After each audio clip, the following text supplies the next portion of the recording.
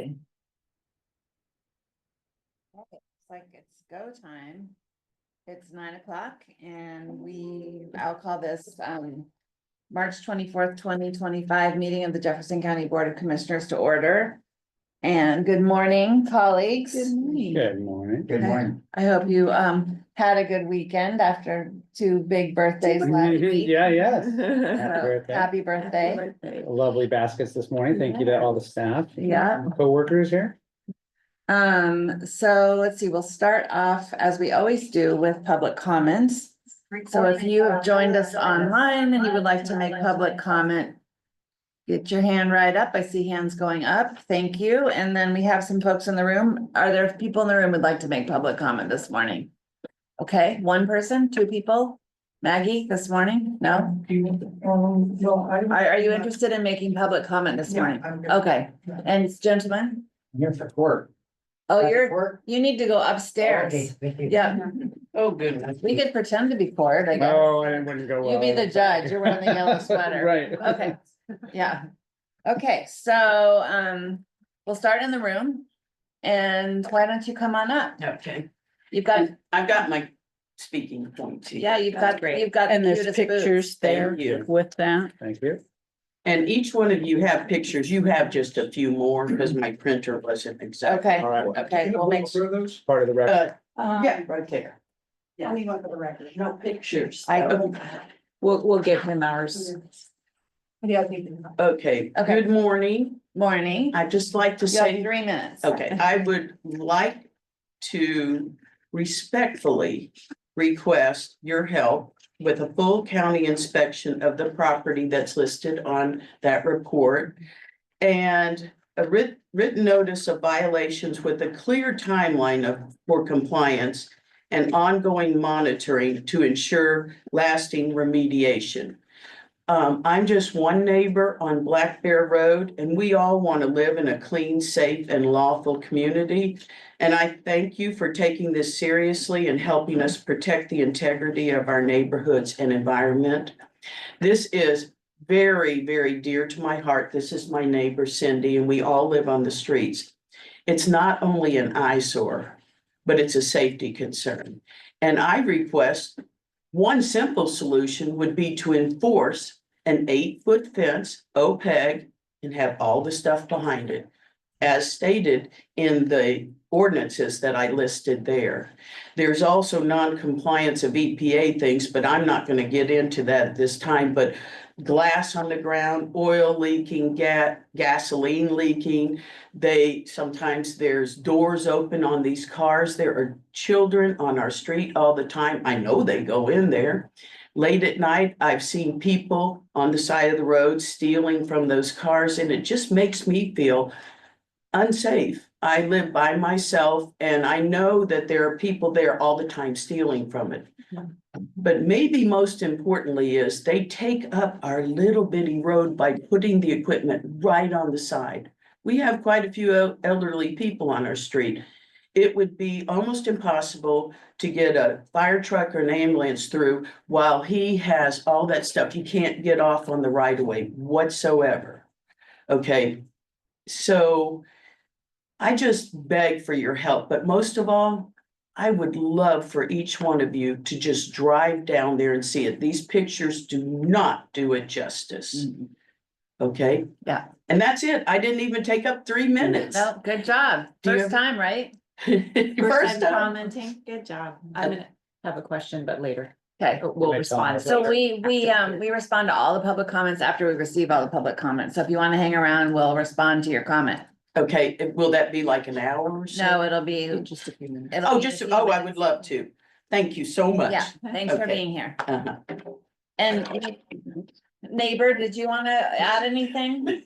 Come on up. You have your separate. I swear I won't take the podium. Yeah, you have your own 3 minutes. You want them. Oh, I won't need them, but I am Cindy Kobadish. I live right behind the wrecking yard. And my big concern is everything Peggy went over already and what's in that reports.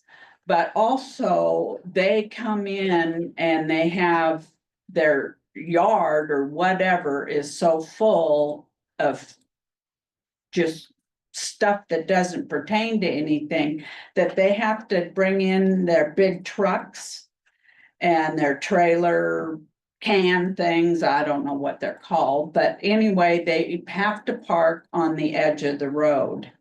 You never know when they're gonna come. And when they do that, they take up what little room, and I'm pretty sure you cannot get like big fire trucks or things like that. So it's a very big risk when they have that going on. And you never know when it's gonna happen. If somebody happens to be coming down the road, you can't back up all these big fire trucks out onto the road and stuff. So that's my big concern along with everything else, but thank you. Thank you. Thank you so much. And then Maggie. Chelsea, did you want to provide public I comment? have somebody on board. Okay, okay.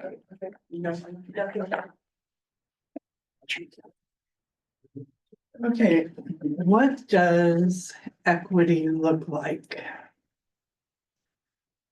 It looks like a person with no money living in a shelter, taking a free bus to a commissioner meeting every week to champion an idea of an ADA accessible urban rest stop to meet essential life needs of homeless and low income. The county and the city had a resident heavy hitter in case who joined the fight to win you over, demonstrating that we don't always have to agree on everything to work together to benefit all communities using resources across all agencies and foundations will make this float to be a long-lasting concern, not having the burden on any one entity to have it be financially efficient and not a spectacular showboat like the Titanic that just sinks. So everyone, including the homeless and the low income, get to participate and have a say. It benefits the business community. It benefits the transit center. Yeah, benefits everybody. So that's all I want to say. I know, still green. Look at that. Thanks, Maggie. We're all good today. Okay, so going to online, I see someone who's listed as Samsung SMX 200. You'll have to accept the promotion to panelist. We'll get you all over. Ed, Jean, Samsung, and we'll let Samsung go first. So you'll need to unmute and then you'll have 3 minutes for public comment. And as I just mentioned, we'll respond to all the comments after they're all received. Go ahead, Samsung.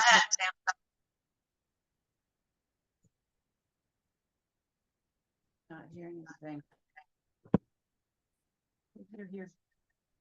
We're not hearing. Is it me?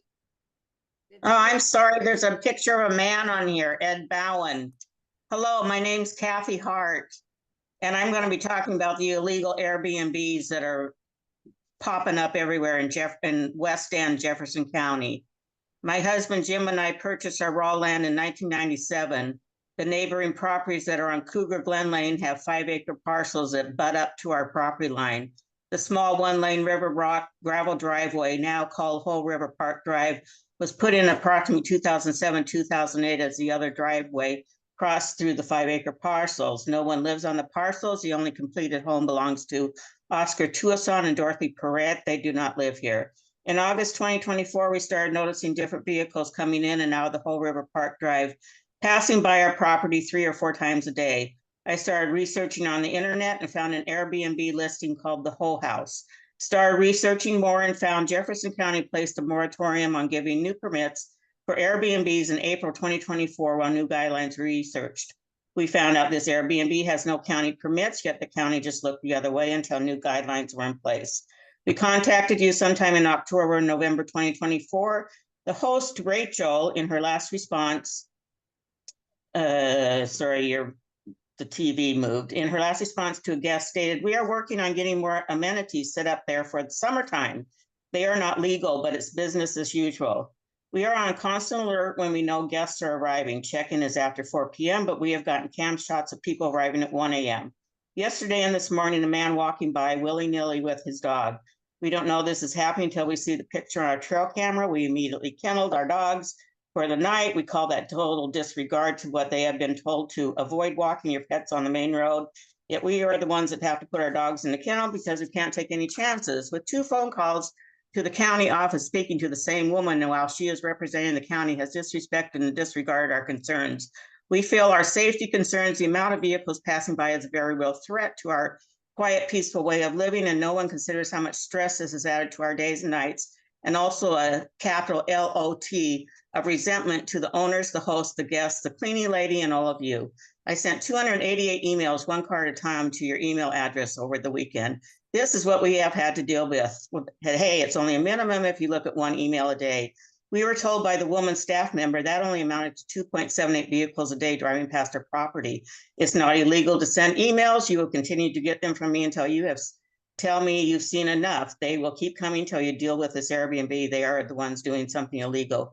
We are ready to receive your feedback, telling us you're going to give them a chance to fill out permits. And in the meantime, let them stay open for business because, gee, we don't want to step on their toes and shut them down. Yet they have been operating illegally since the end of August, with the counties being fully aware. They didn't give us any notice they were opening next to us. They don't need or deserve any days or months notice. They are being shut down. We expect the owners and hosts to be notified today their free county ride is over. And for any of your information, if you've never heard this before, the saying on the west end of Jefferson County is, "We can do anything we want because the county doesn't have to know." And they are too late and don't want to sit 8 hours. Okay. Okay. Ed Bowen. You'll need to unmute Ed and you'll have 3 minutes. Morning, Commissioners. Ed Bowen, West Jefferson. So continuing the saga with South Shore Road, sounds like you've got Upper Ho well underhand. First off, last week, I believe it was discussed at the board meeting here regarding the emergency declaration by the governor. Boy, I posed this to emergency management, but that declaration that's available to us in the public does not talk about the roads, and the dates are conflictory. I don't understand it. So I still ask you guys to continue to figure this piece out because we don't know what's going on. Secondly, the July 7th closure of the North Shore Road. I don't think you have the science correct on what the park briefed you on. It does not involve a bridge. It is a disaster that occurred back in 2021 that they are now getting to. And there's a lot of, FLAP is not the funding source. And there's a lot of little loose ends to that kind of question what that is going to be like. And last but not least, most important to me right now is who's going to be responsible for public engagement on the South Shore Road issue. I mean, we've got the work that the Public Works is posting, but that's about it. And is the county going to have any level of responsibility of public engagement? Is the National Park Service going to be responsible? Their messaging they talked about really hasn't been developed yet. And I just want to know where to tune to, because I keep coming here at 9 o'clock every Monday morning to get the only updates I seem to be able to efficiently get for what's going on. So I would ask you, I think later today in your agenda, you're talking about community engagement. I think you need to talk about this there. Thank you. Thank you, Mr. Bowen. Okay, Jean Ball. Good morning. Morning. I'm choosing to look at this as a win, although it's kind of a double-edged sword. So yesterday, the Jefferson County Trash Task Force was out on Anderson Lake Road to clean up an obnoxious amount of garbage that people have been throwing out their windows. And there were some disturbing aspects to this, some tires, a lot of household garbage. There's one site we need to go back to clean up. It's going to be a whole truckload of stuff that's been chucked down over the bank. One of the things that I pulled out of the woods that really I found very troublesome was 6 jugs, 5-gallon buckets full of paint thinner and paint. And the 2 5-gallon jugs that have paint thinner in them had loose, leaky tops, and they were placed upside down in a wetland. And I have some choice words about that may not be appropriate for prime time, so I'll bite my tongue on that. The silver lining in all of this, the thing that I consider to be a win here is that we had the support of Public Works, who brought out for us those LED reader boards, and they placed them at the ends of the roads to warn traffic that we were going to be kind of crawling all over the place and to maybe slow down if you could find it in yourself to do so. We also had the support of Deputy Heck, who patrolled for speeders, and they were out there. There were a lot of people that just didn't quite get that, slow down. There's people in high vis vests all over the road cleaning up trash. They pulled some people over, but anyway, it's very nice to have had the support of the county to engage in this activity, and so I think that's a win. So thank you to Jefferson County Sheriff's Department and Public Works for providing the support to get this important work done. Thank you. Thanks, Jane.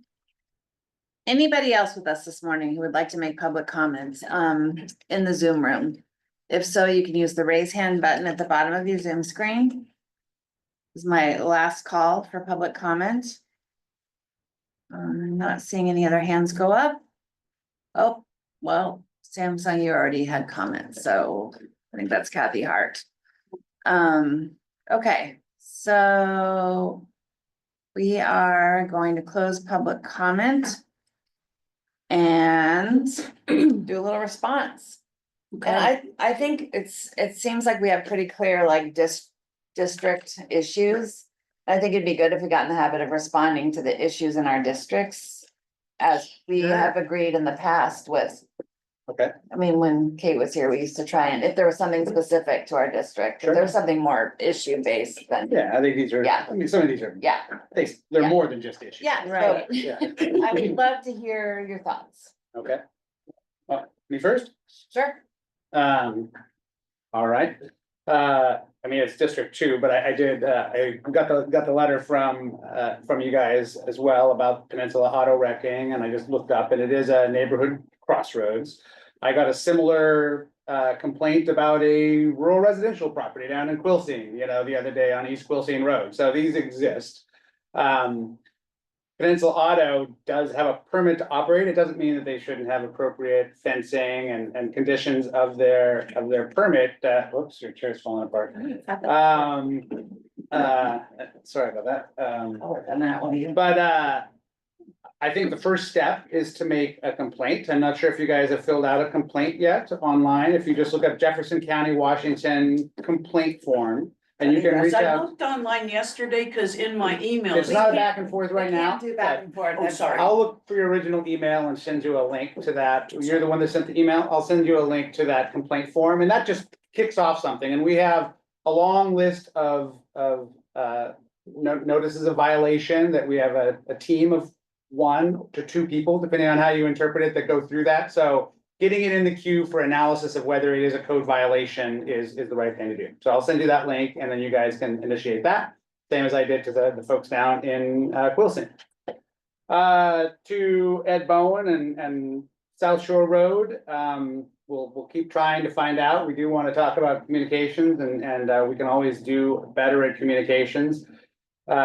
Communicating what the national park is going to do on North Shore Road is a little bit beyond the pale, but I think understanding what's going on there, if indeed our assumptions are incorrect, is appropriate. I will note that we had more washout, and more on the Upper Hoe Road, and Oil City Road was impacted as well. So the rivers are wild right now, and we'll keep trying to find funds to address those West End issues.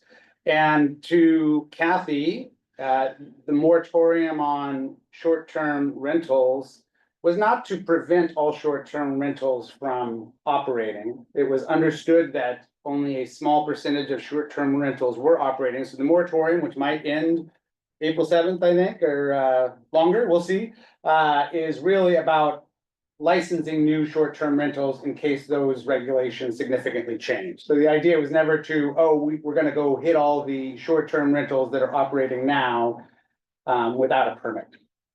You can always make a complaint. Again, the same complaint form is available to you, Kathy. Probably not gonna send it to you because when you send me 288 emails over a weekend, you really become spam in my email box. I'm not sure if you think that's an effective way of communicating your frustration, but it is a way to lose my attention. So you can also make a complaint, and I suggest you fill out the form. And the operation of a short-term rental currently is not a violation that raises to the level of, you know, a code violation that is creating environmental waste or solid waste issue down in Quilcene. These are more acute issues. It is a challenge always providing services on the West End, and I understand your frustration with the lack of support, and I'm sorry if you had a rude encounter with DCD staff. We always train our folks to be respectful and polite, even as we get 288 emails over a weekend from a frustrated property owner. To Jean Ball, I'm glad that you got support from both Public Works and the Sheriff's Office in dealing with the trash. I love the trash task force, so it's a great opportunity, and I mean, a great service that volunteers are providing, and you know, when we can put another leg to that three-legged stool of public, private, and nonprofit support. I mean, that's when we're most effective, when we can bring these different legs of public service together. So thank you for your service, and I'm glad that you were getting support. And people don't throw garbage out your window or dump. It's there's lots of ways to take care of your garbage, and we all live here. So let's keep our county clean. And to Maggie, I'm glad you got a focus for your advocacy now. The urban rest stop, it's a great idea. We'll keep looking for ways to make it happen. So I'm glad you got Case on your side, and I think Heather's been an advocate as well. So it makes a lot of sense. We just need to, these things take time. So just patience as we go through this process that I know is and it might not be at a place. I've been sure that a place is the right place for a project and been disabused of that notion myself. So just be flexible as you continue to advocate for this great service that I think will bring more equity to Jefferson County. And that's it. Sorry, I talked all this, Chris. I was just trying to uphold our Yeah. rule, No, we're trying to keep things. trying to keep our time forward. Yeah.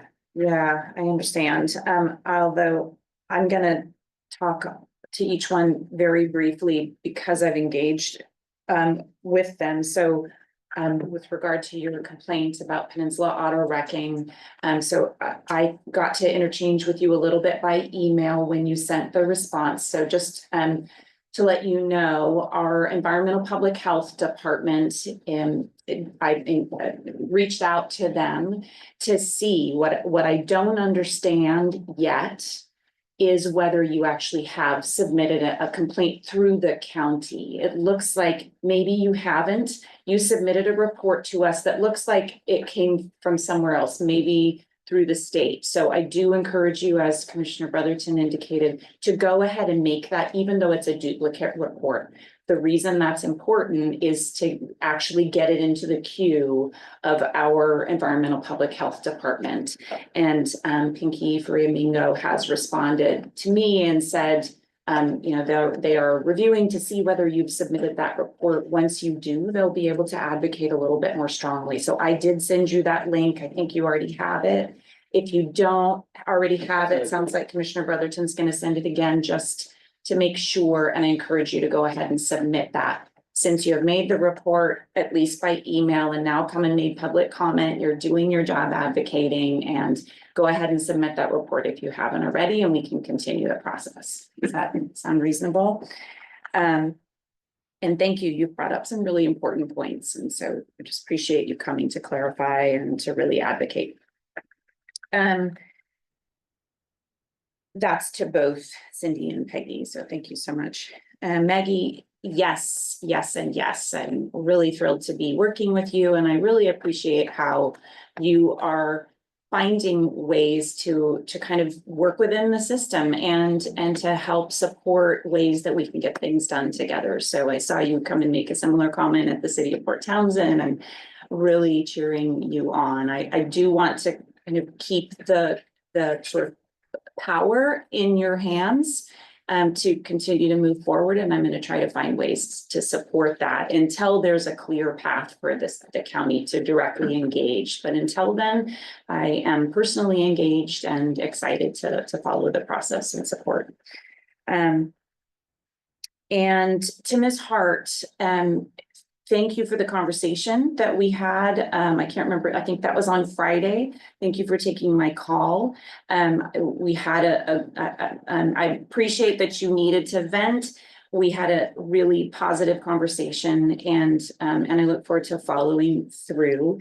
And I will just say that the process of permitting these short-term rentals, that once a short-term rental has gone through that process and become permitted, it then is a process of really working within the community to make sure that it continue to meet all the requirements. Right now, we're going through a very in-depth process to make sure we set the policy that we think is going to be the best for the most people, and your input is really valid. So thank you for taking the time to come today. Mr. Bowen, I also really appreciate it. I look forward to this conversation about how we share information. I think I've just been really thrilled at the direction that the county is moving to engage the public and to provide information, to really look at ways we can push information out as opposed to waiting for the public to come to our process. And so you've given us some good ideas about that and continue to advocate. So thank you. And to Ms. Ball, thank you for you, as I'm sure anyone who has attended Board of County Commissioners meetings will know that you're a often a frequent participant, and not always with gratitude or positive things to say, but good constructive criticism.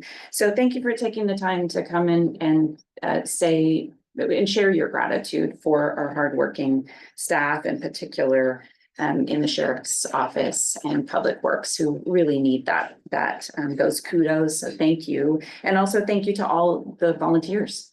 That was it's really important for the public to know that when you throw your garbage out the window, it is volunteers in this community, plus your hard earned public dollars that need to be utilized to clean it up. So thank you for all the effort that goes into that. Mike, did you want to make public comment this morning? No, I just came to see what was going on. Okay. Thank you. Okay, so I have just a couple things to add on the peninsula wrecking situation. After the first comment we received about this, I did follow up with our public works team to find out there's the next expansion of the Olympic Discovery Trail is going to be from the Milo Curry Trailhead, which is just the other side of Black Bear, to Four Corners, and then across Four Corners, and then down to Anderson Lake State Park. And I thought there might be an opportunity within that project to at least build a fence along South Discovery Road, but it sounds like that's not part of the current plans. But as we get into that project, we'll look for opportunity there. The other thing, I'm not sure how we want to coordinate bird dogging this one. Yeah. My instinct would be to follow up with the landowner and just see what their plans are with the cars in the right of way, because it sounds like it's an issue for ingress and egress for some elderly folks on Black Bear. So if you want me to take on dealing with this case, I'm happy to do it. But if you want to continue bird dogging it, that's fine with me too. Okay, well, either way is fine. I am really hearing your desire to kind of put things back into their districts for efficacy and efficiency. So I'm happy to talk more about that. Okay. I feel like. Maybe it's we can time workshop to- that or something at Yeah. some point, because there are issues where, for example, you guys are on the housing fund board and I'm not, so housing issues, it makes sense for one of you to be. Right. But I feel like we haven't done that kind of table setting together as a new team. I We're think still a that's new team, you yeah. guys. Mhm. I'm brand new. So it would be good just to know, because we can't talk to each other, so it's hard when we get staff involved to know. Like, I got a little bit of, I felt like a little prickliness last week, like I already talked to someone about this, you know, and so it just gets a little like clunky. Yep, I agree. Yeah. It just, and just for anyone in the public to know, but especially since this is your first time making public comment. Because of the Open Public Meetings Act, we actually can't talk to each other. Unless we're in outside an of open these public meetings, meeting. right, unless we're an open public meeting. So if you are getting response from both of us, you can, anyone in the public is welcome to say, hey, thank you, I've already gotten a response from one of your seatmates. Yeah. It's actually great if you let us know that, so that we know, okay, I can let you run with the other commissioner. That's Yeah. also helpful from the public. Yeah, But yeah, I think it's a great idea to workshop it. I think it would be. Mark, If Put a- anyone put a sends pin in that 288 emails from District Three, Thank though, you're welcome to take it. Because I'm not gonna, if what? if someone sends 288 emails over a weekend from District Three, I'm happy to have Heather reach out. I mean, I know your facetiousness and I hear it and I understand it, because that was a big impact on all of us. And at the same time, I also hear that as a pretty strong statement, and I think it deserves at least a phone call. Well, I'm being facetious and sincere at the Okay, same time. I- You're welcome to reach out, And because yes, you're gonna lose my attention when you do that to me. Yeah. So, I hear you. So since we're on that issue right now, so the illegal Airbnbs things, the permits. So my understanding is that there's like 76 permitted Airbnbs in the county, and there's Yes. rumored to be up to 500 Airbnbs in the county. Yeah. It was only 29. There's 29, there was Yeah. 76 when we started, and then. And When then Kate they started. dropped. Yeah. Okay. Yeah, And it's dropped, and the moratorium was about licensing it, so right, DCD and Environmental Public Health approach has been to worry about health and safety risks, not about not having a short-term rental permit. Right, and everybody knows we are continuing the hearing processes this afternoon Yeah, at 2 right. p.m. 2 p.m., yeah, on short-term rentals, if you want to dial back in at that point. right. So, but that just, I mean, this, the permitting question is like, there are some with permits. There were more, there are less now, Yeah, and we, you know, need to understand. the that. intent is that we have more permitted Airbnbs in the future. Did you notice how I just dated myself there by saying dial back in? Yeah, Oh, right, we don't really dial in anymore. What would You it knew be what I now, Heather? What would be the log current? back on. Log back on. Zoom in. Zoom back. Zoom in. Yeah. Ay, ay, ay, this- And then to add, on the roads on the west end, Mhm. Commissioner Brotherton's district, I mean, I've not been as engaged in the last, I'd say, 2 weeks on this issue, so I don't know if you've had more conversations No. with Public Works, but at some point, I know they're working at pace to get the permit, the bid out for the permits for the Upper Hill Road, Mhm. that's the pot boiling over on the front burner right now. That's But they're also working on a solution to the South Shore Quinault Road, I know. Yep.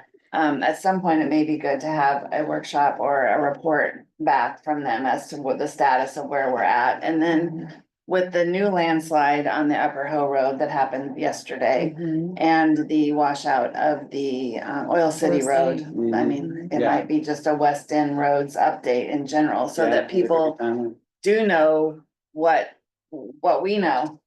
As, What's the plan?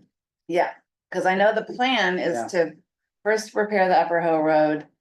I think the plan is to pursue Federal Highway Administration emergency repair funds for the South Shore Quinault Road, because we now have that emergency declaration. Mhm. Which it sounds like might have a conflicting date on it, but I mean, staff will know that, so.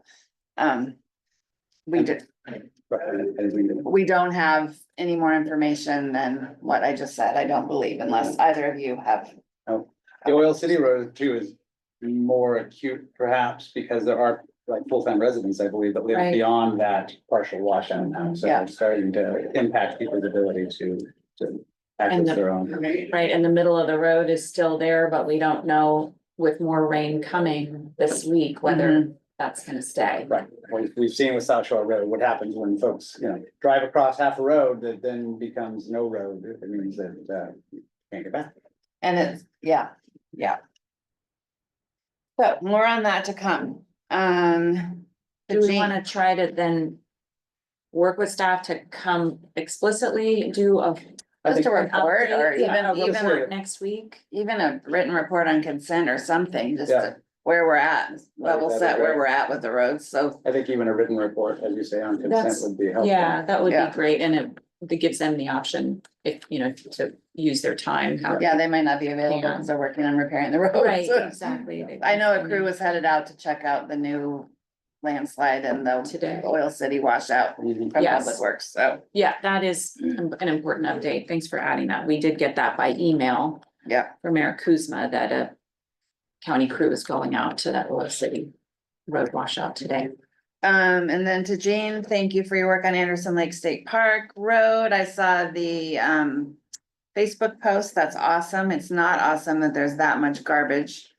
But I've been impressed by the number of bags, which is evidence of these volunteer cleanup crews out on the roads, on the side of the road. Like, not long ago, I was driving from here to home and there was roads up and down Airport Road, or bags up and down Airport Road. So I'm super grateful for the trash task force. And if I could have 100 hours in the day, I would be out there with you, but literally not an option for me right now. So I just really appreciate that. And Commissioner, do you know this trash task force? That's really hard to say. Do they get training on when they encounter toxic waste like that? How do they handle that? They're not a county thing. Right, they're not a county We don't thing. train them. Jane, can you let us know if there's training for our task force? Right, maybe to let us know what kind of, right, do you feel like you have enough resources when you encounter something toxic? Yeah. How to handle it and where to send everything? Okay. I think I am excited that you're moving forward with our urban rest stop idea, so just want to say that out loud, Maggie. I'm excited that that's moving forward, exploring that idea. I think it's a great idea. Me too. Get organized. So let's see, I think that's all our response for now.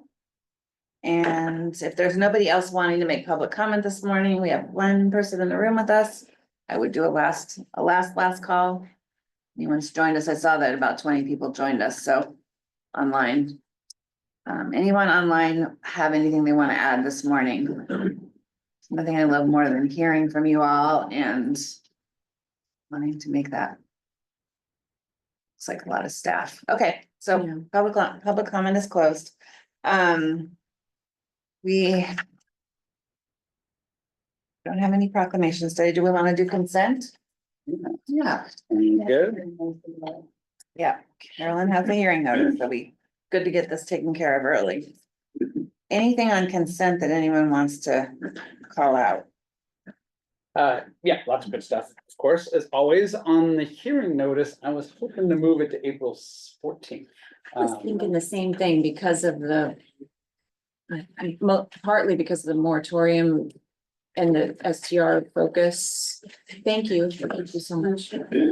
Is that, or are there other reasons? why you Ariel's wanna in do that? attendance, and it's really based on her schedule too. so- Okay, well, yeah, I'd love So, to bring her over and see if that's possible. I mean, I believe that the Jefferson Aquatic Coalition will be able to get all their data scrubbed and analyzed and ready for the 7th, but Just to give them. even if that might not be the case, right? And even if they do have all that analysis, it'd be great to give both us and the public a week to process that before the hearing. So Yeah. it just seems like we're rushing, oh yeah, don't forget. That's great. We're rushing, to a deadline of our own making. So I think just giving another week to make sure that they can get that information.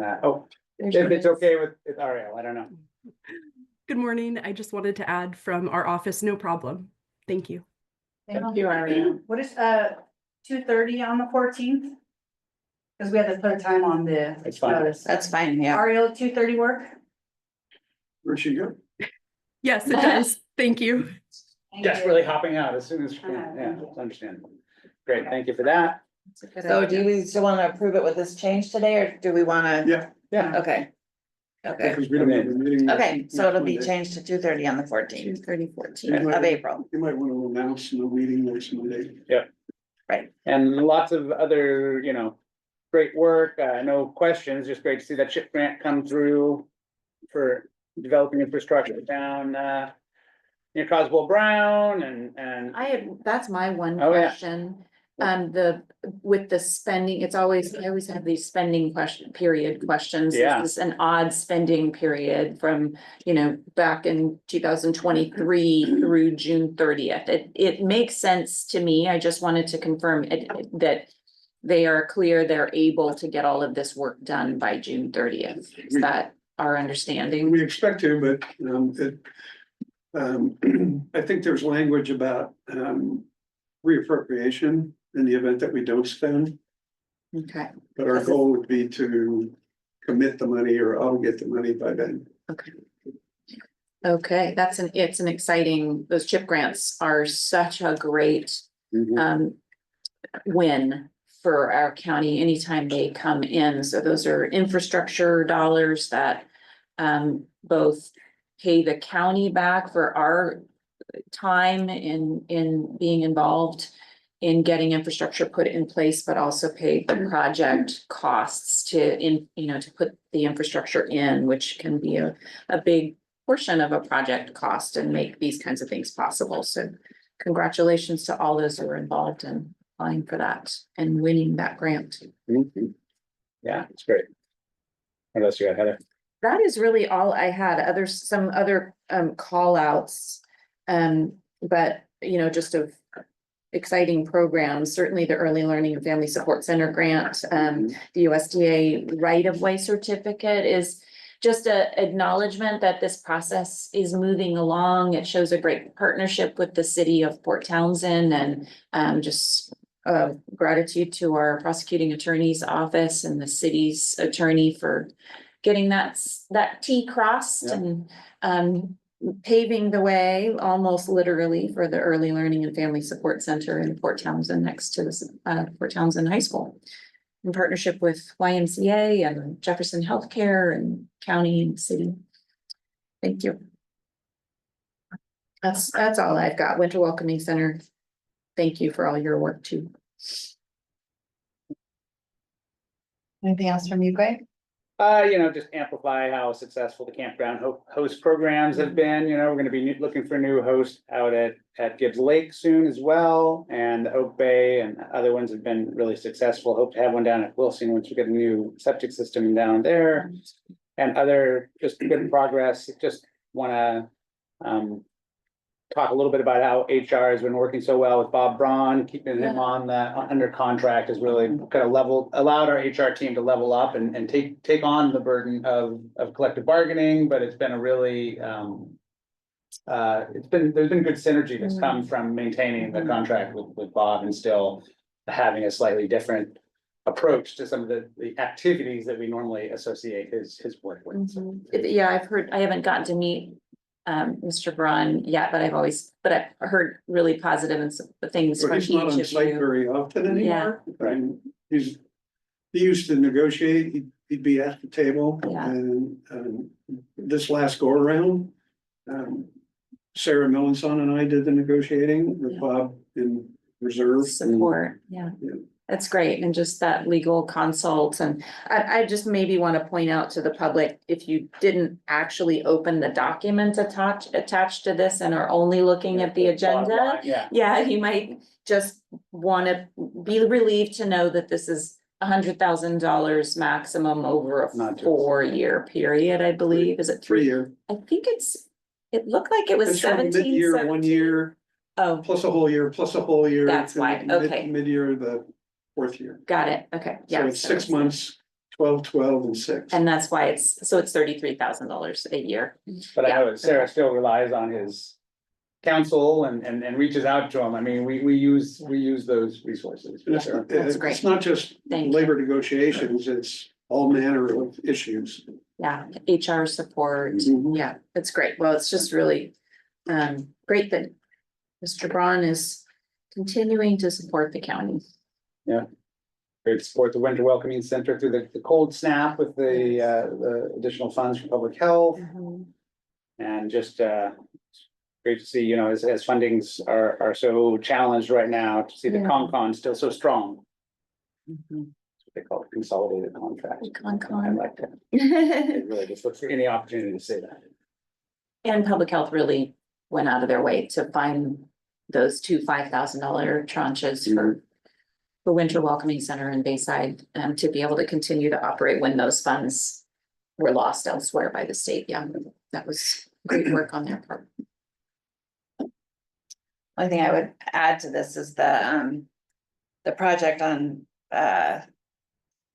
pedestrian and bike improvements on Rhodey Drive is, you know, a lot of ongoing work that our team at Public Works has been doing, but it's good to see these things coming to fruit. And, this will be exciting mobility improvements for the Chimacum and the school community there and the Tri-Area Community Center and the Grange and all the things that are in the heart of Chimacum there. So glad to see this project's barreling down the creek. I'm only frustrated that it's happening so much faster than the Wilson Complete Streets project. Well, that Alright. wasn't anyone's fault other than acquiring the right of way from the landowner. Again so, and again. Yeah, so.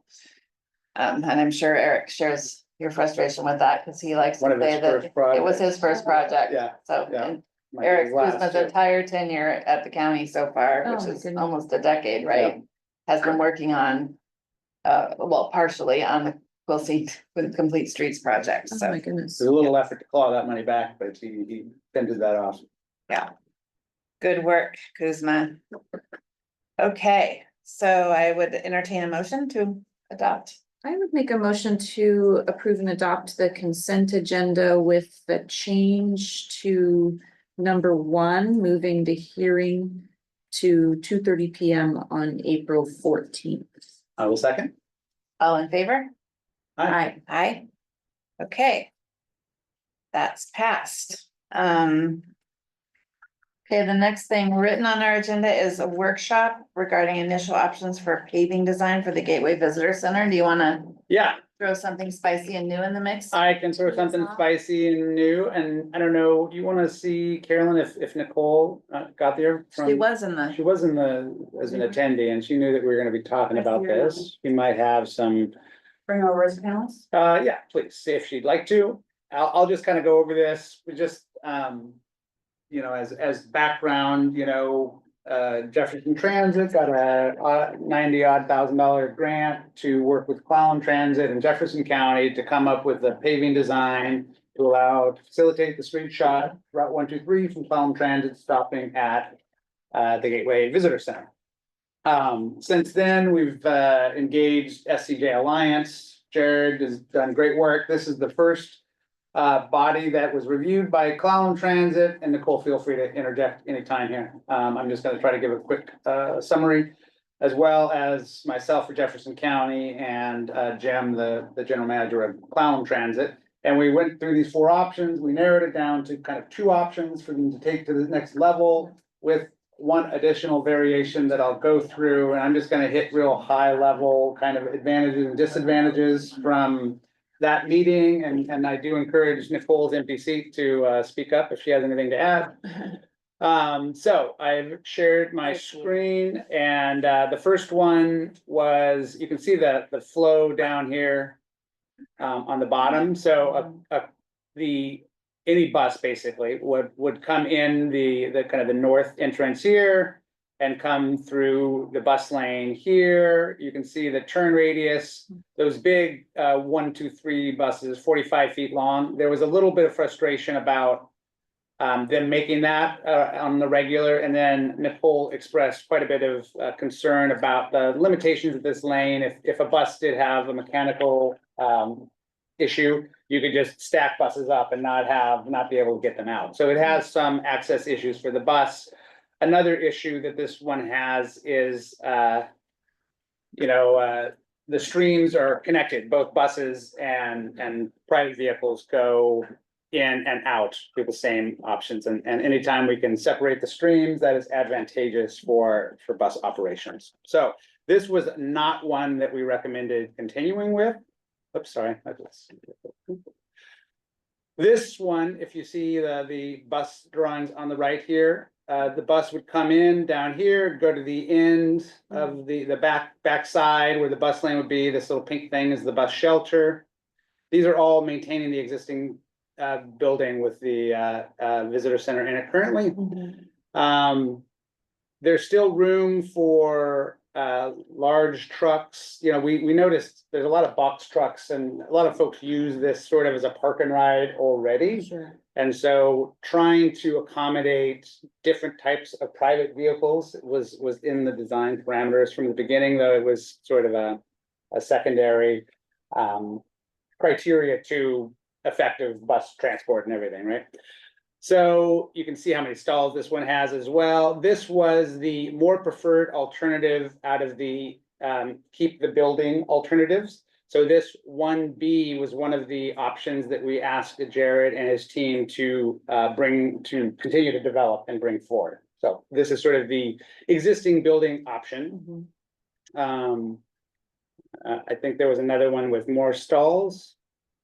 Oh no, this is removing the building with the front option, and this was still, separating the streams meant that this one was less appealing as the option 3. So we're not pushing option 2 forward at this time. Greg, what is the red text on it's hard to see what the Which red bit? text says on the little pictures on the right. Oh, it says 45 foot.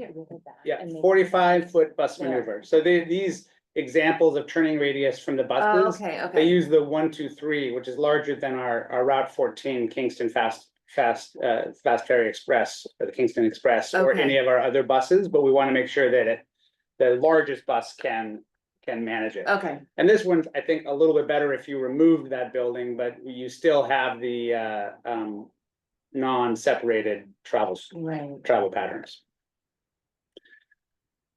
This option number 3 removes the building, and as you can see, creates 54 parking spots, no accommodation for oversized, semis and everything that we've talked about potentially on the kind of the curb side here.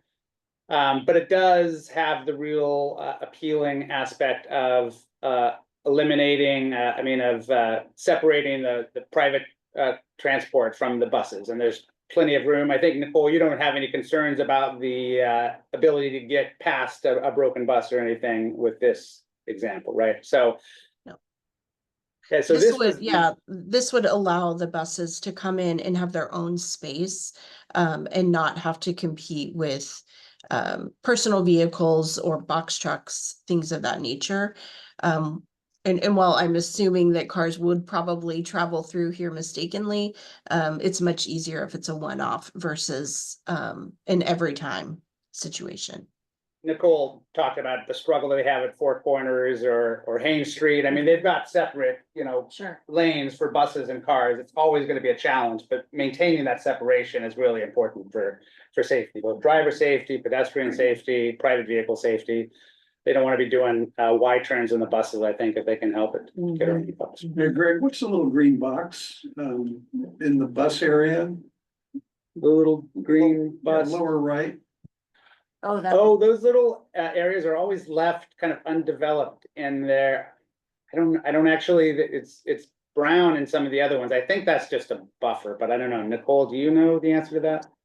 I think it's a buffer as well. You didn't want to put a building right next, I don't know. We can ask Jared that Okay, question. there's another green one at the upper right. Yeah, and you can see the bus flows here where it all goes inside, but yeah, no, it's on both sides and it's in each of them has something. So it's solid green, but yeah, I think it's just a buffer. The other developments that have come that I think are worth considering here is that, Nicole and I think Heidi, you're working on the operational analysis for Jefferson Transit. And as this idea moves along at the same time that that operational analysis does, I think using this site as a hub for the bus number 1, bus from Brennan Quilcene, the bus number 7 from Fort Paulsbo, and the 14, the Kingston Fast Ferry Express, as well as the Clallam County straight shot. It's starting to look kind of like a Jefferson Transit facility. So, you know, as we are talking through these options, and I will say that the options that we asked Jared to bring back for the next level are the second 1B, which has shares paths with buses and private vehicles and has the loading in the back of the property there. And this one, 3, and then also this one maintaining the building there. So they're gonna look at seeing if there's a way to preserve the building there, which houses a visitor center right now, which we've talked about in the past as well. But the question that kind of inevitably comes up is, would we be willing to transfer this property to Jefferson Transit if ultimately the highest and best use of this property is as a park and ride, bringing together transit services? And Nicole talked a lot about how the 14 is our fastest growing bus route. You know, people are using that to come into the county as well as go out of the county. Is that right, Nicole? Do you want to talk a little bit about the development of the 14? Correct, you're correct. The 14, you know, we've seen ridership really explode on that route, especially since that route went 0 fare. So no charge, right, to get individuals to and from Washington State ferries. I think bringing into the mix the Clallam straight shot, the 123 straight shot, that gives folks another option to take a bus directly to the Bainbridge Island Ferry. So I think our 2 agencies are working together, this provides more transit options for folks who want to access the ferry and not have to use a vehicle. So lots of, I think a lot of interesting opportunities for the community. But an area that Jefferson Transit has struggled with is not having a place, a piece of property where we could really make safe transfers of folks. So this might be a good option for the community as far as how do we get folks from one bus line to another, one agency to another. And so the purpose today is not to make a decision or anything like that. I just wanted to kind of daylight this idea and make sure you guys are both aware of the designs as we winnow them down and you approve of the directions that we're making. You know, the big questions later on are, do we sell this property to Jefferson Transit? Do we, what do we think about the building on it? There's still, you know, a desire to connect infrastructure to the future site of our transfer station across the way where there's already a well and will be a pretty substantial septic system. All of these plans have the blue rectangle is bathrooms, the red rectangle is a bus shelter. So that's kind of the vision for what Jefferson Transit needs there. You know, I think we can talk about visitor services. We of course have a grant for electric car chargers, which would be, you know, just as more beneficial, you know, with this as a transit hub. So I don't think that hurts it. Is And the idea the electric car chargers would go in wherever the car slots are? they take a little bit more room than a normal car slot, the way that Jared was talking about it. But yeah, I think, and that would be kind of added later. But I'm sure that it would be on, if we're gonna pursue design 3 here, it would be in that top half of it somewhere. But where that is, maybe close to where the building is, as that's where the electrical service is currently.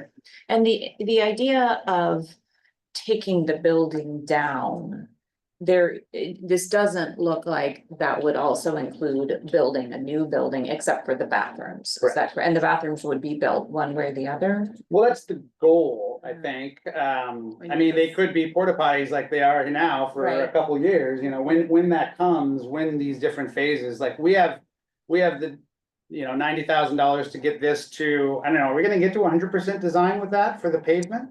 Think we're getting to about 95%. But yeah, the point of this grant was just to even get a site plan. And then we'll have to go out for additional grant funding to, Get to a permit set. yeah.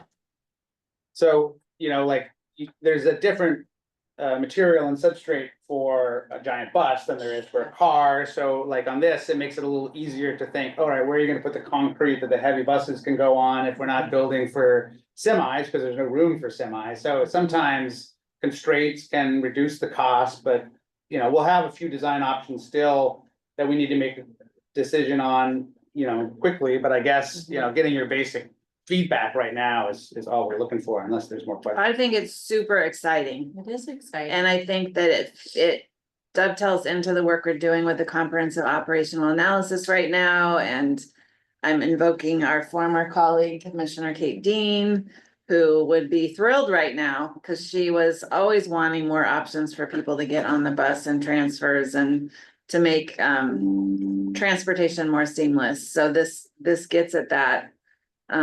It really benefits our residents, and with the 14 route being our highest kind of uptick route recently, I think it's a sign of the future. And I think this is answering the call of our residents wanting to use the bus more to get across the pond. So yeah, I think that it's was gonna super be- exciting. That's definitely my, I have 2 teenagers, as you know, and really both of them, but my driving age teenager is a really big out of county bus user. Cool. Yeah. And within the county as well, but Nicole, would you just mention maybe where folks can find your climate plan on your website? Because this to me is a big signal of exactly what you're saying, Heidi, which is, sort of the potential broader use of our transit system by all people in our county. I'm gonna stop sharing so we can see. And partnering with Clallam Transit, Yeah. I think, and Clallam County, I mean, I think, I can't remember. There've been a number of times when I've been on my way to Squim and I drive down, Highway 20 and I get to Fat Smitty's and I see the straight shot pull over on the side of the road and I'm like, I didn't get that bus out of it. So, Yeah. There's a lot of contention about that bus stop too. I'm talking to the owner whose property that is sort of, I don't know, assumed to be on with that he Yeah, does not yeah. agree with. So I Yeah. think getting that straight shot into a more Friendly- safe and friendly. controlled environment would be better for the straight shot and better for the riders as well. So Yeah. it's a real problem right now. Yeah, but anyway, Nicole, I just want to give you an opportunity to share with the public about your climate action plan, just really briefly, if you would, and where to find it. So the Jefferson Transit Standalone Climate Action Plan was completed in December 2024, and it's on our website. If you go to jeffersontransit.com, if you click on the About JTA tab at the top, that'll take you to another page that lists projects. If you click on projects, you'll be able to see a tab for the Climate Action Plan. If you click on that, it talks about our greenhouse gas inventory, our plan for the next 25 years. But one of the aspects of our 2025 work plan was to look at making some better connections with either Washington State Ferries or just with other agencies to help individuals move about the community, which of course means if they're using Jefferson Transit, they're not using a personal vehicle, and we're lowering our greenhouse gas emissions. So yeah, I think this type of project fits right in. Again, we've had long conversations about, well, why is it Jefferson Transit making a connection with the straight shot and the Discovery Bay area? Our GTA staff, we have spent hours looking and, trying to find a way we could make a connection in Discovery Bay, and it's not a safe place to make a connection. And with WashDOT putting in the roundabout, that really does allow for Clallam Transit to make a safe left-hand turn onto Beaver Valley Road. So I think this really is just the ideal place for both agencies to safely make transfers of individuals to be pulled off of the roadway and just provide opportunities for both Clallam Transit or Clallam County residents and Jefferson County residents. Thank you for that work, and just to highlight for people, if you care about greenhouse gas emissions and climate efforts, really consider the use of our transit system more and more if you can. And we're just gonna keep making it better, everyone. Yep. Nicole, thank you for your flexibility today and joining us when we were able to talk about this. And, you know, I think it sounds like continue with the design, filtering that we're doing meets with your guys' approval so far. Seems like a win-win. Yeah. Yeah. Great, yeah, Yeah. no action needed or anything, so Thank you for the update, you guys. Yep. Exciting. Nice to have some good news. thanks, Nicole.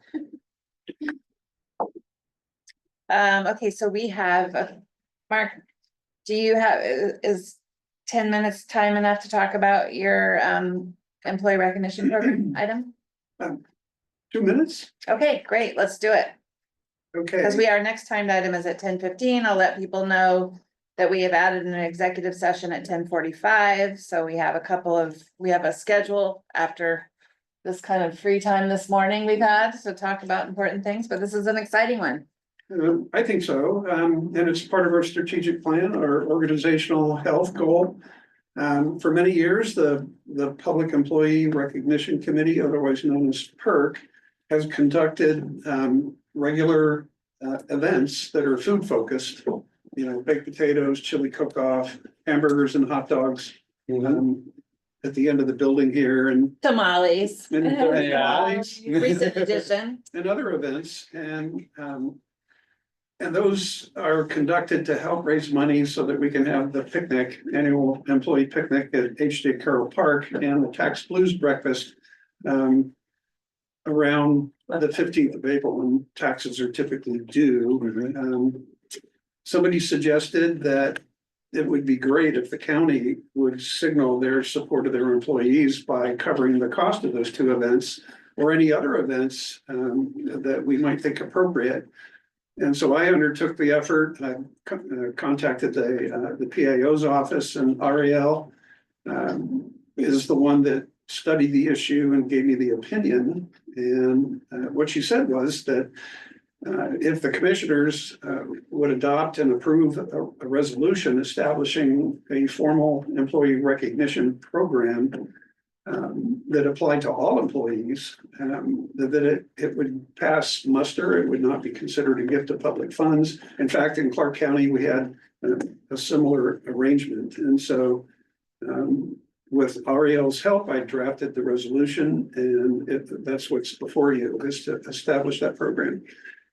I don't believe the PERC events will disappear. I think they'll continue, but that'll just create another pool of funds for other employee recognition events. And, you know, our employees, they're what make the county tick. And recognizing them and appreciating them is a big goal of mine. And it's in our strategic plan. And I would encourage you to adopt it so that we can get on with it. And I don't know if I was the only one who said something, but I joined the PERC committee, the PERC Public Employee Recognition Committee.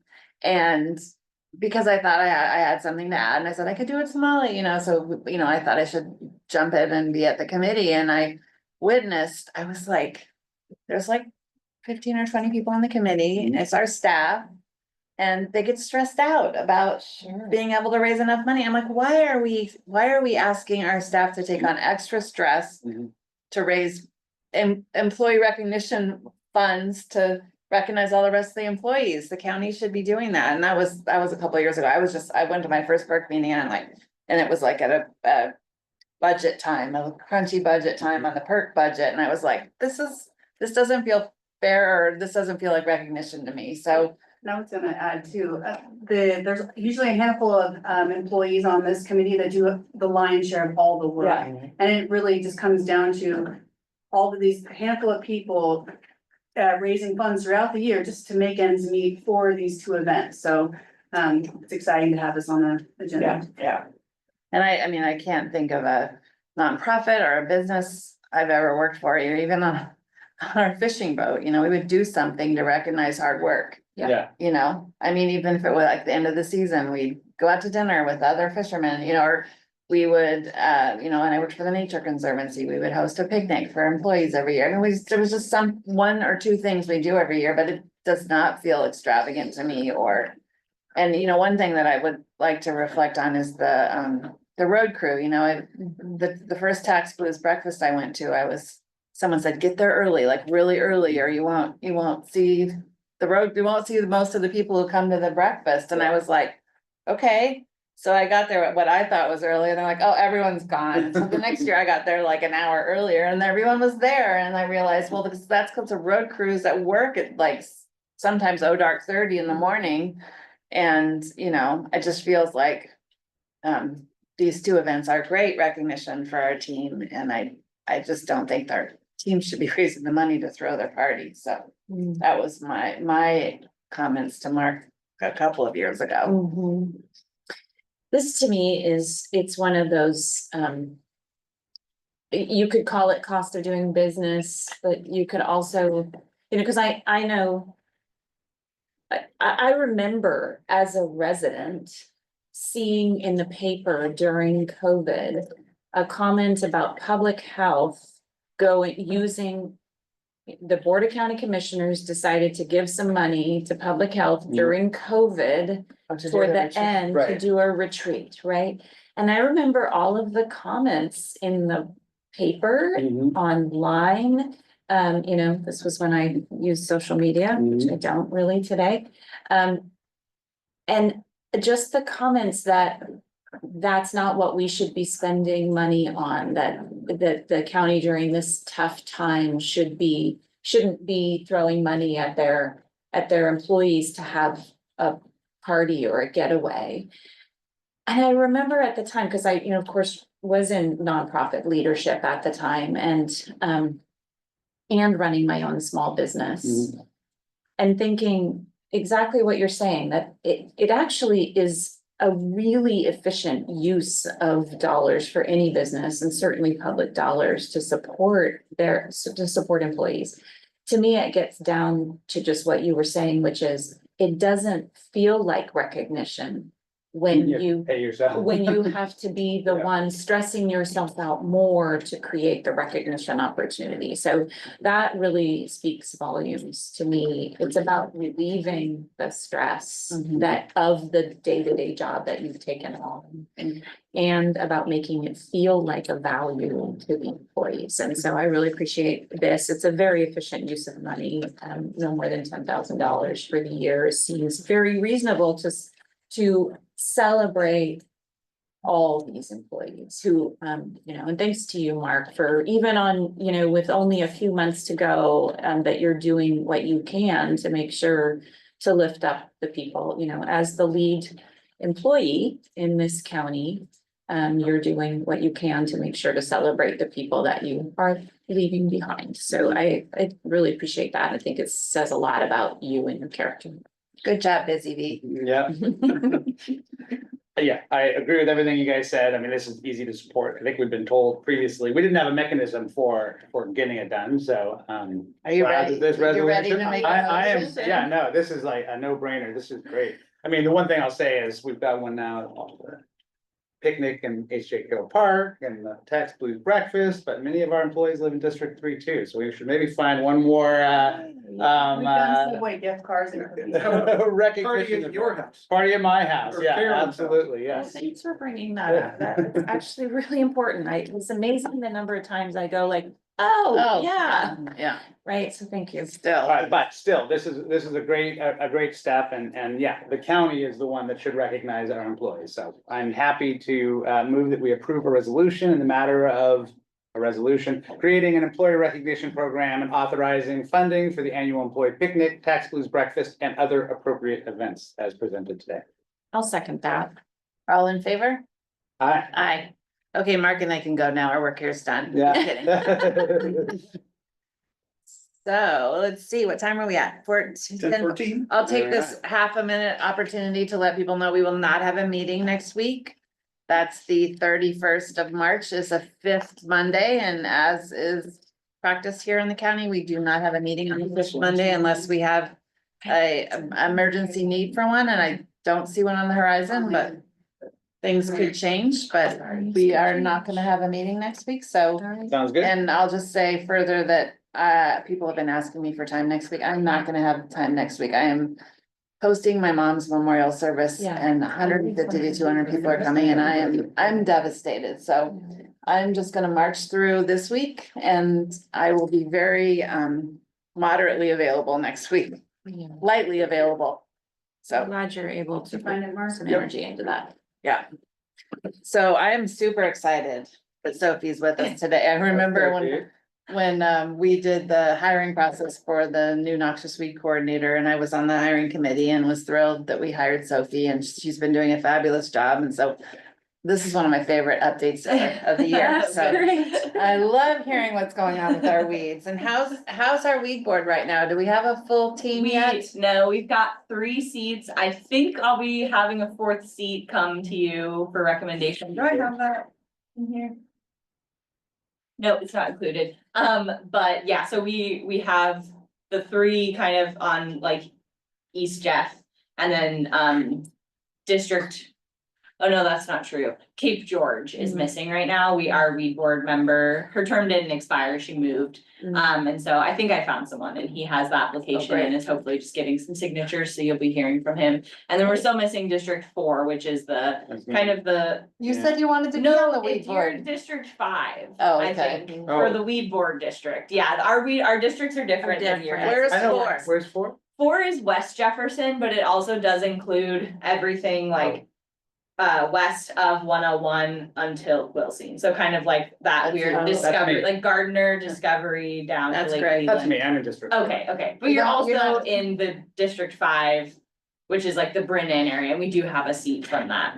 Dr. Tom Backman is representing. Yeah, Tom is great, he's got good Yeah, experience, so I was yeah. glad to have him, but no, I'm pushing for, Okay, I've got a 4. Okay, that yeah. It says she's got time now. Yeah, There was a while ago where we were talking about this a lot, because Yeah. we were checking in about all the boards and committees that had vacancies, and we should probably get that on our agenda to do, but, Greg said, maybe I'll be on the weed board, so every time this comes up, I'm always like, I know. aren't you ready?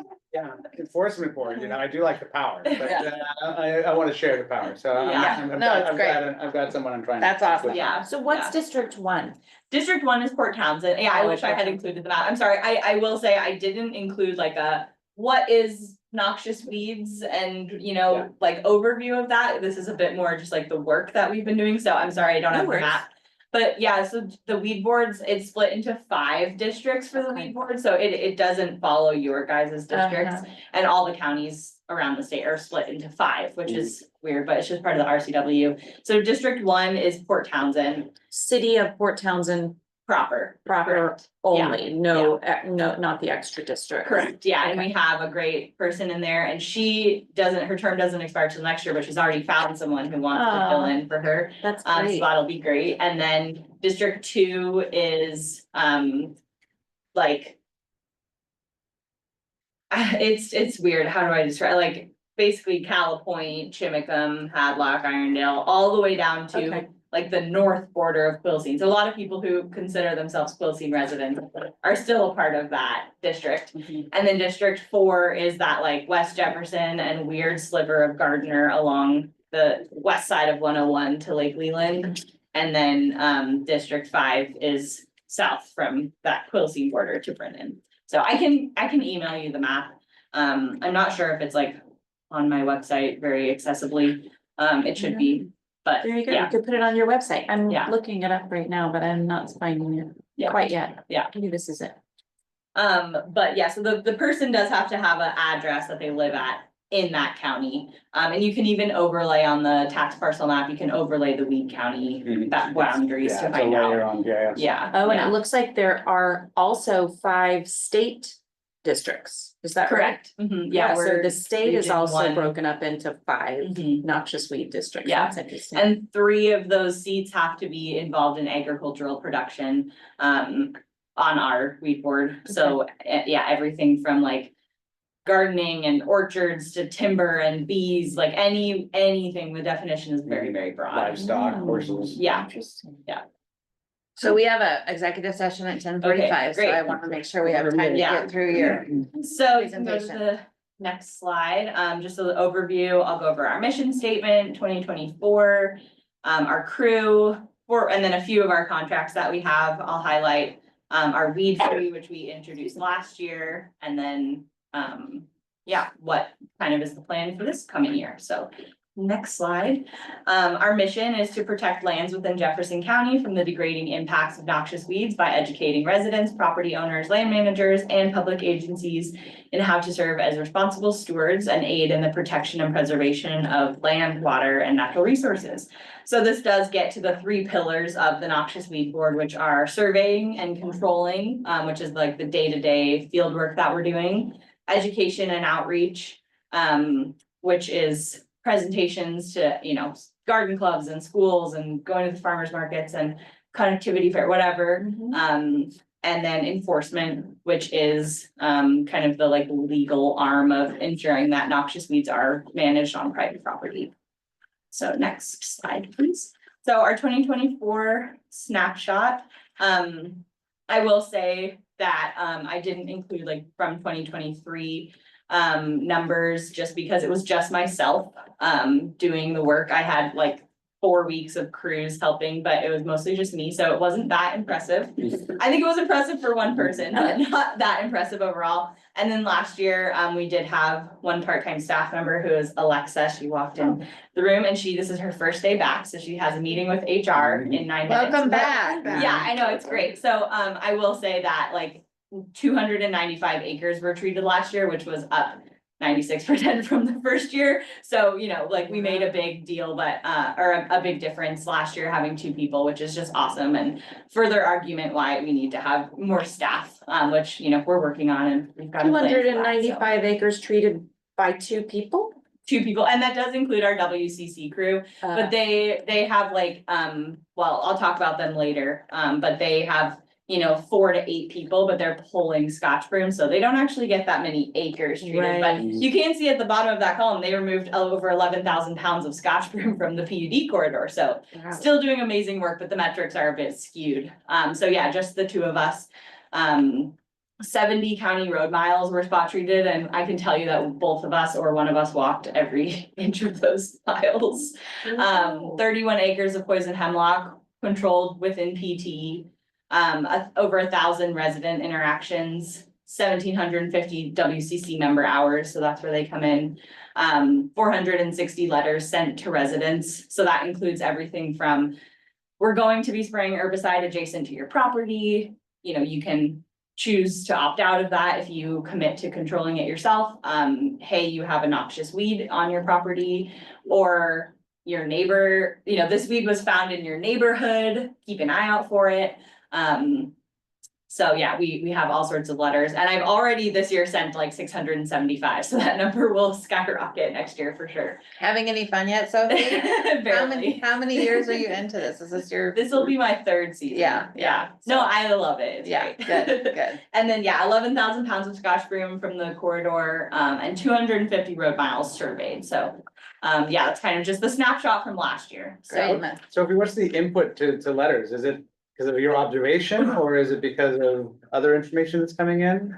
Both, yeah. So our board members are great about like reporting weeds. And so spurge laurel is a really common weed in Uptown. And in the evenings when I walk my dog around, I just make points, and then I'll send this like little postcard that says, hey, spurge laurel is a noxious weed. It's just like, it's not saying, hey, you have this on your property and you have to remove it. It's just kind of a general educational postcard. And so I'll send those out to like, the area around that point, because the seeds do spread from the mother plant. And so it's actually that is very effective. It's a very innocuous thing. You buy the postcards and you put a stamp on it. It's a little bit of time, but people have told me they've been out in their yard pulling the spurge laurel, and a neighbor will walk by, hey, what are you doing? Oh, I have that plant too. So it really does have a ripple effect out into the community, I think, so. Well, I'll say the person I'm trying to get to apply for the District 4 position told me that I had, hemlock on my Yeah. road sign. So Good. she's got all the That's a good necessary skills recommendation, already yeah. identifying and notifying. Yeah. I was out Perfect. mowing scotch broom on my property and I found hemlock and I was like, It was no. pretty easy, the hemlock. Yeah. Yeah, I know. I know. At It's this just, time of year. I hadn't seen it out there Yeah. before though, so it was a new discovery. I was like, Yeah. Yeah. this- Yeah, they move quickly. So we have our meet the crew. So our crew basically last year was Alexa as showcased in that upper right hand photo with some loppers.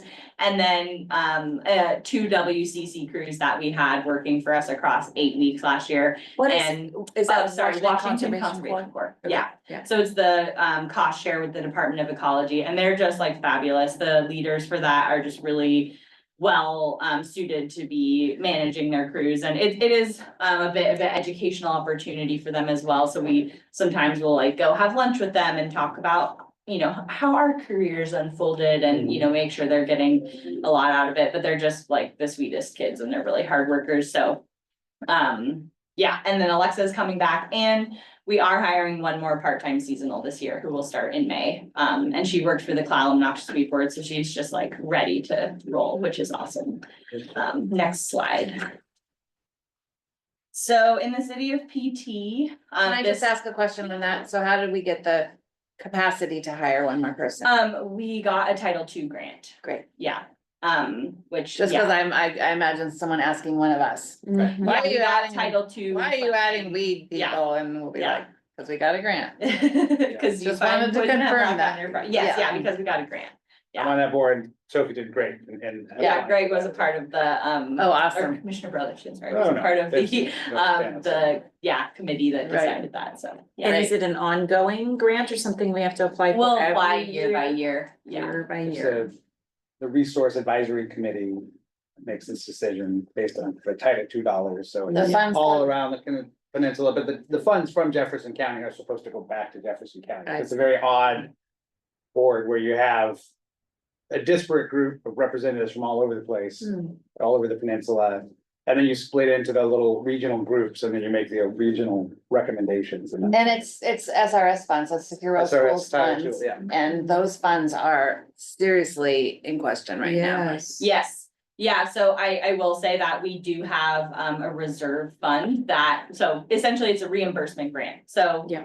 We're being told that we have it, where our contract is like almost ready to come to you guys. And the Forest Service contacts are working super hard to get that through, and they're like, the money is tied up, so you'll get it. But I will say that people haven't been reimbursed for last year yet, because This it fiscal happened. year?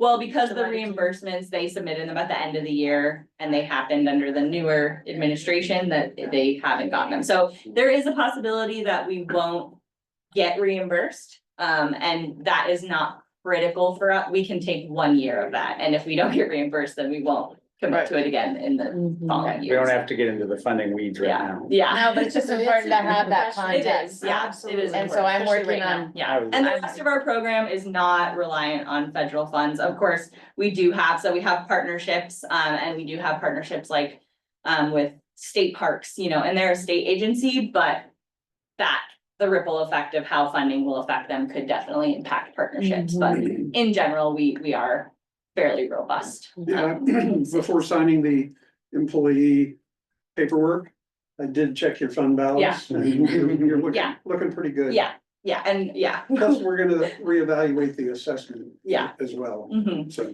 Yeah, I wanna, just work into those funds a little bit before we are bringing more in, but, I have a bit of a plan for that. I've been talking with Jeff. Before he leaves and before you leave. Hey, you better get on that. I know. Yeah. So this is just kind of a general map of the city of Port Townsend. I know you can't see those points, but I just want to show that we've got points like all over the city. We've got yellow archangel, milk thistle, knotweed, old man's beard, knapweed, as well as poison hemlock. But poison hemlock is the biggest issue that we have in Port Townsend, or the most common, and it is toxic. So we are trying to get rid of it, especially along trails and around playgrounds and stuff like that. And shiny geranium is a new weed that is really just exploding even within the city of Port Townsend, so, Shiny geranium. Oh, Yeah. goodness. it's cute. I was gonna Yeah, say, I know. it's Yeah. cute. Fort Worden, this is the 4th year of our contract. Last year we did 22.65 acres of poison hemlock controlled with chemical and manual treatments. They've also got spurge laurel, yellow archangel, holly, Canada thistle, old man's beard. But this partnership is awesome. We've got the Friends of Fort Worden who were financially responsible for the contract the first 3 years, and then State Parks has absorbed that funding for them, but they're still super involved. They've got amazing volunteers that are out there. And so as far as like coming at it from all sides, we've got State Parks employees who are helping out. We've got the weed board and we've got the Friends of Fort Worden all working together. So they do have quite a few weeds, but you know, we've got management plans for most of them at this point. So next slide. So state parks, there are 12 state parks in Jefferson County. And we did visit and work at almost all of them. None of them are completely free of weeds, unfortunately. But the biggest ones were Anderson Lake. Wild chervil is a somewhat novel weed. At this point, it is spreading very quickly along roads, but it is in Anderson Lake, right in that wetland area. So we're working really hard to get rid of it. And the WCC crew and Alexa cleared or treated 52 acres in Anderson Lake to get rid of holly, which is an awesome effort. You do have to remove the plants because they will resprout if they're left on the ground. So it's a pretty big, manual effort. That's a lot of holly. Yeah.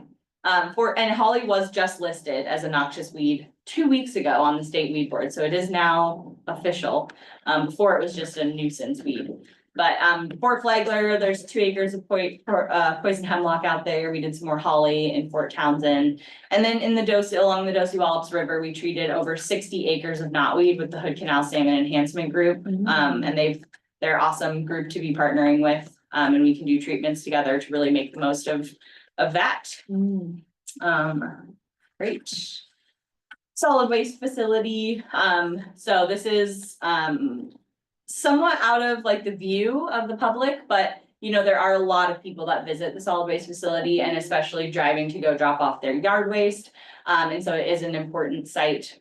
We did 3 acres of poison hemlock and 3.5 acres of spotted knapweed. And yeah, our contract will not be continuing with the solid waste facility this year. So I'm trying to work with them to make sure that they have a management plan. And yeah, as you know, solid waste facility is a bit, you know, there's a lot going on there. So noxious weeds are not a priority at the moment, but I'm still working with them to make sure that there's at least something going on. Is the yellow on that image? So we sprayed around all of the capped landfills, which are those yellow polygons. But I mean, the yellow looks like Scotch broom or something. Oh, yes, yeah, it is. Okay. Yeah, the yellow, yes, on the satellite image. Yeah. Totally. And they had goats out last year that did some Scotch broom and blackberry work. That's a good idea. So yeah, they're taking a few prongs of attack there, which is great. So county roads, we did 70 miles of treated roads in East Jefferson. This picture is Old Eagle Mount and that is wild chervil. So you can see it just completely takes over the roadside. It looks like Queen Anne's lace kind of, but it's way more aggressive. And I was just out there last week and it looks so good. I mean, there's still wild chervil, but it is like not as dense as it was last year, which is awesome. So hopefully next year I'll have some really good before and after pictures. Nice. But yeah, so this is the map. You can see we worked across the county and we did work into South Jefferson. It just didn't look as good when you zoomed out as far on the map. So it's not included in the screenshot, but we worked up the Dosey Wallops and the Duckabush and B Mill Road. And then, yeah, the state parks down there. So, yeah, wild chervil, wild basil, surfer cinquefoil, knotweed, spotted knapweed. We've got all sorts of stuff on our roads. But yeah, getting out there and walking the roads, you discover a lot. But you also are able to treat a lot, so. How do you collaborate with Public Works on prioritizing roads? They pretty much let me prioritize weeds. They did like, you know, what's important and what needs to be treated. Wild chervil is really important. We're getting a lot of pressure from the Clallam County Noxious Weed Board because they do not have it. And so we're trying to focus on that like along 101, like where Eagle Mountain, Old Eagle Mountain, like those are gonna be the vectors, and right by the 104 interchange, like those are gonna be the vectors most likely to bring chervil there. So like that's a pretty high priority, but Public Works, I mean, they're great to work with because they're just like, we trust you, and that is easy for me. To do, it's not like too much back and forth, which can sometimes be a hindrance, but they also, last year, I was able to provide a map, and they didn't mow the wild chervil until, like, hopefully it had dropped most of its seed, so they waited into the season to mow it, which is great because mowing is what spreads it. And so, yeah, they are very responsive and easy to work with, but ultimately just let us prioritize. That's great. Yeah. Do you use any volunteers? Not at this time.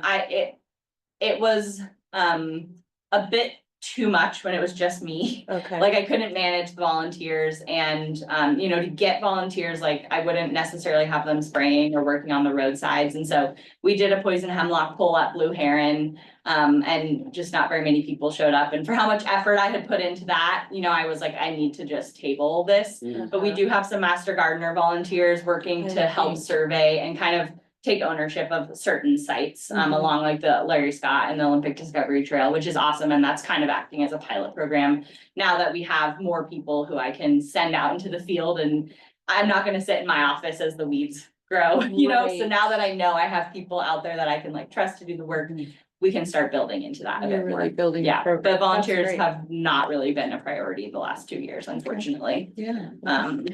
All things in their time, I guess. Yeah.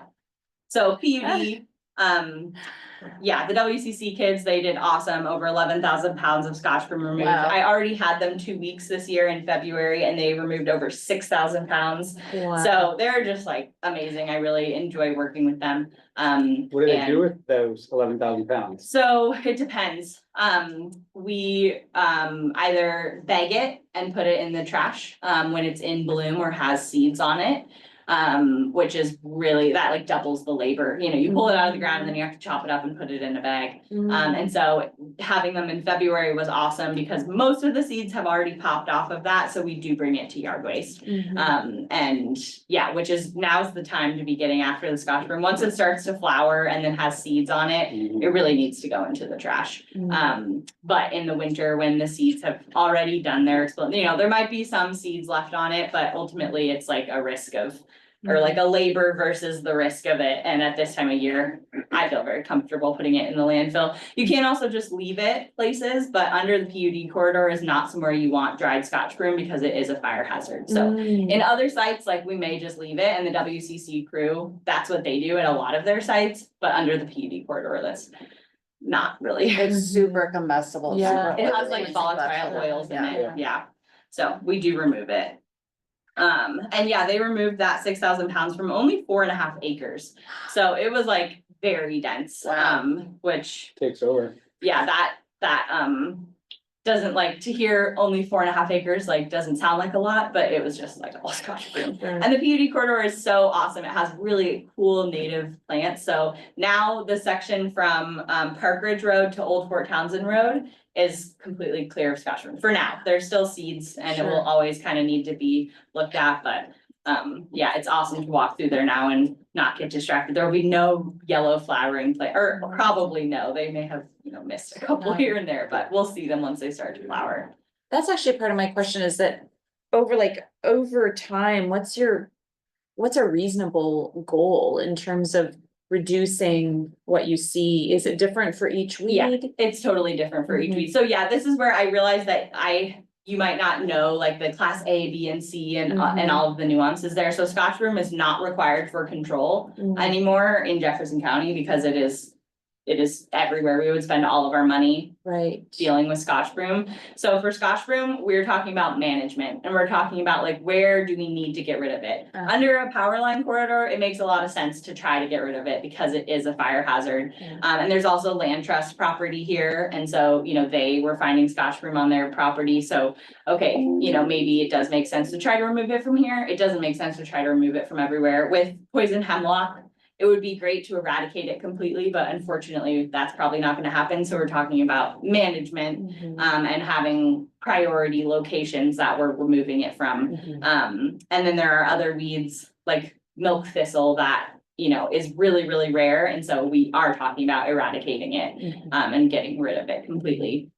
So it does depend on the weed. Yeah.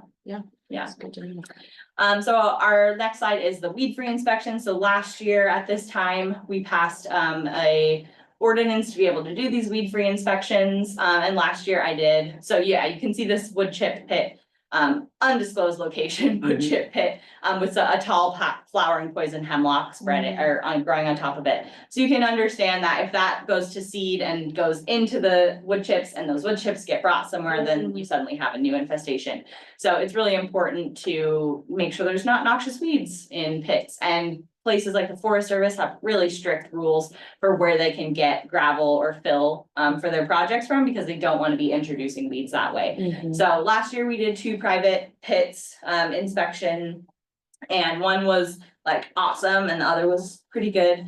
And I'm still trying to work with the county and the city pits to inspect and spray them to get rid of the noxious weeds, but they just have never been sprayed. So it's a big project. And then, you know, we didn't necessarily account for that when we were doing funding. So do we have it in the funds is a kind of a big question. But I've met with all the city public works guy at the pits and, you know, walk them through.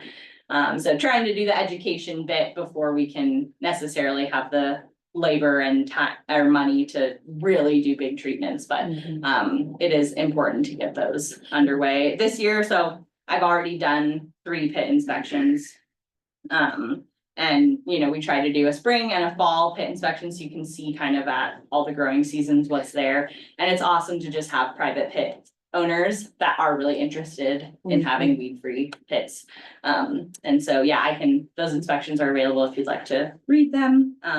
We have about 5 minutes left. Okay, well, that's great because I have 2 slides. Can I ask one question on this? I mean, like, when we were talking about this last year, and I love the, you know, weed-free pits is I think the only way that we're gonna actually get ahead of this problem, Yeah. right? Yeah. That was like chip and everything, and I thought we were just Yeah. talking about gravel initially. In and the language of it is aggregate material. Right. So, yeah, it's everything. That's a much bigger scope though, I mean, that It is, yeah, but I mean, it spreads through all of that. Sure. So, the pits, the gravel pits, really that is coming from the Forest Service. Like, they wanna have me available, and especially now with Title II funding, like we can get money to go inspect the Forest Service pits and the pits that they use.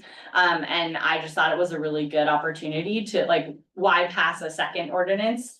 When we do wanna be doing Right. the, like, mulch and wood chips and stuff like that, and Oh, so yeah, it just seems like, how are It you gonna is- get your arms around it? yeah, It it seems is a like such lot. a big. well, it's voluntary, so they have to come to me for it, you know, Can you and tell us I who was sent really them good? letters and just said, hey, Scotch broom is now required, you know, our weed board passed a requirement for Scotch broom to be controlled within 100 feet of aggregate material. Mm-hmm. And I just kind of sent them letters and let them know that I was available for this, but ultimately they have to opt into that program. I'm not like going to all these places and, you know.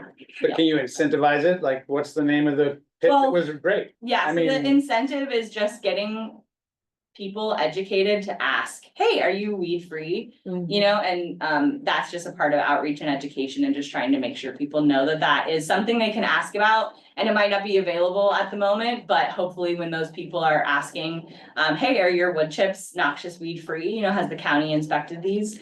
If enough people are asking about that, then they're gonna think, Do you have a little oh, maybe we stamp should or do it." something? This is the Yeah. time to take out an ad in Yeah. the leader. Yeah. Right, because everyone's about to go to the Totally. yards and get their Yeah, supplies. it's kind of a double-edged sword because, you know, I can't take an ad out in the leader and say, like, get your noxious weed free certified, because like, there's no wood chips that are certified Oh, noxious weed okay. free. So it's kind of that, like, you know, it's like chicken or the egg, Yeah, but also right. you have to get people asking in order to get the businesses to buy into it. Interested. And so this is another thing that, like, the more time I have, the more is gonna get done. Okay, so And no pits are no, certified like at this wood chip, point? no like Wood- mulch or Got wood it. chips. And I mean, you might be ordering something from out of state and they might have that certification somewhere else. Okay, So it's not impossible that you buy something online or have it shipped in that it is weed free. do you but- have them on your site? You said you could look for the inspections on your site, is that right? Well, you could contact me. They're not public, the inspections, Got but it. yeah, the idea is that as places do get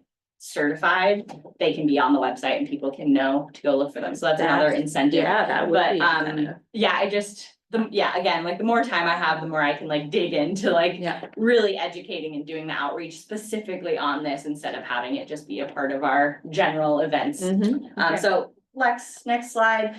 This is the last one. So just some of the goals. I hope we can do at least 350 acres and get 135 road miles treated. We will have essentially 2.15 staff. So we have 6 contracts: state parks, PUD, Public Works, Fort Worden, City of PT, and now Forest Service. The Title II funding, we got $27,500 to do Forest Service road treatments. We've got a lot of partners, and then, yeah, education outreach that you'll see us at this year. So, yeah, just a general plan for where we'll be. Thanks, Sophie. Yeah. Yeah. Anytime. Thanks for having me. Thanks so much. Can I just have you highlight the fact that you are part of the Jefferson County WSU extension? Yes, yes, yeah, Heather came out to extension last year, or I last got week. to come to her and. Yeah, and we talked a lot about how, I am a Jefferson County employee and my department and office is WSU Extension, so you can come visit us out there anytime. And you can always email me if you have questions or you wanna see documentations of our work plans or our gravel pit inspections or whatever, so. Thank you. Yeah, the WSU extension is an awesome partnership between WSU and the county. And the county. Yeah.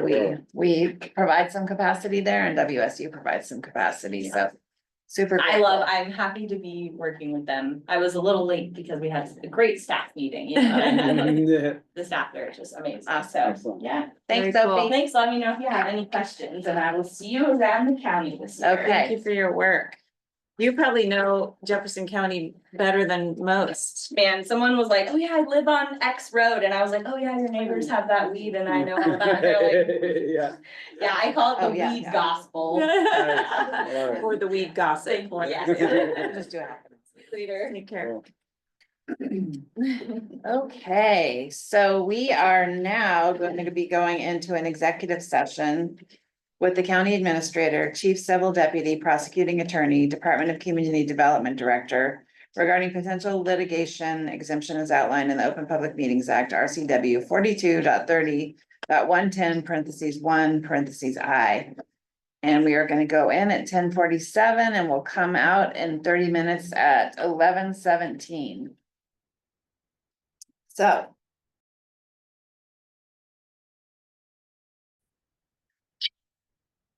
Okay, we are coming out of executive session and we will not be taking action. And we have a very packed agenda today. I just want to give you guys an update. I'm gonna say it again for folks that we are not gonna have a meeting next week on the 31st of March. So we have packed a lot of stuff in today and I just want to let you all know that Eric Kuzma is coming at 11:45 to give us an update on the road Great. situation. Great. So, we squeaked that in before our noon meeting with all of our other electeds and directors. So what I'm gonna ask us to do now is to take a recess. All right. All right. Until 11:25. Just go get this is your relaxation moment. Okay. Are we gonna have a little, Take a breather. when are we gonna? We're gonna eat? try Are we and, gonna eat during the meeting? Are we gonna have a little 5 minutes before the meeting to We're gonna warm try up and my do lunch? that, yeah. Okay. Excellent. Plus do we put tables out? yeah, Yeah. Okay, 11:25. okay, 11:25. Okay. Okay, calling us back into order after our little recess. And we are now gonna discuss and potentially take action on our official newspaper of record. Carolyn, do you wanna tee this up? You've been the staff on this Yeah, one. sure. All right, so to recap, I did a call for bids for county paper of record on January 6th. On March 3rd, I went ahead and opened and read the bids out aloud. And that's for Townsend Leader and the Princeton Daily News.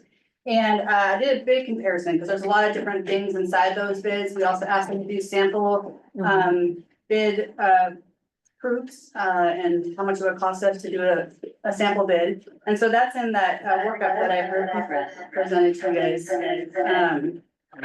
I did notice, the only thing I'll additionally say is last year, the leaders' numbers were quite different than this year's numbers in a couple areas. One was the number of paid electronic subscriptions not included with the paid print subscriptions last year was 10,966, and this year it was 411. And then also for legal notices, unique hits, last year was 96,000. And this year was 397, but I reached out to the leader and they confirmed that this year's numbers are correct, so what you're looking at is correct. If you have any questions, I'd be happy to answer. So I wonder why they went down so much. I Did they think, say anything about that? so last year she said maybe that's how they were tracking things, that it maybe was more encompassing than they had thought last year, and then this year they really worked on the numbers to come up with the accurate ones for this year. It's a really big difference. And in Prince Daily News, I didn't reach out to them because their numbers were definitely more in line with what they had submitted every previous year, so. And they sent a follow-up note too, right? So any questions from you guys? Well, I don't think so. I'll say this is the first item that I really irritated some public with the decision to go with the Peninsula Daily News soon after I think before Heidi was here. We've chosen the Port Townsend Leader as the more local newspaper ever since then. Several people consider themselves that. I didn't know I was a one-issue voter until I saw you choose a different paper. Not to say that that one or two people are what we should make our decision on, but we have gone with physical subscription as the primary criteria and kind of most local, right? It doesn't have to be just the cheapest necessarily, but the most efficient way of communicating public notices from Jefferson County. So I would probably stay with the Leader as our most local newspaper to be the newspaper of record based on these bids. I don't, the online advantage to the Peninsula Daily News is difficult to disaggregate from all of the North Olympic Peninsula. Right. So I think that the newsstand and subscription is the primary way to observe that we can most effectively communicate with the residents of Jefferson County and the public. By paper. Using the Leader. So the question remain, like, now being however many, we do this every year, so. But with a few of these under my belt, I think that the one kind of nuance that as I've matured in my thinking about this, is that when we publish a call for bids, the bidders aren't necessarily in Jefferson County. Sometimes they are, but it might get more exposure to potential bidders if there's more of an online presence. Depending on the project, they'll often bid out to organizations, or like aggregators Right. too, that are like public works. Right. So it's not really when we're talking about committee members or, trying to get people to the Right. housing task force, Totally. like more local is a Yeah. much stronger. Absolutely. Well, I was just saying that was the one nuance that I thought of, is like, well, but, then I was thinking a lot of their bidders come from outside there anyway, and Public Works already has a roster that they distribute. Calls for requests for qualifications too, so that was my only where I was like, is there anything that I've learned in the last couple of years that would change my perspective on this? But I think that the usefulness of the Leader is that it does get in the hands of our residents, who we do have how many committees to staff up with Yeah, volunteers? that's pretty important. It's huge. Do they have they ever been asked to talk about why their cost per square inch is so much? I couldn't open that. Can I look at yours? Oh, yeah, of course. It breaks down, they've got different width columns as well, right? So a column inch, That's true. the column width is for They have the 6 Leader is one columns per point 58, right, versus 9. So we've done really, pretty granular analysis in the past, and correct me if I'm misstating this, Carolyn, but I think it's always been pretty equivalent when we broke down like amount an ad would cost. For a couple of years, we had them, demo an ad, right? Yeah, we And- did this year. Oh, okay, oh, I'm It's on the sorry. last. Yeah, it last is on part the of last that. page. And yeah, you're right, just that 6 columns per page versus 9 columns per page. Yeah. You're not comparing apples to apples Right. there in that cost per column Oh, just, inch. And So- the font size, I would say, the font size in the leader is a little bit Is bigger, bigger. and that's Mhm. beneficial for me. oh, for me, for sure, yeah. Yeah. So it is, you know, cheaper to run the same ad in the Peninsula Daily News. Mhm. You know, Yep, it is. Somewhat significantly, in my mind. I mean, overall, the overall budget per year, probably not very significant. yeah, and we've also looked before the leader coming out once a week. Are we minimizing our opportunity for messaging, you know, being able, you gotta get it in by Friday usually to get it in the Right. following week, and that causes some slowdown, but when we did that analysis in the past too, it was, you know, kind of Yeah. not that, I mean, it was a delay of a week at the max for a hearing or anything like that, so it was never Never a big impact. never a big impact.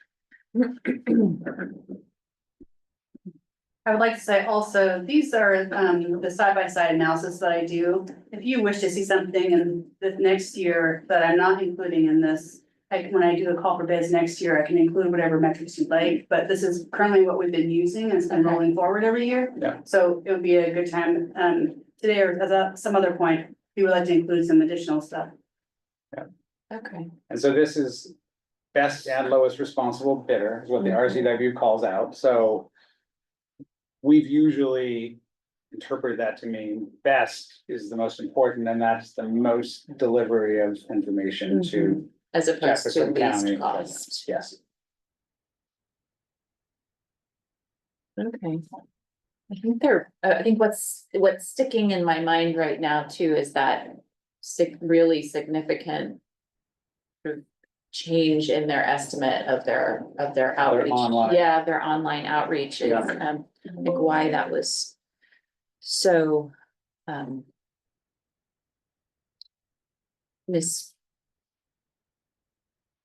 misinterpreted or misestimated, I Mhm. guess, in years past, but I appreciate. and the social media, you transparency. know, the leader used to have social media engagements, and Mhm. I mean, that's significant, but is that, yeah, I don't know, I guess it's, for me, not enough to change it based on the purpose of the newspaper. We also can make Facebook, you know, and Twitter and Instagram. Well, and if you look at the totals, I mean, the circulation totals, it's extensively more Yeah, Right, in our county with the leader than the PDN. yes, yeah, 5 Even, times. even with this, 5 times at least. this updated estimate, it's, yeah.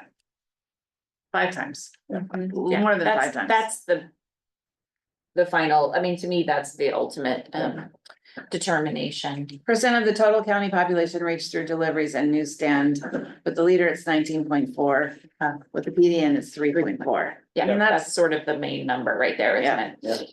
Yeah. Yeah, the first bullet there talks about, the first part, what you said, the contract to be awarded to the best and lowest bidder. But it also goes on to say, circulation is a factor. Mhm.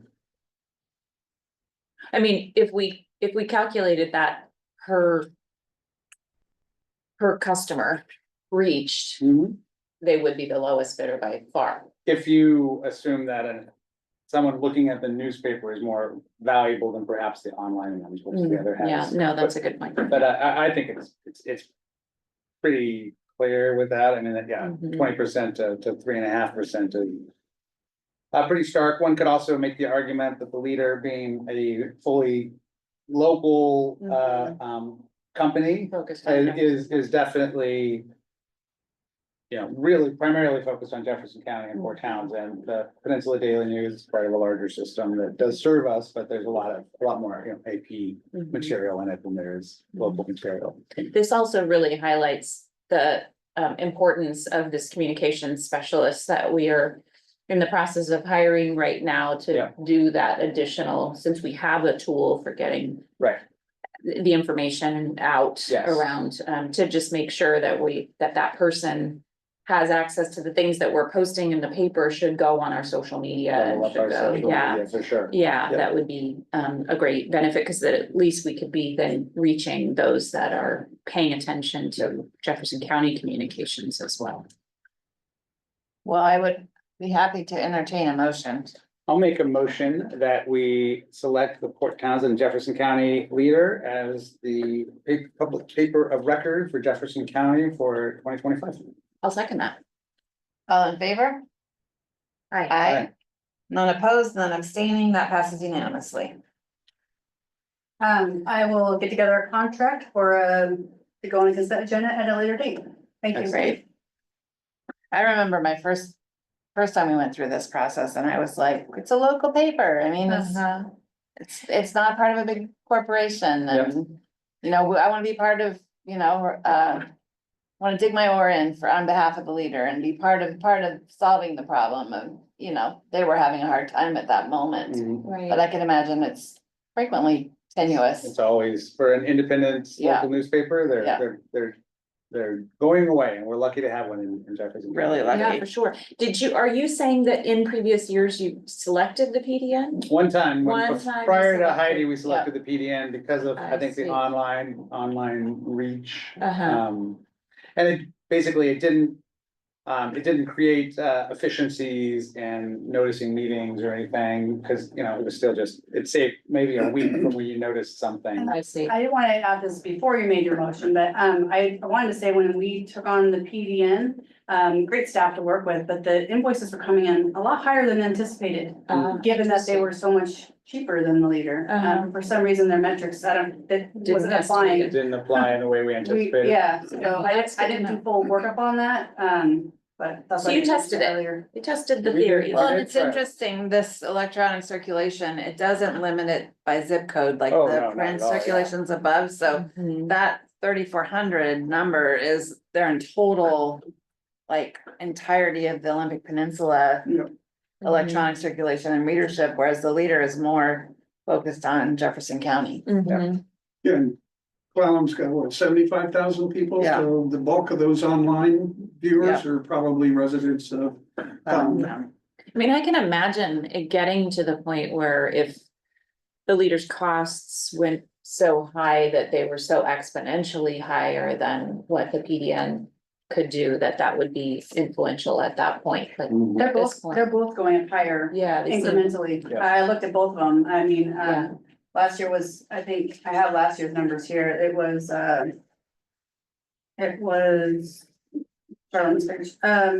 $10 for the leader and $7.90 for Cincinnati News. So they both have gone up. They've both gone up, yeah, okay, I mean, and seems the value that we're getting is great. Mhm.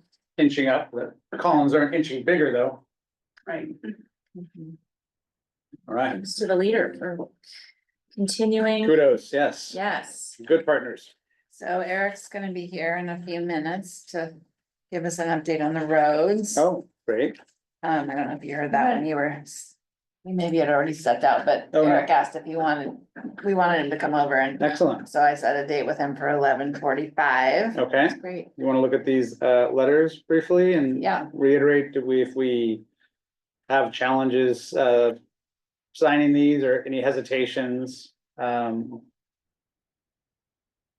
Yeah, so you now have an actual letter from Mason Beauty. Oh, I guess that was the one that was included. I'd sent three versions of 2 letters and only one of them got in the packet. Oh, So okay. the PUD ones are in the packet. And so that one was in there.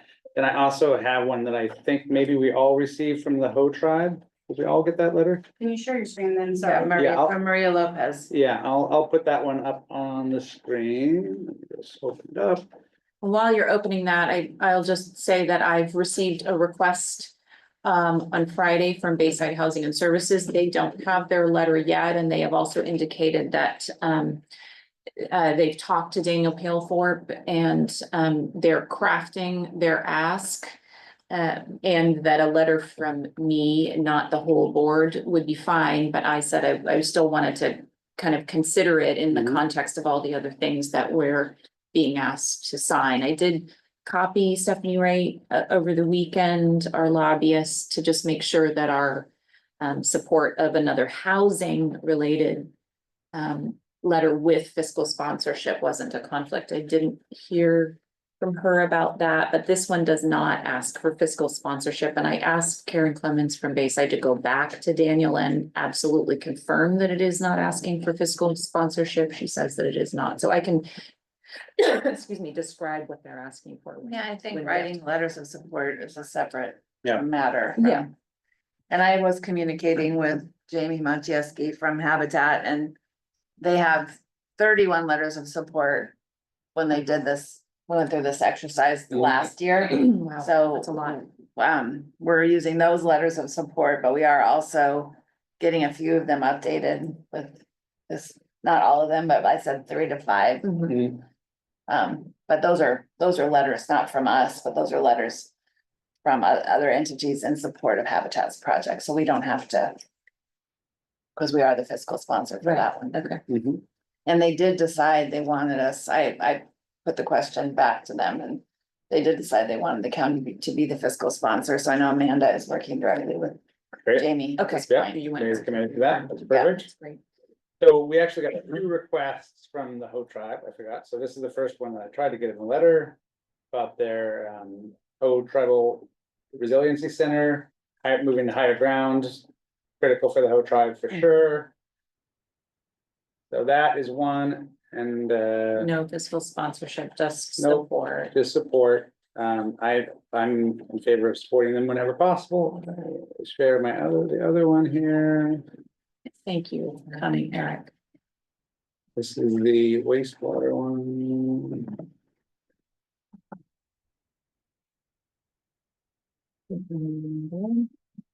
And there's 3 identical ones for both. I This see, is yeah. looking for a new sewer. As they try to relocate the tribe, connected to the resiliency efforts as well. They've been But working they're- on the plan. Lower Village. This is the Highlands, right? So they want to construct a water and wastewater system for the whole Highlands relocation project. So this is kind of step 1 in that, building the infrastructure. Outside of the tsunami zone, that's Yes. always a good idea Critical. for a Yep. wastewater system. You know, this is up closer, they're building a C-store up on Highway 101 as well, really they're making a concerted push to move many tribal operations up there to the non-tsunami industrial zone, or non-tsunami zone. Are there any considerations that we need to think about? Why would we not support this? Only if it was in conflict, well, I mean, With some in this other particular project or- request, if it was in conflict with, you know, Or the required resources that it's we the don't same have? 6 districts, so if we're like all in on Mason Street, I don't know, that's the only thing I can think of, but we're not being asked to be fiscal sponsors for these, so. I think we're just writing letters of support. Yeah, right? Yeah. and saying this is aligned with our priorities, we support our neighbors. Yeah. Okay, Yeah, I don't have any reason to think that we can't write letters of support when Yeah. we're a fiscal sponsor of another project either. This is my first rodeo on this No, I think CDS front, I but feel like Yeah. we've done it before with different things, and then the Mason PUD one was, and those letters were 3 identical letters in the packet. You want me to share those as well?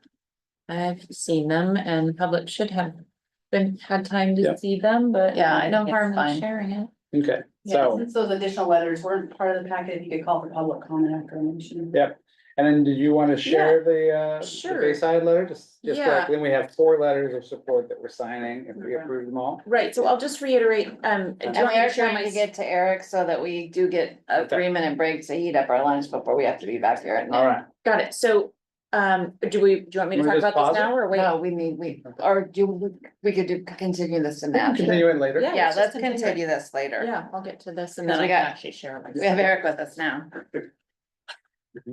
Thanks for coming over. Of course. We know that Full-time job. the roads Yeah. washed out yesterday, so. Is well, Mr. Bowen still here, I wonder? I Did anybody check? I don't know. We can We're tell still him, here. I can tell him to Here, go oh. back and look at the Would you make recording. me a panelist, Yes. Carolyn? Sorry, I came in a minute late. I mean, not into the room, but under the Zoom. I think we just proceed and. Yeah. Yeah, we can- absolutely. I'll one of us can reach out and ask him, tell him when. Yeah, To but- review that.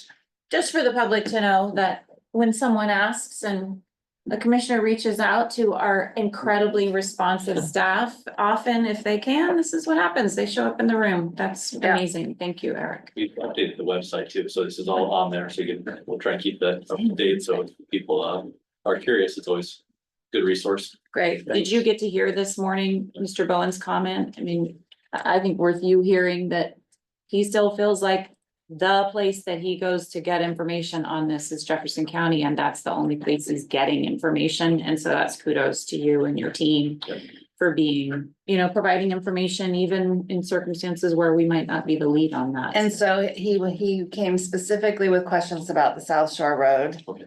And I said, my understanding is we're pursuing FWHA ER funds for that repair, and that will not happen as quickly as the Upper Ho Road. Correct. And that's all I knew to say at that moment. It's been that sort of ongoing dance with FHWA Yeah. and DOT, and the most recent was just, finally getting it added to the governor's list. Right. Which apparently, as soon as the governor got wind of that. Yeah, It it was got on the added. list, Okay, right? okay. So now it's back in their court, Okay. combined FHWA DOT to. I think they could do it regionally, now it has to go back to DC for someone back there to make a decision to fund it or not fund it, but we're part of this. Greater, more widespread, bomb cyclone event, so it's not just little old Jefferson County that needs funds, it's a series of other agencies as well, so. I Right. think that was the motivation for doing that, to actually make it happen, so then it's just sort of going through the machinations of.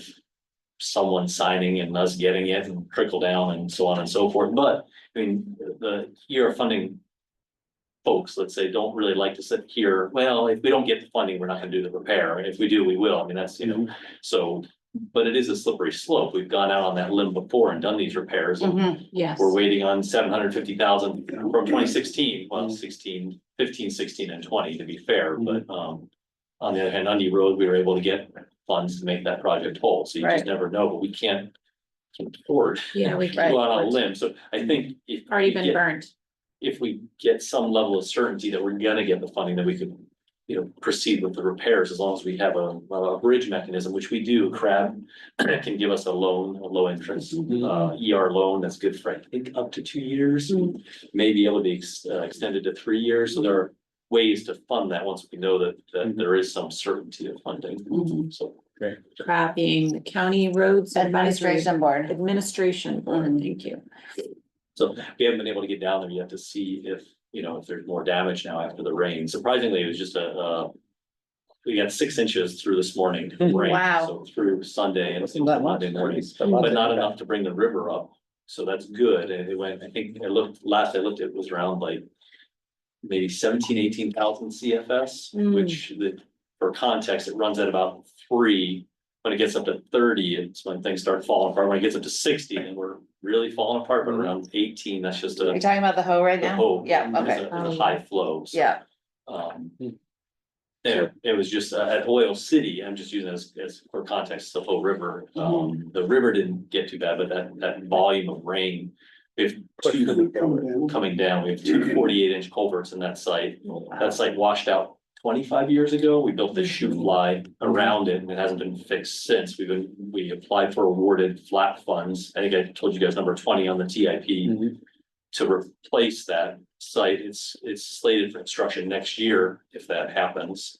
So in the meantime, we have people living on the other side of it. We have to Pretty repair it. critical, yeah, you can't just. But I don't wanna, if there's a way to fix it without dumping a ton of money into something that's gonna get ripped out a year from now, it seems like that would be the responsible And thing. you to said do. the culvert didn't get compromised or anything, it was kind of the surface, really. It's just. Well, it's just so that volume of rain, you got 2 48-inch culverts that are, A lot of, yeah. you couldn't even see them, they were completely submerged. yeah, I saw So that water came picture. up on the backside of them, and then it just pushed all the fill Right out. across the And top. then the photos from last night, you could still see surfacing, but apparently it was just, it was like that with, 4 inches of surfing. If you'd driven a car across it, you would have been in the creek, right. so. I can hear.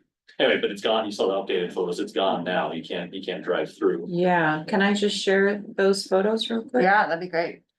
So we've got some material stockpiled at our Tower Creek pit, and Bill is currently out there building up head walls on either end. We're gonna try and fill that with that 2 to 3 man rock. You're talking about Oil City? Oil City, Yeah. sorry, I keep jumping back and forth. Yeah, I'm just making sure. Not catching Um, up to my. And then we're gonna send a couple guys out from Hadlock out tomorrow with some trucks and hopefully get it back together. Okay, So, and that's why I said maybe it's premature, you know, we had the 3 slides on the upper hoe. They were out last night into this morning, they're still clearing them. Apparently we have another slide on the Oil City past the washout. wow, look at that. But it's only about half a Mhm. lane. Yeah, so that's one of them. I can't unfortunately scroll through the 4 or 5 photos that you sent because I think the last one shows it pretty well. Okay. So this, Good though, you the see water it was flowing Yeah. over the culvert then? I'm gonna Over the road, yeah. Over, Yeah. yeah, there's 2 of them. Yeah. So I'll Just bring that one up. overwhelmed it. just overwhelmed it, yeah. Oh, yeah. But now it's dropped back down and it's going through the pipes, so. The problem is it's that from the end of the pipe to the edge of the pavement is near vertical, so we gotta kind of build up a wall and. So are you guys you're obviously communicating with the residents? Are they stuck behind are they seasonal? No, there's residents on the other side. Bill's been in touch with some of them, but there's no Okay. real great, yeah, there you go. Mhm. Yeah, you can see the culvert, the road completely gone over it.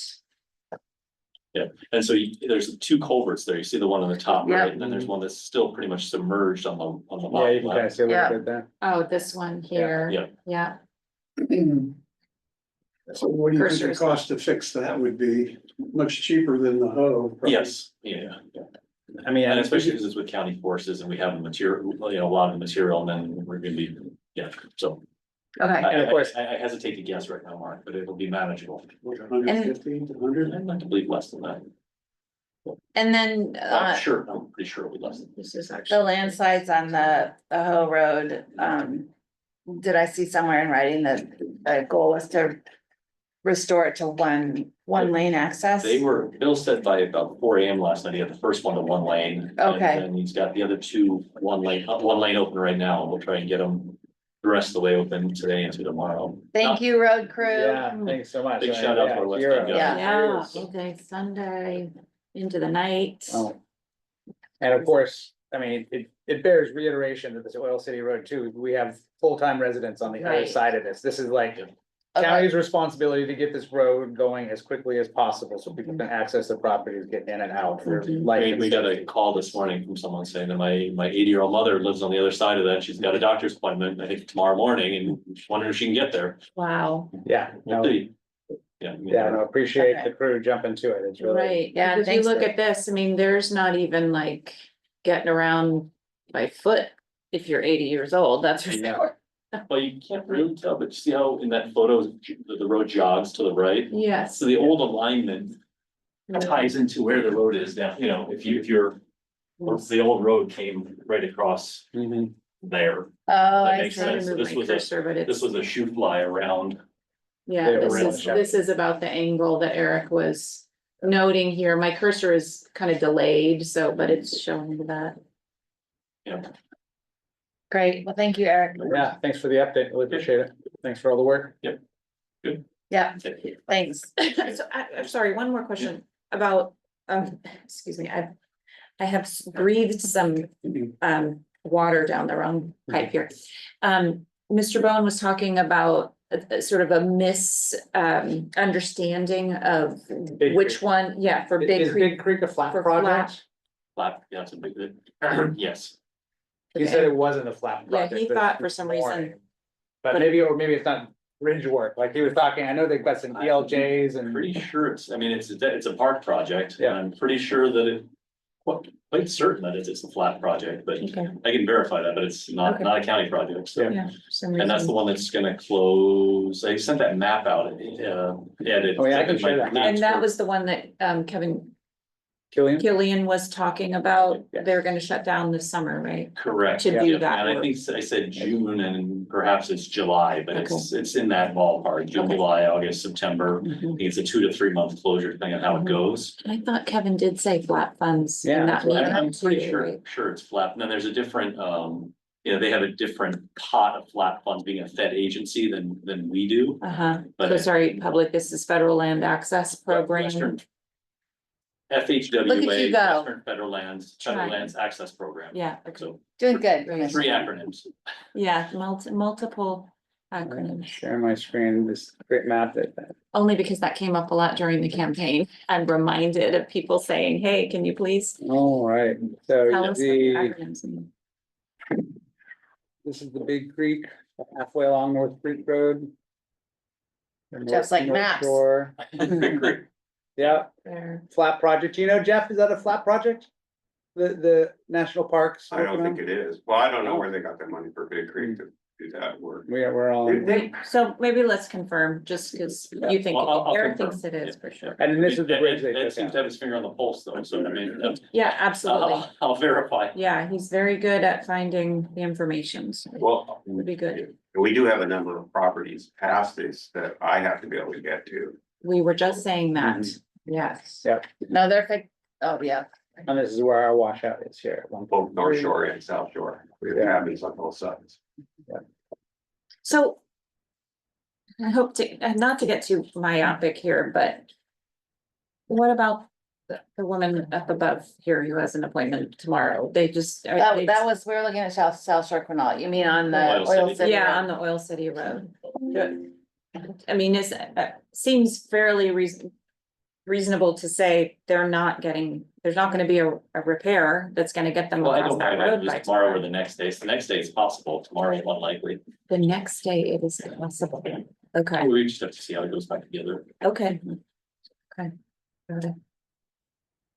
Hey, thank you. Yep. Thanks. Okay, Thanks, Eric. okay, 3-minute colleagues, recess? you got a Okay. 3-minute recess to heat up your whatever. All right. Okay. Yeah, I have a lot of programs. Through. Okay, so we are going to call our special coordination meeting with Jefferson County elected officials and department directors to order.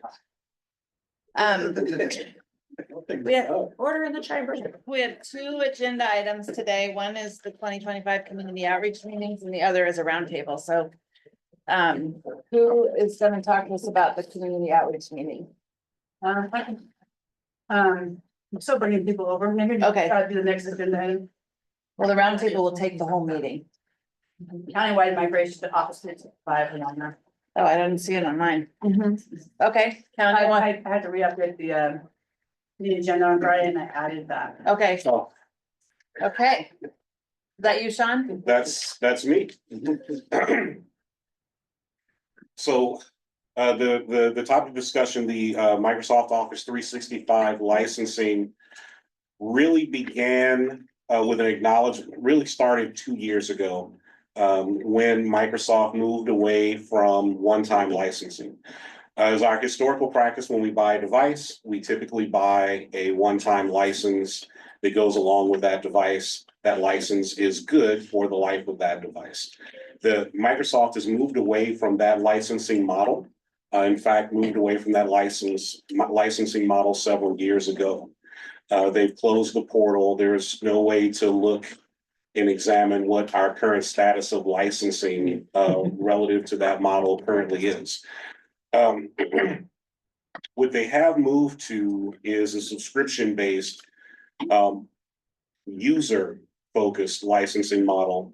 And in that subscription requires, or that subscription allows for transferability from one person to another. So when we buy a user for employee number 3, and employee number 3 is no longer with the county, then that license can be transferred to whoever the new person in that role is, or wherever else it's needed in the county. So that's important to me. So what we're considering and what will be moving forward once we finish verifying ultimately all the numbers is a proposal to move the entire county towards Microsoft Office 365 license. Currently, our current license has limitations. Some of the advantages that we'll receive under the new Microsoft Office 365 licensing, which is also referred to as a G3 license or a government level 3 license, is universal access to Teams. So currently, there are a few licenses that exist in the county for Teams, and those individual Teams licenses are periodically moved to people as they're needed. Additionally, we have many users in the agency who use Zoom or potentially even other meeting software that also require their individual licenses. So with this new license, every single employee of the county will have access to be able to host, set up and host their own Teams meetings, which is an advantage. Yeah. They'll also have access to collaborative tools such as SharePoint, which we currently don't have. They'll also have ability to access Microsoft Office. Oh, no, I'm gonna forget the file. I'm gonna forget the file. OneNote. Yes. Oh, yeah, OneNote, yep. It's a thing. OneDrive. OneDrive. Thank you. Yes, OneDrive. OneDrive, which we currently don't have internal to the agency unless someone has accessed their home Office 365 account and have access to their OneDrive account here at work, which really wouldn't be advised. City of Port Townsend uses all of this, right? I'm not sure if they're on 365 or not. I imagine they are. Essentially, most of the world is gravitated towards Office 365. That's all there is. It's all there is, really, at this point. It's really all there is. And we're sort of currently operating on kind of a legacy system. There are elements of our system that are current. Most of those are background elements that allow us to have the level of connectivity that we do, but this is really a modernization effort that we need to undertake, if not now, sometime in the very near future. So some of the pros, the ability to access files remotely from anywhere, because those files will be stored in the cloud.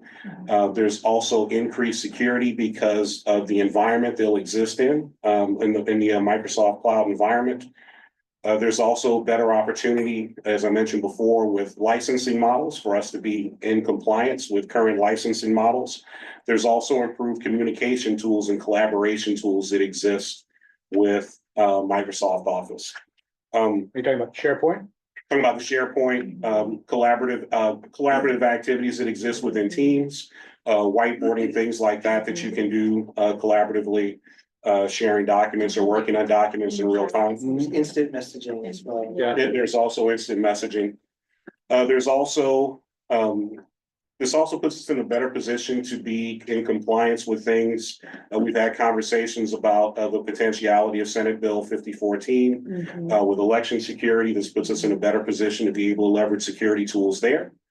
It's interesting because I think a lot of people perceive, myself included, that when things go up in the cloud, it's more susceptible to hacking and things. And what I hear from IT professionals every time is that it's actually the opposite of that, that you perceive it to be more secure or you have more tools for making it secure. Is that? There are more tools. There are also more readily available updates. Because it's in the cloud environment, updates happen at a more frequent interval than they do if we maintain those systems internally on our current systems. So as the hackers get better at what they do, you can respond to that more readily? Microsoft largely, has a vested interest in making sure that their cloud environments are secure. So they take a much more active role in making sure that those things are happening as well. Great. So those are all the pros, but there are obviously all the goodness comes at a cost, and cost is the significant. Really, the cost is a significant con against this move. In total, for us to go from our current state to an Office 365 environment is approximately $141,000 a year. And what does our current state cost us? There isn't an annual. There isn't an annual subscription model, so there is no ongoing cost. We're simply buying licenses per device. Actually, at this state, we're actually imaging devices. We're actually re-imaging licenses on devices as we move forward. because there really isn't an opportunity for us to buy new one-time licenses. So what would be, just because I have no idea of the scope of this. Like if we were to license all the devices, what is the cost? I mean, what's a per device cost for a license, for example? It doesn't exist anymore. No, but I mean, I'm just trying to figure What it out, does. compare apples to oranges. The oranges are not being sold anymore. Right, but is it $141,000 budget hit, or is it? Undoubtedly, yes. It will ultimately be $141,000 budget hit. We're currently paying $22,705 for exchange licenses that'll be folded into that number. And one of the things that we're looking to verify is making sure that we thoroughly understand how that number will be prorated against that $141,000. We did receive a grant that was offered to the auditor's office that's been authorized for us to use towards this implementation in the amount of $80,000. Okay. One time, One time. and that's because of the new election rule. Election security, yes, okay.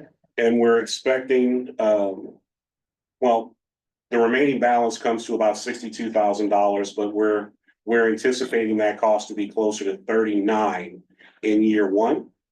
As we move forward with the license implementation, there are tools that we can begin to take offline because they're not needed anymore.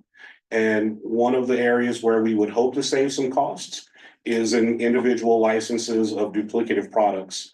One of those being Zoom, which I know is a touchy subject for many people. I mean, you're gonna get rid of Zoom. I'm saying we'll have the option to get rid of Zoom. What about Adobe? Is that part of it? There's no Completely PDF separate. solution in Separate Microsoft. company. Completely separate. So with this recommendation is gonna come a recommendation about a new approach to Zoom as well, I mean, which is, I would say, a No. better virtual meeting room, but also not necessary for every virtual meeting, so. No, and part of the reason for that is that, we'll certainly discuss that Zoom won't necessarily be needed, and well, Zoom isn't needed in this new environment. But those licenses aren't actually controlled by IT. Those are applications that are controlled in their individual departments.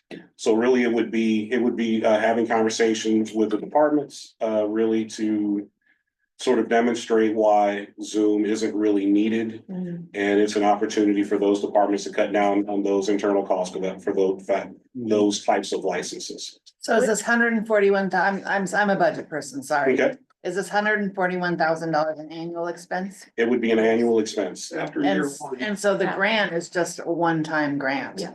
It is a one-time. So even if we can get the cost down to 39. 80, 100, yeah. 141 minus 80, 61, so then you're maybe talking 22, those licenses you were talking about, so down to 40-ish. That's just for the first year, and then every year after that, it's gonna be 141,000 plus. Yeah. I just want us to be budget real when we're talking about this. Speaking of budget real, what's your timeline for thinking about bringing this forward as an official proposal? This could come forward. If I can address all the questions that the commissioners have, this could be soon, in a matter of weeks. I'd like to ask that, is it reasonable to also consider staff cost? Potential reduction in staff cost and or increased staff needs, because that's a real budget question too. If we're actually saving at least, some or maybe even a significant amount of staff time that we can save on that, that should be considered as an offset to the actual, the output. Okay. So if there's a way to assess. And how are we, what staff time are we saving? So for example, just from hearing your presentation, if updates, regular maintenance and updates will require less of our IT staff to make all these updates and fixes for all of the devices across the county, that seems to me a potential real significant reduction in staff time. Unless you eliminate FTE, there's no savings. They just work on different things. Right. I was just gonna say, we're not gonna. I mean, basically, they But- don't get to things they're Good not point. getting to. So not a dollar difference, but an allocation of staff time. It can also so increase someone else staff can- time costs because of the data flow is different. Right. I was a SharePoint administrator and a Microsoft administrator.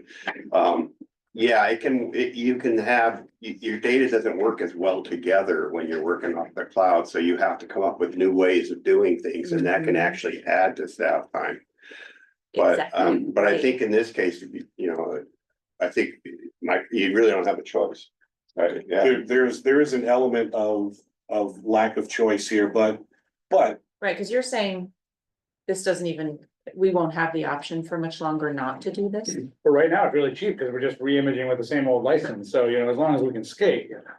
But then we Here. won't be compliant with No, elections. we won't. So I mean, Yeah, we have to. We I mean, have you do it now to with the this. grant or you do it later without a grant. Sure. the IT staff do believe that this would be a significant time savings for them, but given our current model. Which means they can spend, I mean, I hear what you're saying, that you're still gonna spend those dollars, but that staff gets to spend their time doing other productive things too, and that's a real Well, and the consideration. updates aren't automatic. They're still doing the updates. And that's my It's question, just is more that true? frequent and And available. if you could just include an element of that in your proposal, that would be helpful to consider. What are those staff impacts, positive and negative? How does SharePoint interface with Laserfish?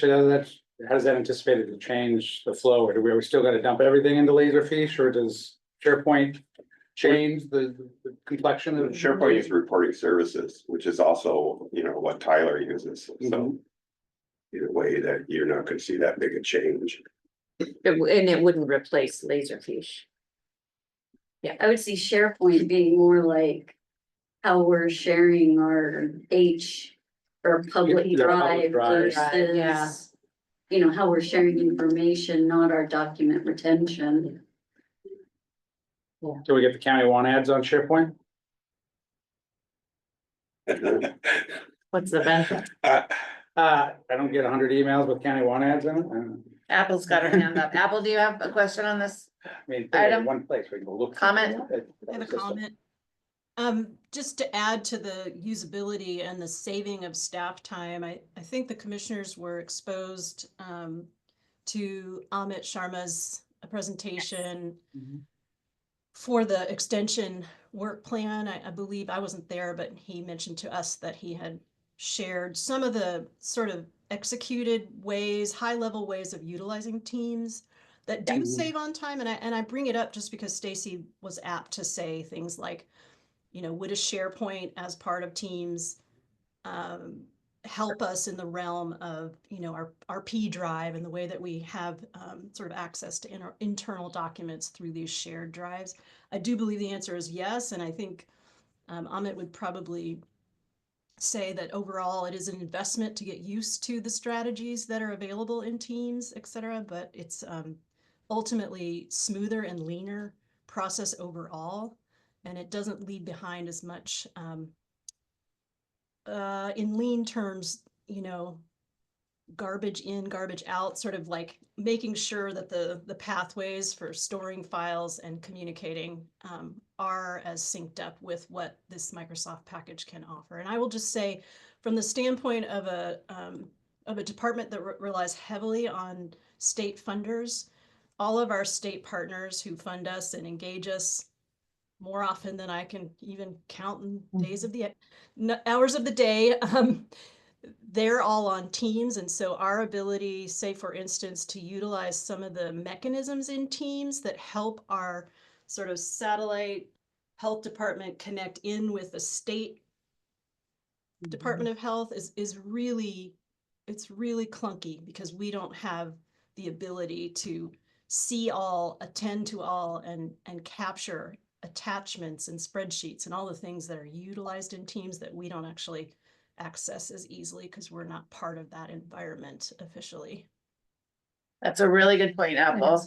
And I'm sensitive to the fact that we're 20 minutes into our hour and we haven't even touched roundtable yet. So is this something that we can workshop? Can you bring us more specific, like budgetary implications, and we can do a workshop on this? Okay. Yeah, Is this everyone- wants to be a socialization, just to get the idea out there. It's out there. Departments. It's out there. Yeah, so workshop, I think would Okay. be great. Okay. Okay, so You then can do it on Teams.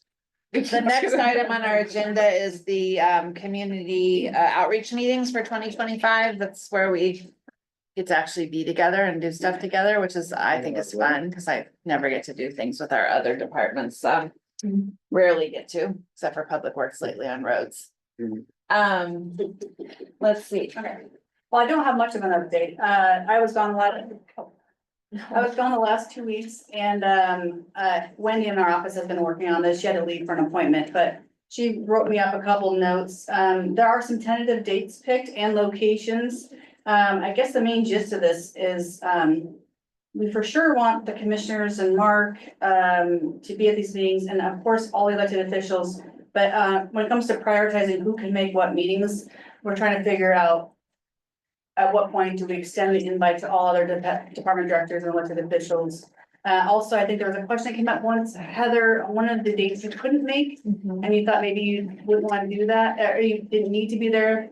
You didn't need to be there, I guess, but. Oh, I was just asking how, are these typically attended by all commissioners at that And the point? answer was, and I wrote Yes, back and to you Wendy, responded, yes, yes, if you can't make it, we'd probably be more apt to move that date. Yeah, I think So- we already talked about that particular one. I'm not sure, but Can you give us the dates? yeah. Right now, I'll go and back and I don't know if I'm looking at the most recent one, this is from March 17th.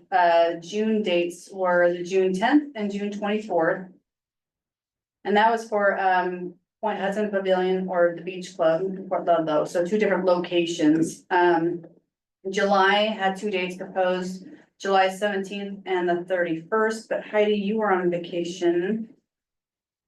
I'm sorry, July 14th and. No, 17th and 31st. 17th and 31st. So the idea is we pick one of these per month, is that right? Or both? We've done both, we've done different variations. Sometimes we've done 2 locations in 1 week. So that for July, that location was Chimacum Tri-Area. August, there were 2 dates, August 12th and the 19th. That location was Gardner Community Center. Wait, you just said the 17th and 31st was one meeting? No, well, 1 location was chosen. It was Tri-Area Community Center. So there's a placeholder. 2 dates? Yeah, so there's a placeholder to see which date works best for people. Oh, okay. So these are not in stone yet. I'm just giving preliminary. 21st is better for me than the 17th of July. No, the 31st. Oh, 31st. That's still much better than the 17th. Okay, so I'm not. And I'm gone that day. On the, which, I'm gone on the 31st. oh, you're gone on 31st. Yeah. So I told Wendy back then, and we don't need to do this right now. No. It's really our calendars that we're talking about. We don't need to have all So these just people in this tentative dates, conversation. just throwing it out for conversation. Nothing's in stone yet. But yeah, I mean, I think the more valuable question or conversation for this group is, do you guys find these events valuable?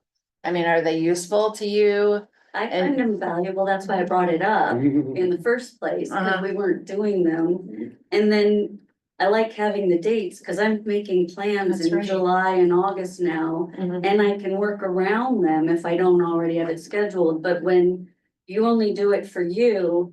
And we can't even put a placeholder on our calendar, then I'm gonna be over it, and there's other things we've set up that it's like. Right. If you set it up on the 30th of April or the 31st of October, you're saying you don't want the treasurer's. And at this point, That's what I'm saying. at this point, it's the same for us, Stacy, because they're selecting dates that I'm saying I'm not available, so. Right, and I totally get, it takes a ton of work for you guys to see, Carolyn and Wendy to find out what dates exist. So I pressured Mark into sharing it with me, so I could at least block it out on my calendar and try to, avoid them as possible. I can finish the other tentative dates. There's August 12th and 19th and September 9th and 23rd right now. And those, October 22nd is already set, correct? September 12th and. There's October 22nd, Right, that's what. September 9th and 23rd. And then October 22nd, and that one would be at the Ho Tribal Chambers. So again, this would come out later, once we have things more. figured I'm out. just blown away. You guys have accomplished a lot. to Yeah, get it's a lot all of to- these dates in the first place. Yeah. So I think for your question, Heidi, I thought they were pretty valuable. I also remember them being a little bit hit and miss, like some days we had a packed house, Yeah, almost, sure. other days we had like nobody there. Right, Yeah, it's like these. And then we talked about like ways in which we could possibly rectify that situation to get like a balance or to advertise better or something. Right, yeah, I remember in Port Townsend, there was no one there, Yeah, right? the pavilion, what do we have? one That was true today? with the pool. Chimicum, yeah. And the UGA presentation, I was Oh, yeah, surprised that Port nobody there, Townsend. but I think we collectively must not have just gotten the word out Yeah. at the time. And how have we been getting the word out? I guess that's another, A paid advertisement in the paper, and then I think we do both papers for that, and then, a Facebook post. hopefully we'll have a Website. communications person. And I do think the public gets a lot of value out of it. A lot of times department directors will bring out, flyers and things from their department. It's definitely a learning experience. I think public, if we can, maybe if we even post a little video or something. I think sometimes if you have a theme also, because I remember the sewer one seemed to be. For different areas, Yeah. sometimes things, yeah. But not many people came to that one. But I've been doing this for a long. I know, we all learned a lot. I've been doing these for a really long time, and I think they're very valuable, but it, again, just like you guys said, it's a kind of a hit and miss. I mean, I've been at Brennan where it's standing room only, and Quilcy was standing room, but it depends on what the issue is of the day. I think this year it's pretty important. I mean, there's two different property tax measures going through. And, you know, people aren't gonna know really what it means, whatever passes, but it'll probably fall on the county to explain a lot of this. Yeah. And I think that'll be very useful in late summer, going into the fall, of how that will be approached by the county. We could do it, just make sure to announce it on all our weekly KPTV. So and just I'd also look at what else is going on already scheduled, because we had Sounds things that critical. were conflicting and people had to choose last. There's minute. always gonna be that, especially during But the if you can season. get there first. There we go.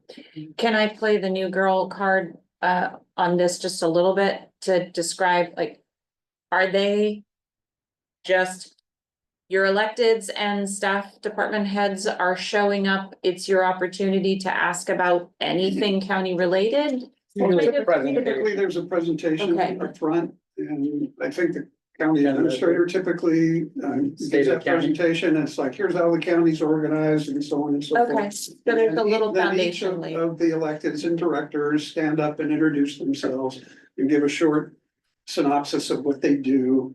And then we take questions. We've been flexible. Sometimes we've done little speed dating where you get a group of 3 electeds and directors with a group of people. I think being responsive to the kind of crowd that's there, it What they usually kind of want. evolves. If you got 5 people, then you can just go around and have a real conversation. If you got 50 people, then breaking up makes a lot more sense. So you can have some personal FaceTime with your elected and directors. Cool.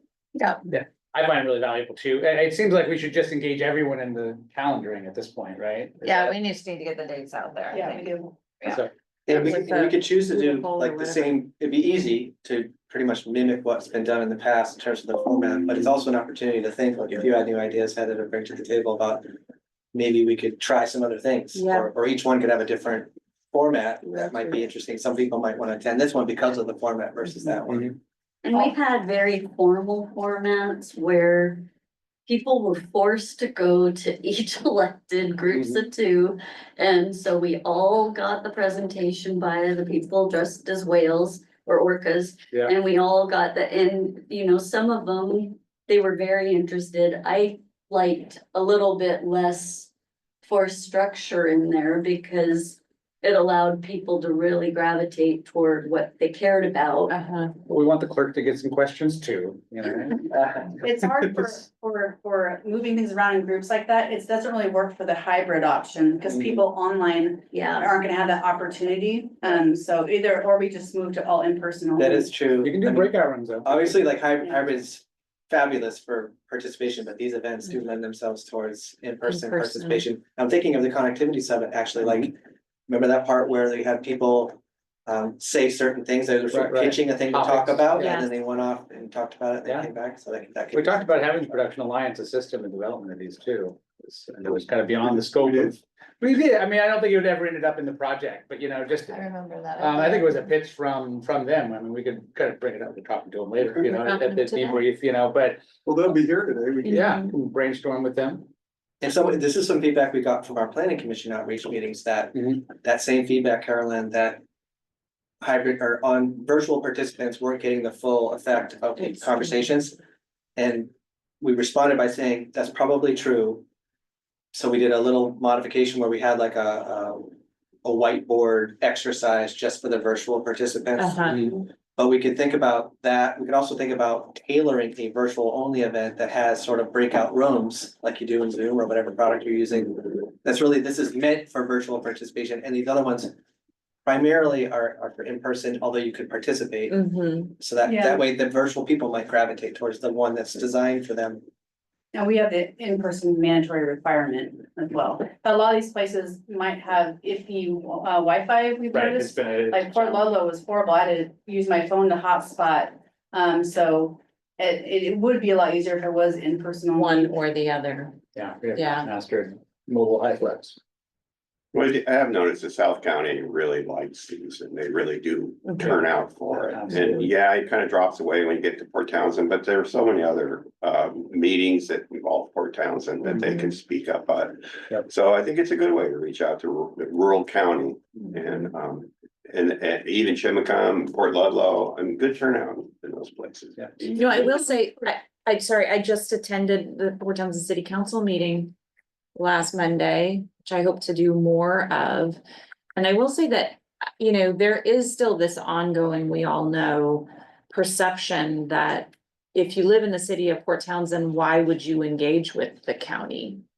And so I think there's some education to be done there alone, and we could really Maybe tailor. for the Port Townsend, when we do that. We have that. These are why you should care. you know? Right, these are Roads the getting to things, town and public health, elections. emergency management. Yeah, and the ways that we collaborate. I tried to lay that foundation at the city council meeting as just sort of that city county 101 concept that I've been doing on KPTZ, but so anyway, that could be a very good reason why people from Port Townsend aren't showing up, but might be interested if we kind of We could join the city tilted council the focus. Well, I was gonna ask if maybe you wanted to invite a rep or the mayor or the city help administrator to be a part of it. So it's Yes. a more collaborative and not love to just do we're that. honing in. Yeah, that's a good idea. Okay. We'll get the dates out soon.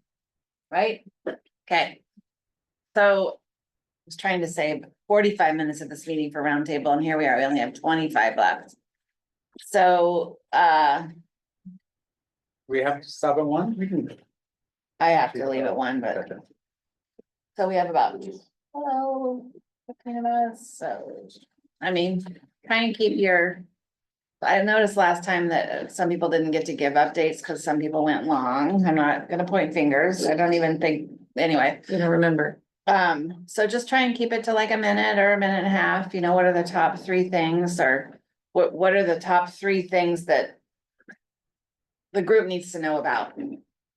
Like, maybe, that your department's doing out in the community right now. Starting. Judy says nothing. Starting with Stacy. Okay.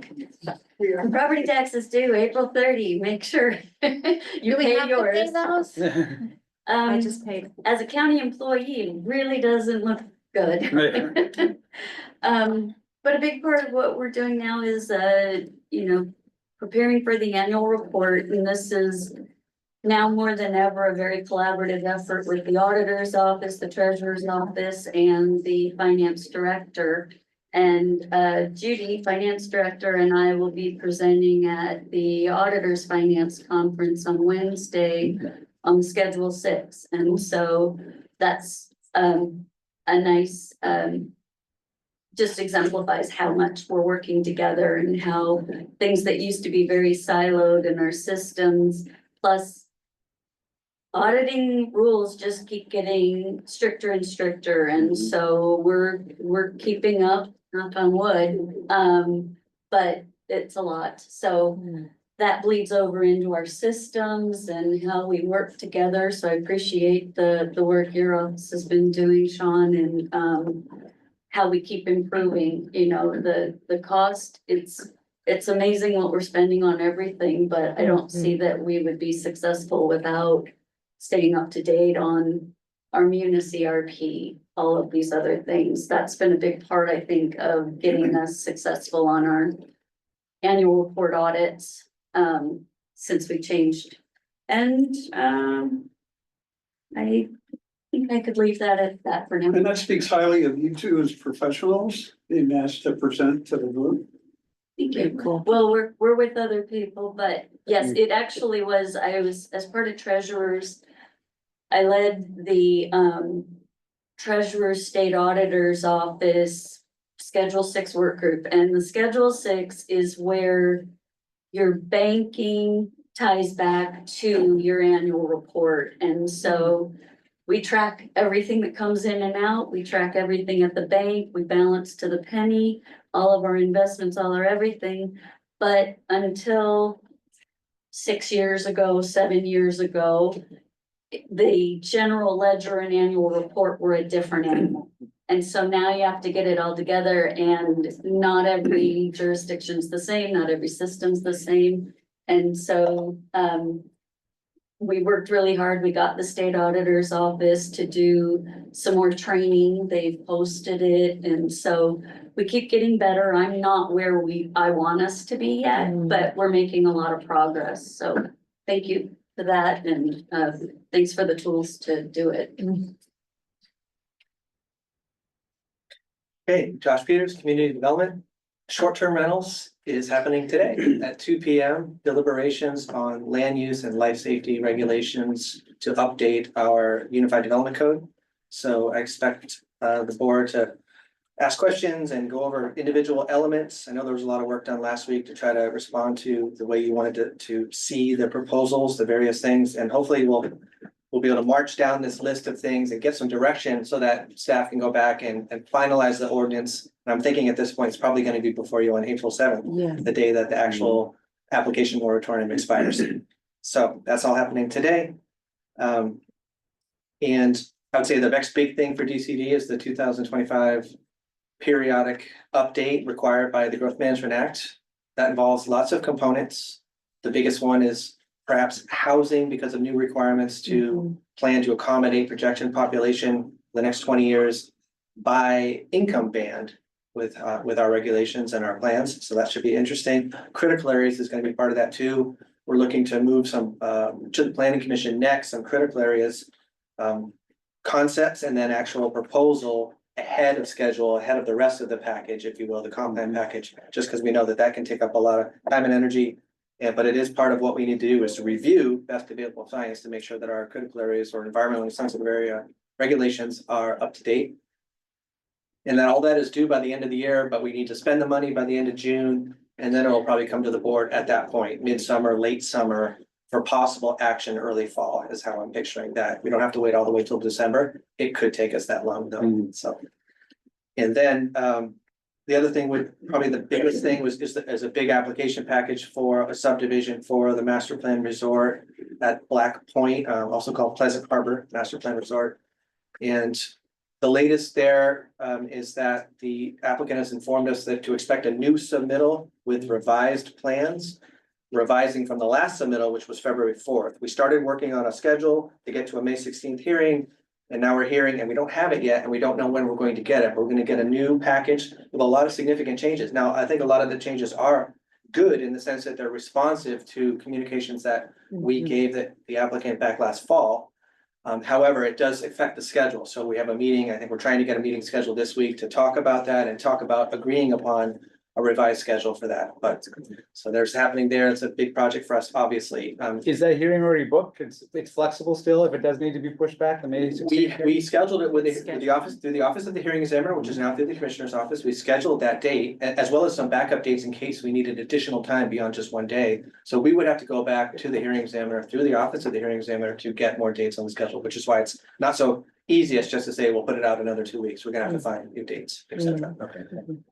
If again, if our consultant is not able to review these materials in time, but the schedule is already tight, so I'm just putting the idea out there that it might be difficult then to all of a sudden be able to lose this amount of time, because we don't know when we're actually gonna get this submittal in order to then meet the original schedule, which was based on a submittal from February 4th. But if they are responsive to the earlier notes. Potentially possible. Yeah, exactly. Yeah. Sure. Just as an example, though, the placement of the wastewater treatment plant itself is proposed to be new, so that's a pretty big change, just in and of itself, never mind other aspects. So again, we don't know the full extent, but we'll get back to you on that. And it sounds like the project owner is working with you to acknowledge that if you change the date, it's a mutual decision, right? Yes, I think so, but we haven't had that we haven't completed that conversation yet, but early indications are, yes, there's an acknowledgement that it may affect the schedule, giving us this new submittal that we were not expecting. Got it. Thank you. But again, this is, Washington State has, I think, 3 master plan resorts, maybe 4. 2 of them happen to be in Jefferson County, so it's pretty interesting. And I think they even created, I think Jeff and I were just talking about this last week, that they might have even created the term master plan resort based on the fact that we already had a Port Ludlow, and they weren't sure what to do with it under the GMA framework, so. That's what I hear about how that statute was created. Yeah. Anyway, so that. Are you in coordination with the state on their critical areas? Updates as well? I know they're putting out some guidance and asking for some feedback on that guidance. Has your team gotten to provide any? We have, okay, so on creation of guidance, I do believe we've played along or participated in that. We're well along, though, in terms of, I guess I would say that it's late in the game for us to wait for new guidance from the state. We went through a bunch of training sessions last year for the 2025 group, so I'm hoping not to get something radically different. That said, we're in contact with multiple state agencies, including Fish and Wildlife, which we're principally talking with now about the Fish and Wildlife Habitat Conservation Areas part of the multiple critical areas. So Right. The they have reason 2 I'm volumes asking- of vestibule science. I'm asking because I saw a message come from the Department of Commerce asking for feedback on their draft guidance, their published draft guidance for cities on adopting their county's critical areas ordinances. It occurred to me like this felt really late, so I'm Yeah. hoping that it doesn't influence. And specifically on that point, Heather, it doesn't affect us directly because that's only for small cities who don't have the staff to do their own critical areas update. Maybe they don't even have that many critical areas. Port Yeah. Townsend doesn't have that many streams, for example. Right. That they have an option to adopt the county's critical areas ordinance. I do not believe that city of Port Townsend is considering that option, although we'd be open to talking to them about it if they would. Okay, got it. And then there's lots of other community development things, but I'm gonna pass it on. I guess the other things, just real quickly. The Water Utility Coordinating Committee, I know Commissioner Brotherton was in a meeting last week on that. We now have the consultant working on the update of our coordinated water system plan. That's a big project. Stock plans, we're still working on that. We're trying to get all the engineering done on the selected stock plans and getting an agreement so we can actually start using those. That's so that people can build certain kinds of houses without having to get their own set of plans. They could borrow essentially a set of plans in order to reduce costs for housing development. And there's 20 other things, but I'll move on to Jeff. Thank you. Yeah, I'll be quick, if I can. Our appraisers are revaluing the city of Port Townsend, so they're going door to door and doing their inspections.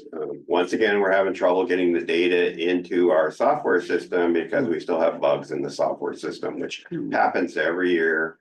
And you lose a little bit of confidence in Harris or Tyler, that basically they can't keep up with repair and fixes but on that too is what the law gives us the right to do is to be on people's property. It's a luxury because most departments don't have, but only for valuation purposes. So we value buildings. So we can say that there's a secondary building on this property that's got a bed in it and it's got a chimney, and it could be an ADU or it could be something else, or it could be storage, but that's what we do is then we put a value on it. That's what gives us the right to be there. We can't really ask a lot of questions about whether it's a short-term rental, long-term rental, or what are you doing? Are the people related that are in there? It's really not for the reason we're on that property. And for us to ask those kind of questions, we would need permission from the property owner because the law does not give us that right. So anyway, the other thing I'm working on is, of course, all the property tax measures and the other in Olympia, all the bills. We spent a lot of time, I'm on the legislative committee for assessors, and we spent a lot of time looking through a lot of bills that are dead now. There are ADU bills, there are different property taxes, the senior exemption bills. So we go through all the mechanics of it, and then the bill gets set aside. Doesn't mean it won't come back next year, but they've basically been tabled. As you know, they're focusing on revenue and trying to come up with new revenue streams. And it looks like property tax bills to increase revenue that we thought were dead at the beginning are now come back to life and are being pushed through. So we generally, as assessors, we don't deal with policy that much. I mean, we don't set policy, so we look at it. But our job will be to implement it. And so we're looking at what are the mechanics of this so we can explain it to the other departments, to the commissioners, and to the public, so that everybody has a fairly good understanding what it means when these things pass. Thank you. That's it. Thanks, Okay. Jeff. Really quickly, super high level, the Port Townsend Community Center project, which is really to evaluate the roof situation and make sure that we can move forward with necessary repairs. That project is underway. The contractors were on site Friday, meeting with the facilities team. So they have started their work, started taking measurements, and the coming weeks we'll expect to get have some follow-up meetings with them and start to discuss what they're finding. With Critter, the Critical Information Technology Server Room project, which is a project that has been overdue for several years at this point. Critter is live. It is operational. The work that is happening currently is migrating all of the individual servers over to Critter. We started with the sheriff's office because of proximity, and only one server remains from the sheriff's office to be migrated. But they've been operating now for a little over a week with no issues from the Critter system. This week, we're starting to work on the courthouse, first with connecting the courthouse to the firehouse, and then from the firehouse to Critter. So that project is going well and towards completion.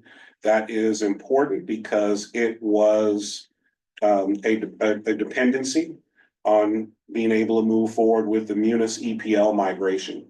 That project is also moving forward. We had a meeting with stakeholders, I think about 3 weeks ago at this point, really to talk about the need to do an on-premise migration before going directly to the cloud. There was some grant funding available through DCD to project manage some of that work. So that work is moving forward. We completed an initial assessment from Tyler. They gathered data from us that they will use to build the specifics for the servers, which in turn we will build to support the migration and move forward with that plan. So that project is moving forward as well. Great. Okay, so from the area of finance, there's a lot going on, but you know, we dealing with budget every day, of course, that's just what I do, part of what I do. But also working with, you know, how we're gonna set the TBD up in the general ledger, how we're gonna set up the corner in the general ledger, how we're gonna actually pay the corner and the staff that are participating with the corner at this point. So there's been a lot of meetings about that. There's also been now more communication about people wanting stipends that are serving on boards, and you know, it seems like a little thing, but these little things turn into big things. So All things that start right here and then affect you. So one thing that I'm noticing, and this might be useful for our team, is that, you know, in finance and in accounting, we're starting to feel the crunch because of all these new things, new programs, new sewer, you know, all these things have trickle down effects. And so our customer is everybody in the county government, right? And so our payroll team is pretty well staffed. We're really feeling the crunch in our accounts payable area. We're servicing over 1,400 invoices every month. which is a pretty hefty lift, and we have one person in that. And so we're starting to think a little bit outside the box to how we can handle that crunch. But then when we think about adding personnel, we're thinking, man, we have a space issue because we have very limited space for where our accounting team is housed. So, so we're just starting to think outside the box of what we can do to help resolve that crunch, because we anticipate it's not gonna get any easier. It's And probably more gonna things coming get, down the pike. exactly, there's gonna be more. So that's kind of where we're at in the world of finance. Thanks for bringing that up. Yeah. Yes. And so Judy and I have talked about that. So, you know, we do have the one AP person, but we up here are help. So we have our licensing people, or Jesse, my chief deputy, that also goes down and helps. Because we don't have a place for them or a computer if we do hire someone. But I do want to thank Sean's team, because we up in our auditors courthouse staff got new desks. And we have, like, probably for 20 years have always sat down and the customers always looked over us, told us. Now we are at the same level, and it is awesome. So I can walk up to that desk and we are eye level, and they did great on pulling out the old, years ago, there were doors, not even the knife doors, there were doors that we actually worked on. So probably 25 years ago, we got some countertops, but now we have the stand-up desks, and they're super. That's great. It looks really good. You ought to take a look at it. Go out Haven't and take a renewed look any at it. tabs lately. I need to go up there. Yeah. I'll just go up there. Yeah, there you go. So the TBD district, you know, will affect our office too, because we'll be collecting the $20. Yeah. So, you know, well, it would be good to have some talking points that we're gonna, you know, talk about, but also, you know, it's effective, I think, July 13th. I'm still not quite sure if it's July 13th, we start collecting $20 for everybody that comes in, or if it's gonna be on renewals that are printed back in May for the July, you know, expiration date. So that's something we need to figure out also, is July 13th is the day, but is it, you walk in, even though your renewal notice says less than 20, we're gonna collect 20. The other thing that happens with that is, because it's county, it's the 1600, right? Not 1601, which is a city. So if you change your address between now, if you move from the county and you say you move to the city, we're gonna have to require proof of residency. Where now you can just come in and change your address with us, but now, because we have different fees for different places, you're gonna have to prove that you moved out of that district. A bill or something. Yeah, your USPS change of address, notice of address, Driver's license. voter registration, Voter driver's registration, license, something like that. Yeah. So, you know, we're excited to support it, but we'll need some tools here to help that. So if you register your vehicle to a PO box in Fort Townsend, then you wouldn't. It's have to- always your physical address, so we always require you to prove where you live. You can have a PO box anywhere, but so if you just change your PO box to Fort Townsend, we're gonna ask you where your physical address is and put that. Nice try there. Nice I $20, man. I got 4. Yeah. Apple, do you want to go? Are you done or not? Yeah, I'm Okay. good. Okay, I'm just, we don't. Apple, are you ready to give an update? I do have to get off in 6 minutes because I have at 1 o'clock. What? We'll take all 6. I will not. I've got a list here. Just updating everyone that we have successfully moved a bunch of our staff over to what we're calling the Public Health Annex, which is across the parking lot in Castle Hill. Thanks to Monty for leasing us some of his space for a few years. We're pulling together multiple teams to be in this annex space. It's next to Papa Murphy's, and thanks to all my team, especially Veronica, and also her synergies with facilities and IT to get that space up and running. It takes a village. So that's growth on our part, but also kind of streamlining and pulling disparate groups that have been in sort of silos off site together in one space. We will be looking into building a water quality lab in the back part of that space, which I think I've already told you all about. We just made an internal hire. It was a great recruitment, bunch of folks, internal and external, for the Community Health Improvement Program Manager position, which was vacated at the end of December. And We now have an internal candidate who has accepted the job and has moved up into our 8-person management team, which is exciting for us and for her. We have a environmental public health manager job that's becoming open. And want to make sure everybody knows about that and tell your friends. Can I apply? You'd be so good at that. It's like a dream job for me. It would be. Well, that's some nice marketing you're doing there for us. Thank you for saying that. We've been really involved in the comp plan revisions, at least from the climate element, climate and health element. So thanks DCD for including the health element, and then also working closely with our staff who are dedicating some substantial time to that right now. And I recently joined the WOC, which we talked about a minute ago with Josh, and nice to work with you, Brent, and have our staff come together around the water and utilities issues. We're going to open up our 4th and maybe final clinic in the next school year here in Port Townsend at the Blue Heron. So that's a lot of work. I think I'll end there. I could just keep going, but thanks everybody.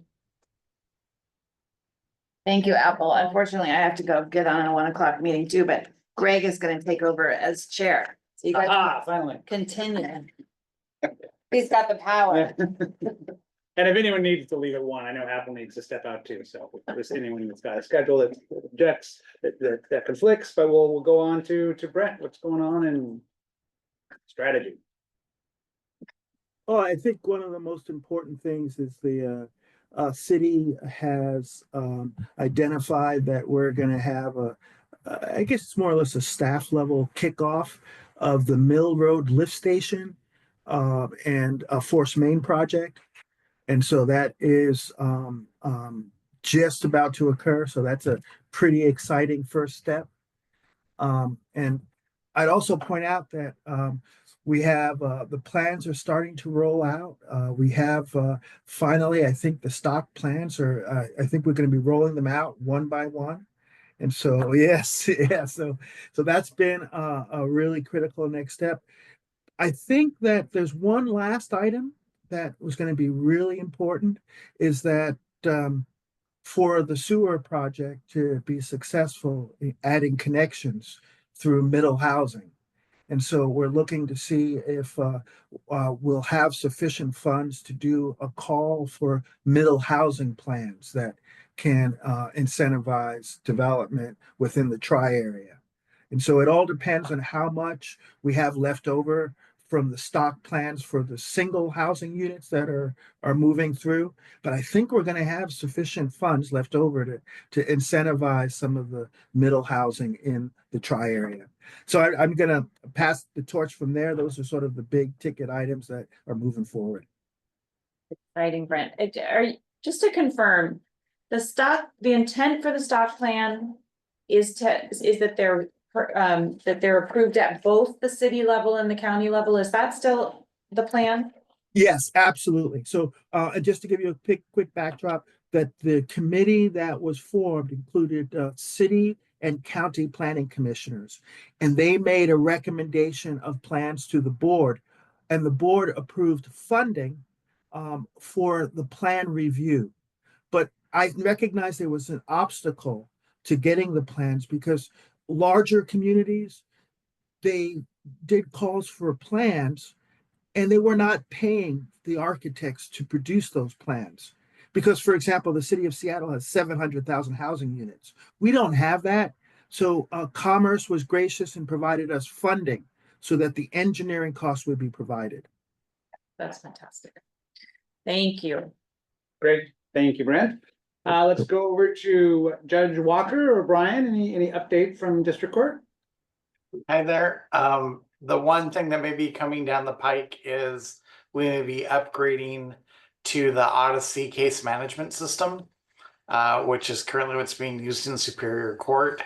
We're in pre-meetings right now, starting to do the work to look at all the data systems, how they exchange with the state, which means that then eventually I'll have to wrap in IT to do some technical reviews. There may be some additional costs on my end I do believe there isn't much from what I've seen that IT would have to do other than new connections and help with the installation. And they would set up appointments and meetings to talk to them. So, but that's Right. where we're at. Sounds like an epic upgrade. It's a totally different system. We're going from 1980s. If you really want to see antique computer systems, come on up to my office and you'll see hard-coded blue screen technology still. Whoa. That's great. Nice. Jeez. All right, well, Judge Walker, I don't know if you had anything else to add? Or you maybe just stepped away, all right, well, we are. Oh. Hello, any additional update you want to share? Do you have anything to add to Brian's updates? Nice to see everybody. Okay, great to see you. Well, we've reached the end of our circle, but we haven't had a lot of discussion. Any last thoughts? Good for the order, anything? It is 1 o'clock. Go ahead, Josh. I do something I forgot, which is that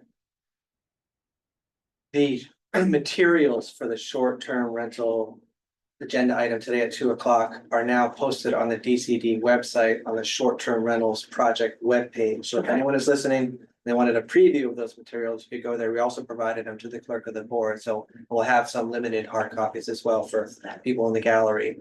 But just wanted, it was a lot of work to get from last Monday to where we are this Monday. And so apologies for not having that as part of the packet itself, but the presentation materials are now posted on the DCD website. Thank you. Thanks, Josh. And so just for the public's information, at 1:30, when we come back, we'll be going right into an executive session, and then we'll come back and continue that hearing at 2 p.m. So take some time to look at those updated documents at DCD's website. Anything else, responses from anyone else, or anything for the good of the order? Okay, well, we will recess until 1:30, and it's always a pleasure to have this quarterly meeting with our leaders. Thanks for being here. This is my second one of these. Oh, yeah. At some point, you're gonna stop.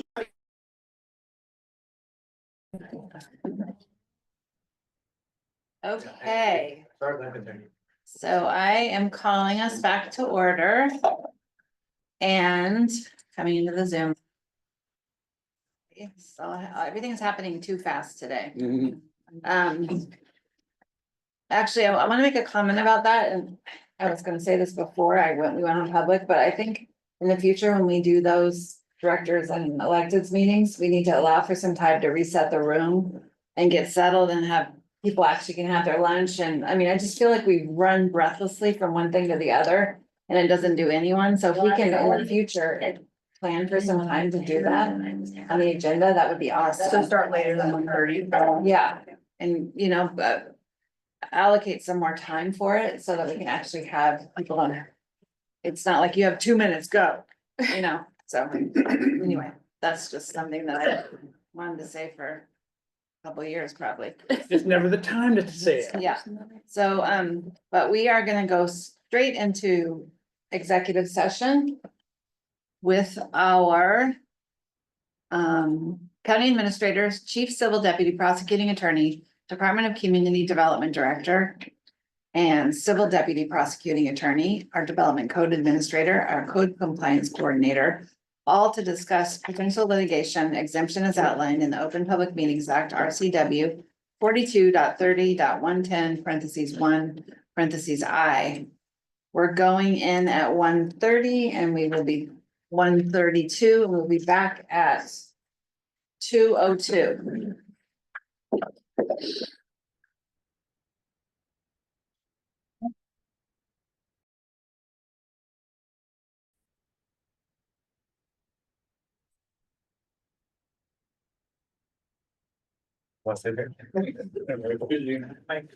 So Greg, you're gonna go through this one at a time, right? Yeah. That's great. Will you have action? No, Potentially, right? no, out of executive. Oh, yeah. Are we back online? Oh, trying to bring over the person above you. Okay. We are coming out of executive session and we will not be taking action. And we are going to move right into our next agenda item, which is hearing continuation, and potential action regarding amendments to the Jefferson County Code regarding short-term rentals. And we're gonna be joined by our staff, Greg Ballard and Josh Peters, and Nikki are also here. Yeah. Anyone online I should bring over? Not coaching or? And I think we're turning it right over to Greg. And Greg's gonna go through the, a comparison of the planning commission version and the DCD staff recommendations regarding the short-term rental. And I put the presentation materials online about a half hour ago. Okay, over to you, Greg. Cool. Greg Ballard, DCD Code Administrator. I'm gonna briefly go through the changes. I tried to organize it so it's a little bit easier to keep track of. So the first thing is, this was Appendix A in your packet.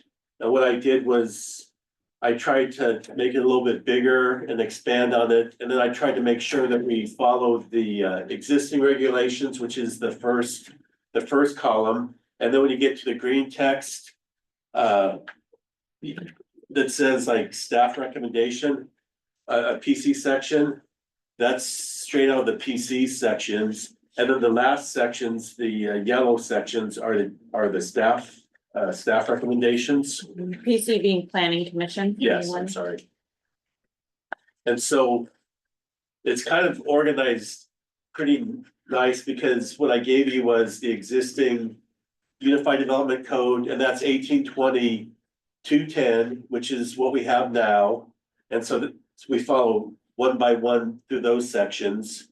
And then we go to the planning commission sections, and that ends up after 1820-210-3G. And then we go one by one through the planning commission's recommendations. And then we put a comment about how that compares with the staff, like where it's at in the staffs, or if we didn't think that that was appropriate or not. And then for the staff one, the staff section, it's all the yellow, and only if we didn't, like if it wasn't addressed in the other two versions, then we put that in. You added something. And yeah, and so it was just so that nobody would say that, oh, you skipped something or you forgot to talk about something. And I think it's important to add in that there was a legal review of the planning commission version that got into some of the staff recommendations, correct? Correct. From the prosecuting attorney's office, our civil deputies. Yes, we consulted with the PAOs before we started our ordinance after the March 3rd meeting. We got some input from them, came up with our language, and then the PAOs reviewed both the planning commission changes that were made at the February 19th meeting where they made 4 or 5 significant changes and the staff version, and it gave an opinion. Right. And so I'm just gonna go, there's 5 what I call minor changes or easy changes in blue. And so if you go to the right, if you see blue, that's a choice that you should make. And then the pink ones are hard choices or major changes that are the sections that we should probably focus on. Okay. And so like the first box is Appendix A, not a big deal. We just changed days and night for the Pleasant Harbor NPR. So that's not a big deal. Appendix B is the definitions. If you like the first column is the existing regulations where they call it transient residence. The second row is the definitions needed for the planning commission's version. The third row is the definitions needed if you like the DCD version. So like if you, the planning commission uses the word landlord, so we had it had to be defined. DCD used the word like operator, so we had to define that. So that's the reason why there's different definitions. But it's, any one of these definitions will be fine. You just need to make sure that if you adopt a planning commission version that has landlord, so we put the definition for landlords in the definition. But just to be clear, the DCD staff recommendation removes the word landlord altogether and the definition of landlord, correct? That's correct. And uses something like operator or whatever Right. instead. Okay. Right, so like each of the ordinances could stand on their own. If you want to adopt the planning commission's you would just go to exhibit, you know, the green exhibit, which is their version, and that would be, that's a self-contained document. Yes.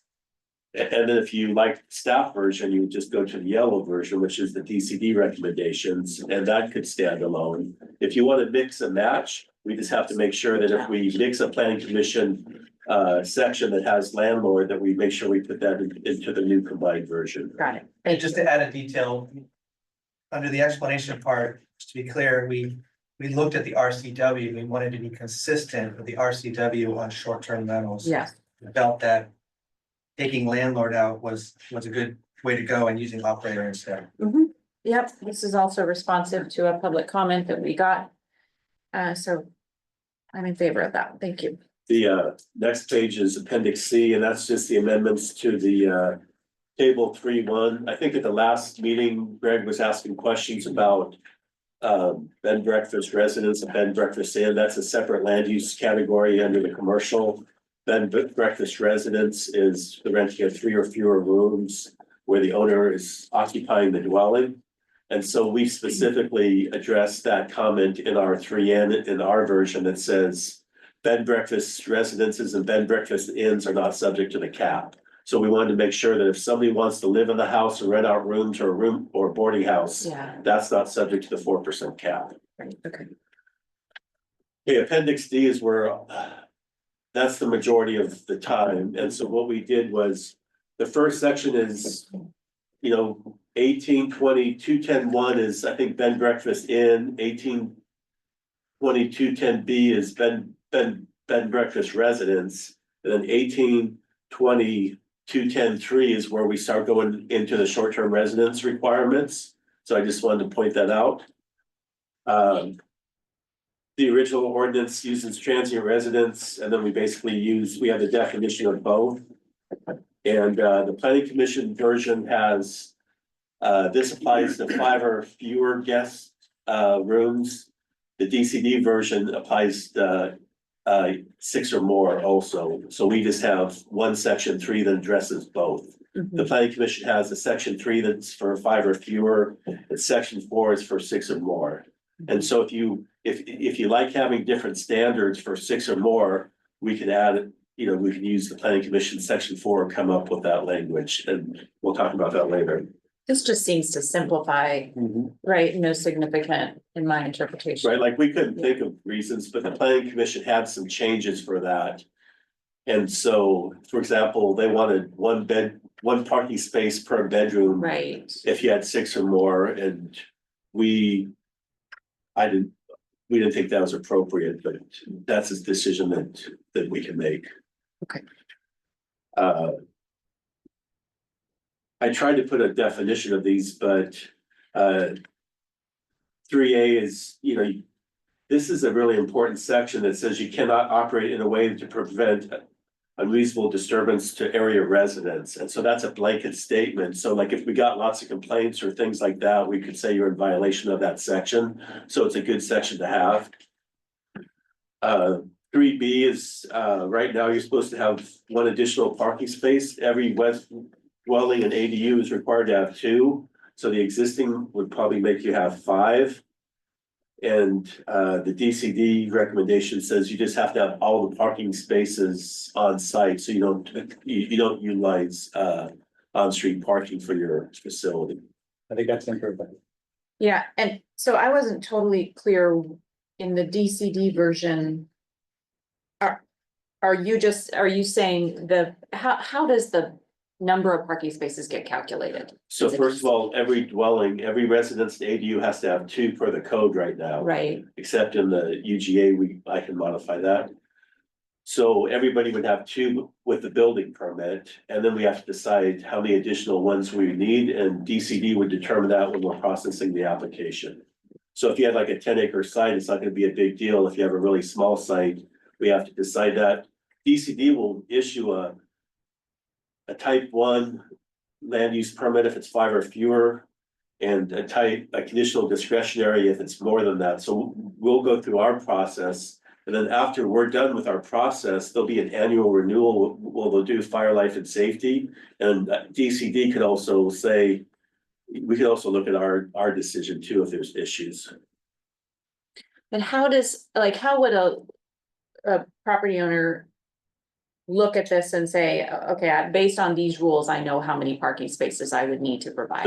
You just go to 1830, and I can't remember the code, but it has the parking standards, and it says for a residence, you shall have two. And we're pretty consistent in requiring two for every dwelling unit. But how does that transfer to this, I think is that what you're asking? Right, how do they know how many, do they have to provide more? Or What is required all parking spaces on site as determined by DCD? So you look at if it's a dwelling, Right, if there's a house and an ADU, the house has to have two and the ADU has to have two? right, Right. off-street, I mean, on-site parking, and then if they have like a 10-bedroom house, we want additional parking. but if there's a house that has already been determined how much parking it needs, and now they want to apply for a short-term rental For their ADU. for their ADU, or say within that house. There's a mother-in-law apartment, for example, that it already existed, but they weren't using it as a short-term rental before. Right, I mean, I would say that we would have to determine, like, if you had a house and then you had like an ADU or mother-in-law, for sure you'd start off with 4, because you have 2 for the house and 2 for the ADU. okay. And then we would look at what they're proposing and say, we think you have a 10-bedroom house, you need more than that number of spaces. But it doesn't sound like it would necessarily add a requirement if you're just changing use. I'm gonna use now the mother-in-law apartment that has 1 bedroom in it. Right, we wouldn't require additional. You wouldn't require additional parking, and that, yeah, okay, great, that's. The 3C, it just talks about food service.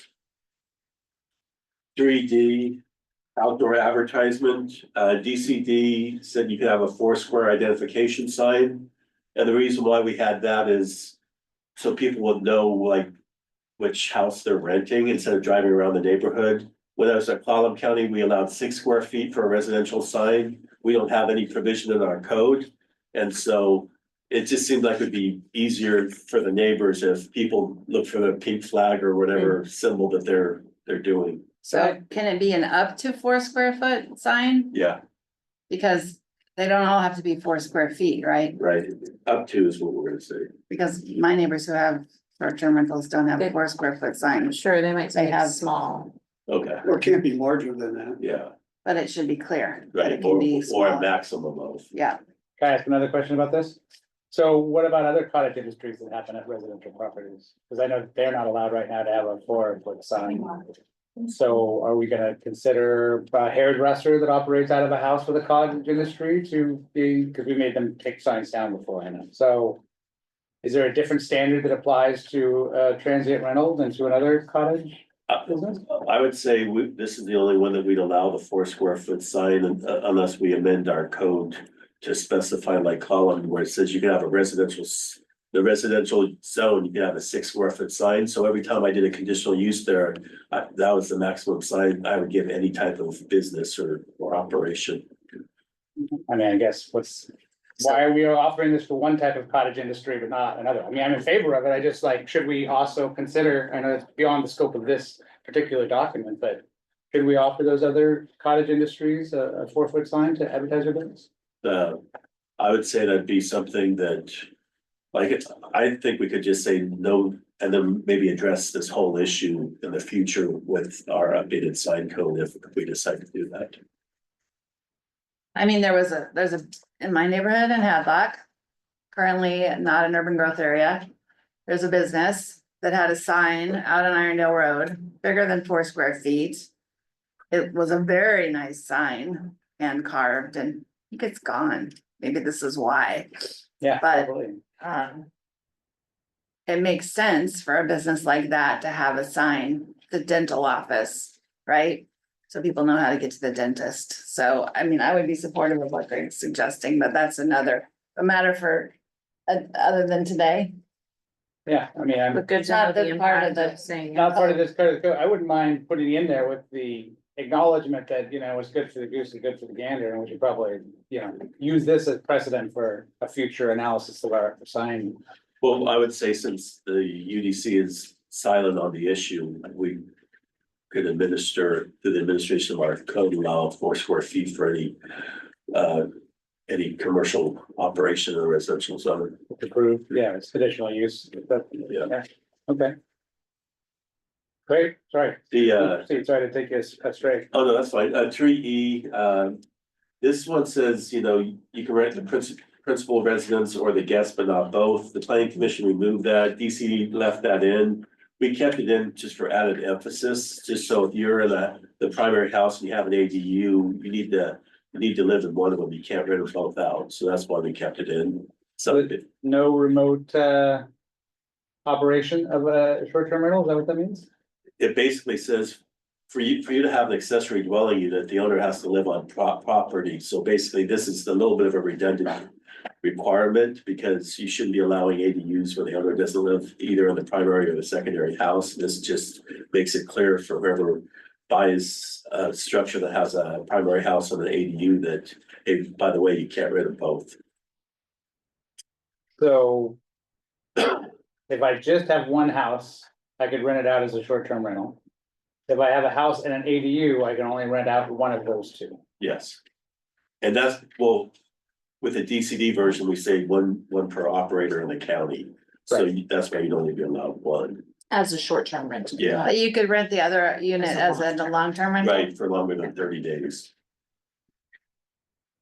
But not, as a short trip, so. Right, so Okay. you could rent them both out for longer than 30 days. You just couldn't rent them both out for less than 30 days. And this is in both the versions. No, planning commission told us. Oh, removed this section. I see. Okay. Okay, now we get to our first magenta section. Yes. I'm sorry, I'm not quite done with 3E, Okay. because it feels pretty this is a fundamental, pretty big actually, one, because it just, like, if it means that someone buys a property that has an ADU and a house, but they don't live in the county yet, they're less able to utilize it as a short-term rental than someone with just a house, or just a primary residence. Well, I mean, they could rent one of the two out for longer than 30 days and one of them out for shorter than 30 days. And so that'd be their only option. Okay. This doesn't trigger dormant Commerce. Okay. So what were you saying, Heather? Whether this triggers the dormant commerce clause that we've seen other jurisdictions run afoul of. Yeah, I don't think it would be an issue about, this just makes it very clear that you're not supposed to get an ADU if the owner doesn't live in the primary or secondary. We're just kind of reiterating that requirement. Okay. A3F's our first contentious issue. And so what the planning commission wrote was subject to the maximum number of short-term rentals for less than 30 days are permissible when the landowner is a resident of Jefferson County and the landowner or a qualified representative is in Jefferson County during the entire rental period. And so we thought that would be hard to enforce. And is this where the question of legality came up? Wasn't there a comment that we Yes. got from This is an attorney in Tahoe that said that this was not? This is the dormant commerce clause for Okay. sure. And we've seen evidence of a case where the entire ordinance was thrown out. Yeah, it was not severable. Right. Because this violated the dormant commerce clause. I'm just wondering if both of these do. So that's a question for. And then DCD's solution to this too is pretty substantial as well. Are you gonna go over that? Yeah, I mean, what we said is that every landowner is allowed every operator is allowed one short-term rental. So it makes it easier to administer. So if you owned a piece of property, you could have one if you got a short-term rental permit and you're under the cap and everything. Then you could have one, and it kind of makes it just, so if somebody lives in Seattle and they have a second house here, they could rent Now, if they had a house in Jefferson County and another property in Jefferson County, they could only rent out one of them. And we heard that example a lot in public testimony of people who had either acquired or inherited a property here and were here for a portion of the year, but the other portion of the year wanted to be able to rent it out on a short-term basis. So this solves that concern. Well, yeah, it does, and I don't even see how we could go against that legal precedent. Just add a little context too, so there's a lot of discussion earlier when we started to have preliminary meetings last year about trying to prevent in Jefferson County a situation that other counties have seen throughout the country where commercial businesses, essentially, even international foreign interests, buying up residential properties and then using them as businesses, right? Yeah.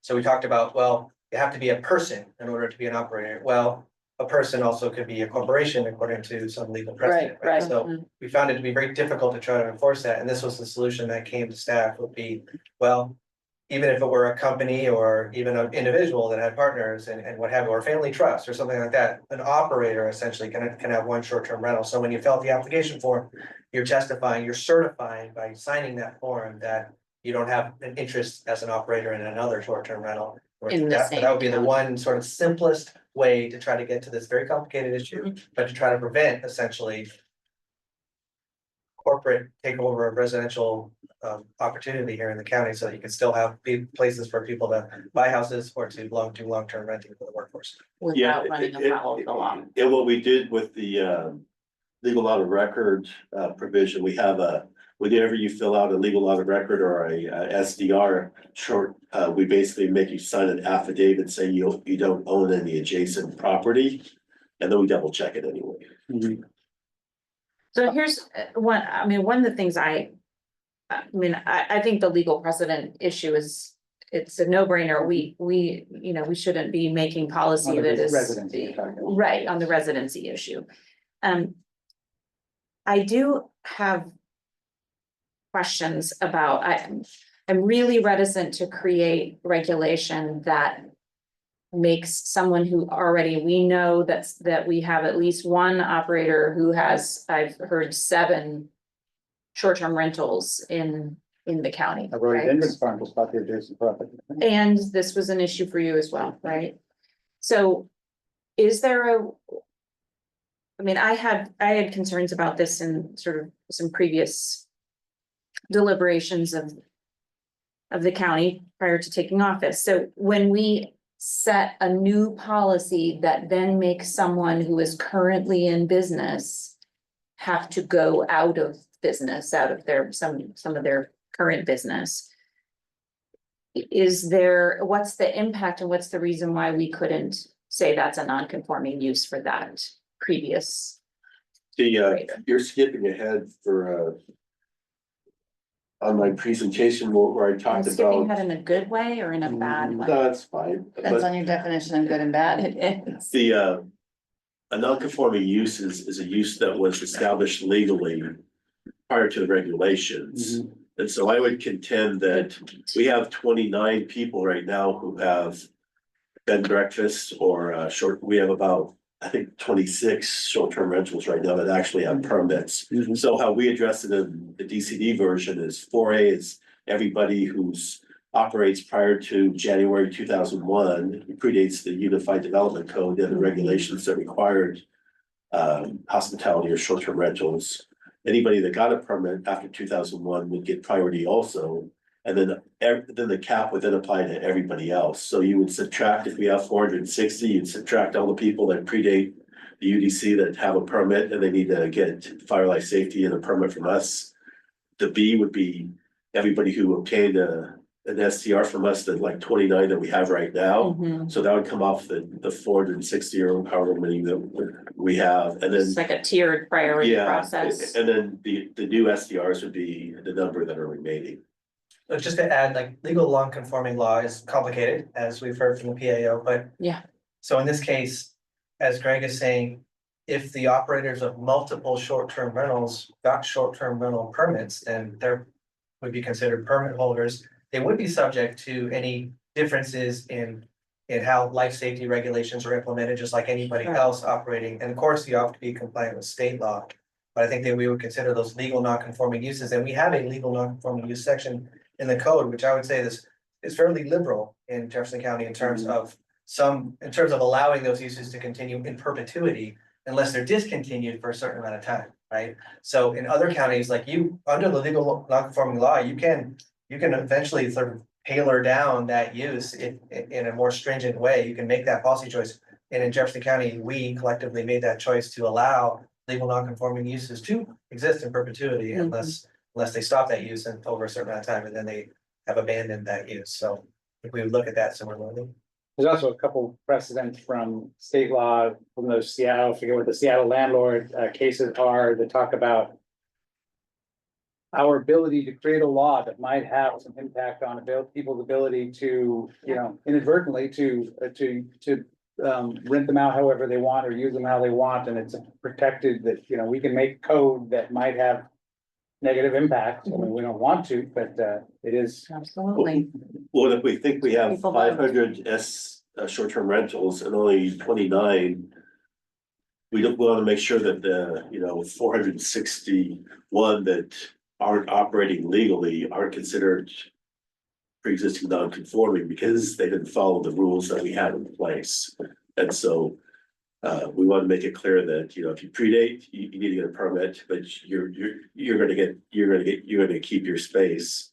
If you already have a permit, you need to get fire life safety, but you're gonna keep your space, and then everybody else is whatever's left. We also haven't been accepting those permits as long as, from the moment that we kind of daylighted to the public that, these are really, you need to have an SDR Like permit. 50 have lapsed at that time, yeah. Right, but we had 75 when we started this process, now we have 29, so 50 people phased out of the program because they were no longer doing it, or they didn't want to go through the fire life safety fee of $294.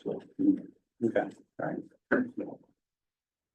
Okay, 3Gs. So are we done talking about magenta? I mean. No. Not particularly. I mean, I think I understand it, but I don't know. Okay. There's more to talk about too, but yeah, let's keep going. 3G is the last section of the existing code. And it just says you have to comply with all state, local licensing, Department of Revenue. That's in 3K, the Planning Commission, 3G, and the DCD version. The Planning Commission section is the next section that's in the green on the left side. So then the second. I'm sorry. Yeah. You can give Carolyn control if you want her to do it. No, I got it. Okay. Well, I'm sorry, but so 3 is just the opening section that says it applies. The Planning Commission does the 5 or fewer since they have a separate section for 6 or more. So that's not a big change.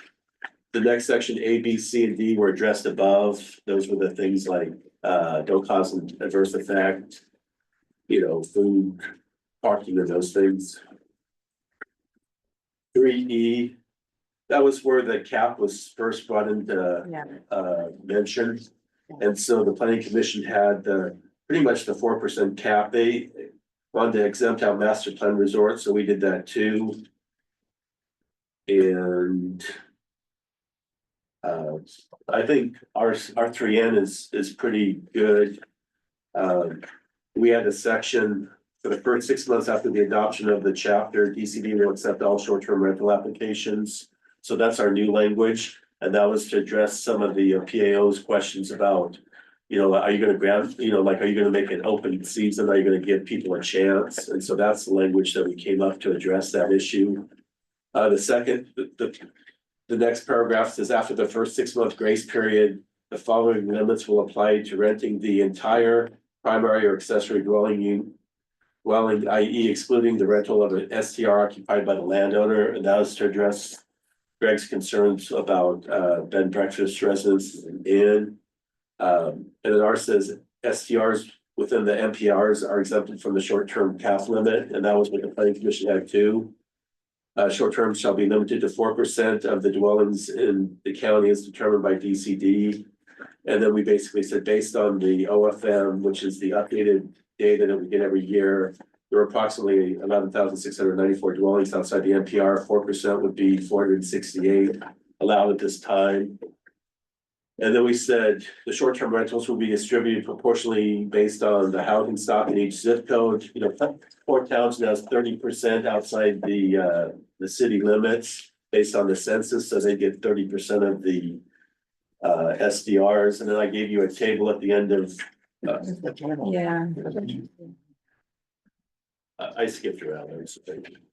That's section N, but this was one of the most important sections that DC. This is a Yeah. big one. And then it just says, every year DCD will update. I don't think I put that in there, but if you go to the fourth document.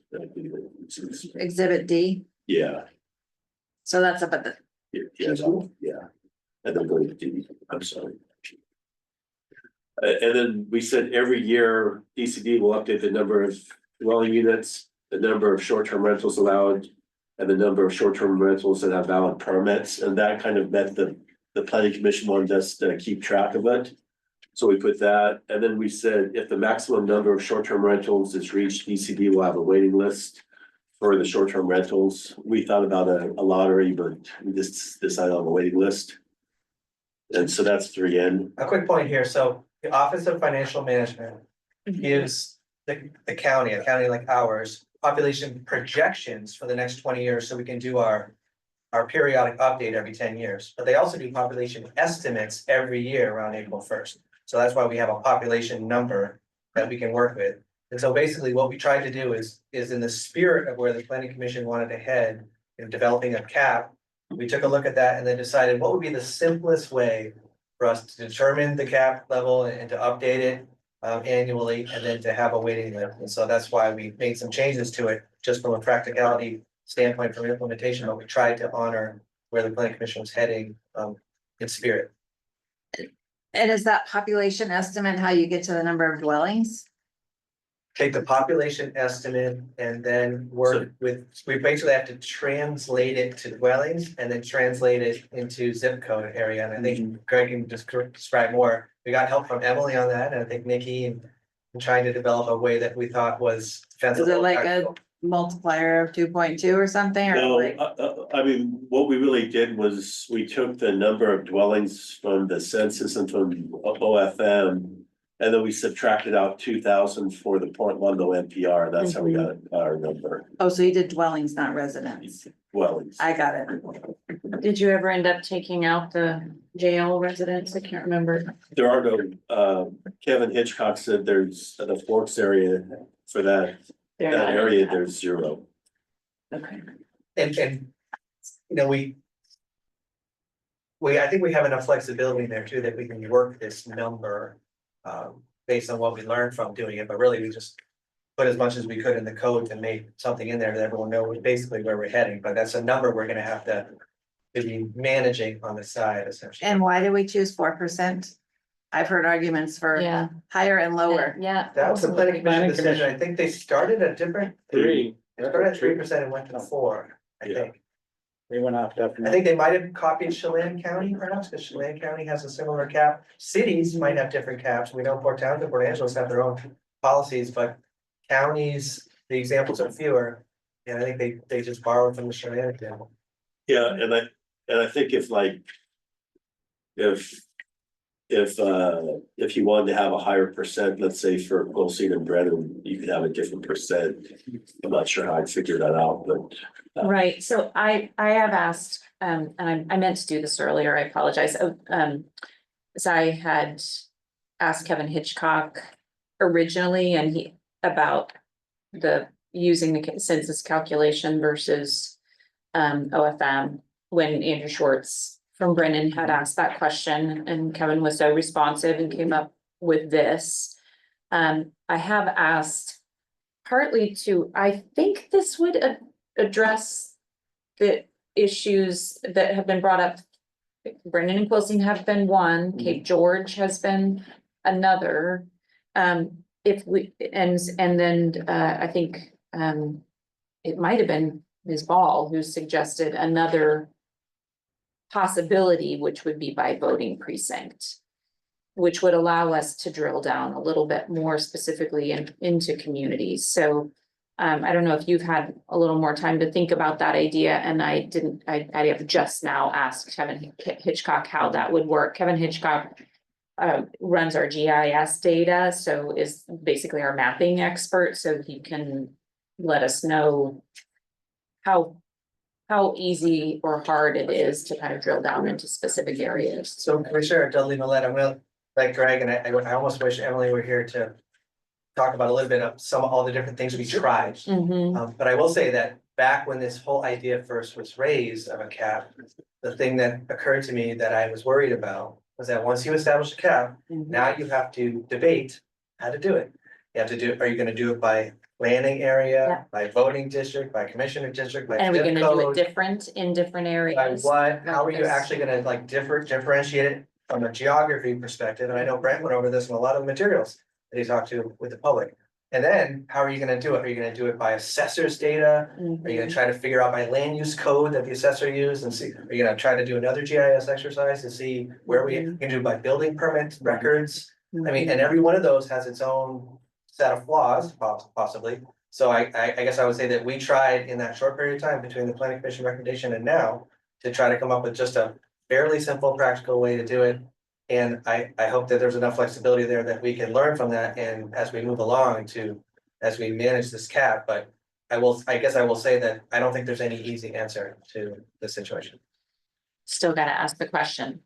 So, and what I hear you saying is that in the thinking, as you thought through, and thank you for sharing that, because I think that is really important for people to understand the complexity of every one of these tweaks, right? That it's not necessarily just like, oh, we should just do it this way. But when we're trying to solve problems for more than one specific area in this case, to me, it's worth looking into, especially when we haven't made a decision yet. So I would like to just hear from Kevin about how hard that is to pull up that information. What I hear from you is that it potentially adds a layer of administration on your side, to basically drill down into smaller and smaller areas, creates more myopic administration on your side, right? And it's then if we further go and say, we're gonna do it differently in each of these areas, that's an additional layer of I think administration. Snow Creek Road can take 7%. There you go. Just that one. Would that be one? I guess- I was just gonna say, I'm like, that's one, right? I agree. I hear there's merit to- There's merit in going into every one of these conversations and trying to drill down and figure out how to do it. Yeah. I guess I would say that specifically speaking of the Cape George question, if I understand correctly, it was because the Cape George Homeowners Association rules can only be amended. The 100%. Universal acceptance, which Right. that's a lot to ask for. Yep. They want the county to get involved more in the regulation of the stats. I would definitely recommend from a staff perspective not to do that. Yeah, because- I think it's, what I heard more is, yes, that there's a burden on that side and a sort of likelihood versus not likelihood. But also that there's a specific burden in certain communities who may already have a high percentage. And some of those communities want that further regulated and some sound like they want it more lax. So we just have to take that And into it's just general, it's just a conversation I don't think we've had, but in general, the county has its rules. And then each homeowners association in various, whether it's a neighborhood or an apartment building or what have you, they have their own rules. Yeah. And as long as their rules are consistent with ours, that's fine. They can go more restrictive, like an apartment building can say you can't have short-term rentals. Or Cape George could say you can only have this many, and it could be less than our, irrespective of our cap essentially. But they can't be more lenient than us though. In other words, if we meet the cap in that zip code, if this is adopted as it's proposed, then it doesn't matter what their rules are, whether lenient or not, because we've already met the cap in that entire area. So I guess I'm saying homeowners associations have a lot of power within that homeowners association, but it has to be relative to the county regulations of all stripes, health codes and building codes and what have you. Yeah, I hear that and I appreciate and thank you for letting me sort of re-articulate back to you what I think I'm hearing, just to make sure I'm clear. And I still think it's worth asking the question because we're talking about how to understand the impacts on our specific communities. And that's a Then I called up the precinct map, just so you can see how many more individual caps would have to be calculated if we Yeah, were voting precincts and. Right, so this is how the county is cut up into precincts, just so everyone knows. Yeah, I fully It'd understand. be hard to administer that many. Hard, but still worth asking the question, in my opinion. If our communities are feeling like they're disproportionately impacted, I think we owe them. But that might not be the only thing that governs whether they are. Absolutely. If they have a homeowners association like Cala Point or Cape George, You bet. that's gonna be overriding to whatever. Yeah, I'm ready to move on from this topic. I just wanted to ask the question. I appreciate you wanting to tell me that I should not ask the question, but I still do. So for, on the planning commission's 3F, we already talked about that. That was the magenta, so I counted that magenta area twice. Yeah. 18, 20, 310, 3F, we addressed it up, so. The residency thing. Yeah. 3G septic requirements, basically they both say you can't overwhelm your septic system. 3H has the 4% cap, so we already just talked about the cap. What DCD did also is, I believe, we also put a section about the zip codes too. No, I meant the way you advertise, but this 3H is similar to the other discussion on 3E on the cap. And so I think that's a pretty good, those two are kind of the same. 4C of the DCD version basically states, after you subtract out the pre-2001s, the ones after 2001 that have permits, that's the remaining, that's what 4C of the DCD was. So this basically explains how to figure out the cap. The planning commission didn't really elaborate very much. We were pretty specific on it, but it's pretty much the same as what the planning commission wanted. They didn't have the thing about the grace period, but that's kind of a legal thing that typically you do when you pass an ordinance to give an amnesty period where everybody can apply, and if they get the permits. And then if there's a high turnover of SDRs, that people follow the program and they don't want to do it like we had during this process, then even if we are over the limit, eventually we'll get to the cap number and we'll start limiting them in the future. So that section though that's the last planning commission section 3H. Yeah. So the language in the planning commission column, the middle column, the way that it's worded, it says in the second sentence, in the event the board has not established maximum numbers of rentals, a cap in each zip code, the cap in each zone shall not exceed 4%. So in this instance, this allows for more flexibility of either less or more in a cap per zip code, right? Is that how I'm reading that? The planning commission version has more flexibility in it. So, however, I guess if you're talking about this last one on the page here where it talks about Yeah. what you just said. I think what we found awkward about that, and I think the prosecuting attorney's office advised us on this as well, is that it sets up this sort of extracurricular board decision within the code itself. And You mean of deciding caps? yeah, deciding caps, so it wasn't clear like when and how. and Right. All of those things, so we felt like, So it didn't, but Greg was just saying it's the same as that. It doesn't feel like the same language as. Right, that was a mistake on my part, like, we didn't think that you would want to, like, we told you can establish a different cap. But we wanted you to do it through this ordinance instead of. Right. right. Establish the cap through the ordinance, not some extracurricular Cap, decision-making process that we just couldn't. quarterly cap setting sessions. Yeah. Okay, So then, 3I annual inspection, the planning commission just said short term shall be annually, and then we specified. What The thing I like about our version is we say like, if you failure to renew your short-term rental, you may result in short-term not being allowed if the limit is met.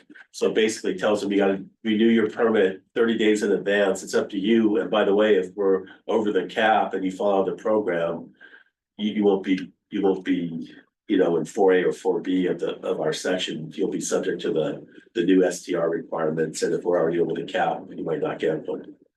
It just puts the responsibility on the short-term rentals to renew their permits. So 4J is pretty important too. It says short-term rental permits shall only be valid for 3 years for permit holders whose primary residence is not on the site. And we listened to the PC, and there was a lot of people that said you can't really do business that way. And that, you know, if you're running a business, you just don't want to go into a lottery system after 3. Yeah. And so we recommended removing that section. It's really. Pre-K basically just says you have to comply with all state, local, registered, and all both versions have that. Section 4 is the requirements if you have 6 or more. The way the DCD wrote theirs is it's 5 or fewer guest rooms or 10 or fewer occupants, because we basically said two people per bedroom, and that was to meet the environmental health concern that they're gonna have too many people in a bedroom. So we clarified that in our definition of 5 or fewer or 10 or fewer occupants, and then 6 or more than 10 occupants when we defined. I kind of just skipped a little bit, but Yeah. that's what number 4 talks about. And then we consolidated our standards into one section from 4 and 3 and 4, like the planning commission, just into section 3. You're talking about section 4 here now, Yeah, right? yeah. Right, but it was in both. Right, in the planning commission's version. Okay. Yeah. Okay. 4A, basically, then they went through the same requirements that we talked in 3A before about. No, they repeated no adverse effects, so we thought that was a little redundant. They talked about parking, but they had a different standard. They wanted 1 additional parking space per bedroom if you had 6 or more. So if you like that section, you know, tell us now and we can make sure that that's kind of incorporated. But to be clear, you have removed that. Yeah. You don't, there's no additional parking requirement unless you're building new.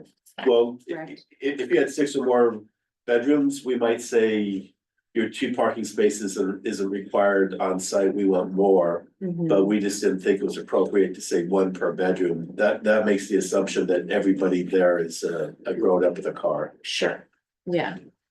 And that you're coming and visiting and bringing 1 car per Right. person effectively, or per bedroom. 4C is still under 6 or more. It's about signs. We already talked about that. D is. They both require a conditional discretionary permit. That's a permit that the code administrator gets to determine is it gonna be a type 2 or type 3 permit, and we determine that based on the nature of the project. You define administrator. In this document, no, do you, because I don't have It's everything defined in here, the Unified Development. it's Code just Title in the 18. UDC, Yeah. okay. The great. Development Code Administrator is essentially assigned by the director, and I've assigned that responsibility to the Development Code. Okay, I'm just, that was something I noted here that it just says administrator, but no definition, so it's in there, thank you. 4E is pretty important. So this one basically says. E says about the cap. I says landlords are prohibited from renting to a third party for less than 30 days within the first 2 calendar years of ownership or lease. So this is for a short-term rental with 6 or more. And so that's the clause that we're wondering if you like that or not. So basically that says for the first 2 years, if you buy a dwelling that has over 6 bedrooms, you wouldn't be eligible for a short-term rental. Why? That has over. So in in the DCD recommendation, it's just the one short-term rental permit. Per Six- landlord, yeah. 6 or under. Again, just trying to find an elegant solution to a number of policy options, and one of them was this idea of trying to deal with 2 years, Right. et cetera. That was kind of Yeah, in yeah. combination with some of the other ideas about preventing commercial uses in residences, and so we felt like our solution settled a multiple policy items and with one more simpler approach, Yeah. which has its own consequences, but is a simpler approach and easier to administer. 1 unit of up to 5 bedrooms. Right, 1 short-term rental up to 5 rooms. That's, For one type of. You get one short-term rental to be in any number of rooms. Right, if you're over Any 5, you number. do a different process, it's a Right. CD process. gotcha. Right. So those 5 bedrooms can't be 1 in my ADU and 4 in my house. I just wanna, my primary residence, right? Just in one structure. Well, like if you lived in the house, it'd be a bed and breakfast residence, so it would be subject to this. And then if you rent your ADU. Let's say you live in the ADU and you also rent out a room in your ADU, Okay, that would be a bed and breakfast residence, so that would be subject to the cap, and then you could rent, Live in it. right? It's Okay. And then you could rent the other one out. If you well, have, let's say I don't, then it's just one building is gonna be able to be rented Right. out unless I live in one of those. right, and one of those- R3H says you can't transfer between structures on the property. On the parcel either, so like if I live in the house Yeah. and then I have an ADU, I can't transfer to the. Can't decide you wanna live in the ADU? You could do it, you just have to apply for a permit, we just wanted to make sure we got the fire life safety inspection, Right. because maybe your house is good, but your ADU is. Right, totally. Bless you. Wrap this up in 5 minutes, right? Yeah, we got 5 minutes. Well, so what Okay. to do next? This 4E, I think if you like that section, you could make that a requirement, I mean, I think that one's, if you wanted to limit someone for the first 2 years, but I think you could enforce that one if you wanted, it's just. I wish I could ask planning commission about this specifically. I have, in looking at this over the weekend and last week, I'm not sure what they're trying to accomplish with their version. I think they're just trying to discourage the number of short-term rentals that we have. and I think then- I know. Do It's more specific. They're trying to discourage someone buying a piece of property, developing a house for the sole intention of running it like a business. And not living there or offering it to somebody who lives in the community to live there. Which they would want to do if it would be like a maximized business if it had 6 bedrooms or more. I'm not talking about the 6 bedroom, I'm talking about the 2-year thing, so. Oh, the 2-year So thing, okay. I think you would discourage someone from making an investment if they couldn't actually generate a profit. They had to wait 2 years to generate a profit for their investment. It would discourage Right. foreign interest, out of state interest, out of county interest. From Because they're buying a looking for property and that. running it like a business because they have to wait 2 years to turn a profit. So I think that's what that was about. And you're taking that out. Yeah, we don't We're have, replacing it with a different version of that you get justification. one per. One, property. one. Which accomplishes the same, Right, we're trying to accomplish that policy objective Thing. with the more elegant, as well as some other policy objectives that we already talked about. yeah, Simplifying it. yeah, I don't think this is, okay, The thank you, that's helpful. really quick, 5, the regulatory compliance, the planning commission had the bed and breakfast residence and inn in there, and I'm not sure why they had it since we're in the short-term rental section. Okay. 6 is basically application requirements. I think those sections are pretty straightforward. 7 is the non-conforming use section that we talked about earlier. We said DCD, use the effective date of the UBC, non-conforming uses are not applicable since every STR is required to obtain a permit and have annual inspections, regardless of when the STR was established. Okay, under 6 though, is that where the posting is? Like posting the permit number? Yeah, that's what a 4F in ours is. Okay, We're saying that if you advertise it, you need to put the DCD, you have to put the DCD permit number, so it'll help. On the Nikki, portal, yeah. So we can say, oh, they have a DCD permit number, so we'll. it's is it more- 4F? I mean, 4F says it's short-term rentals shall be located on the landlord's primary residence. Okay, 4F of the DCD, the yellow version. Oh, yellow, thank you, we're not there yet. Thank you. Oy.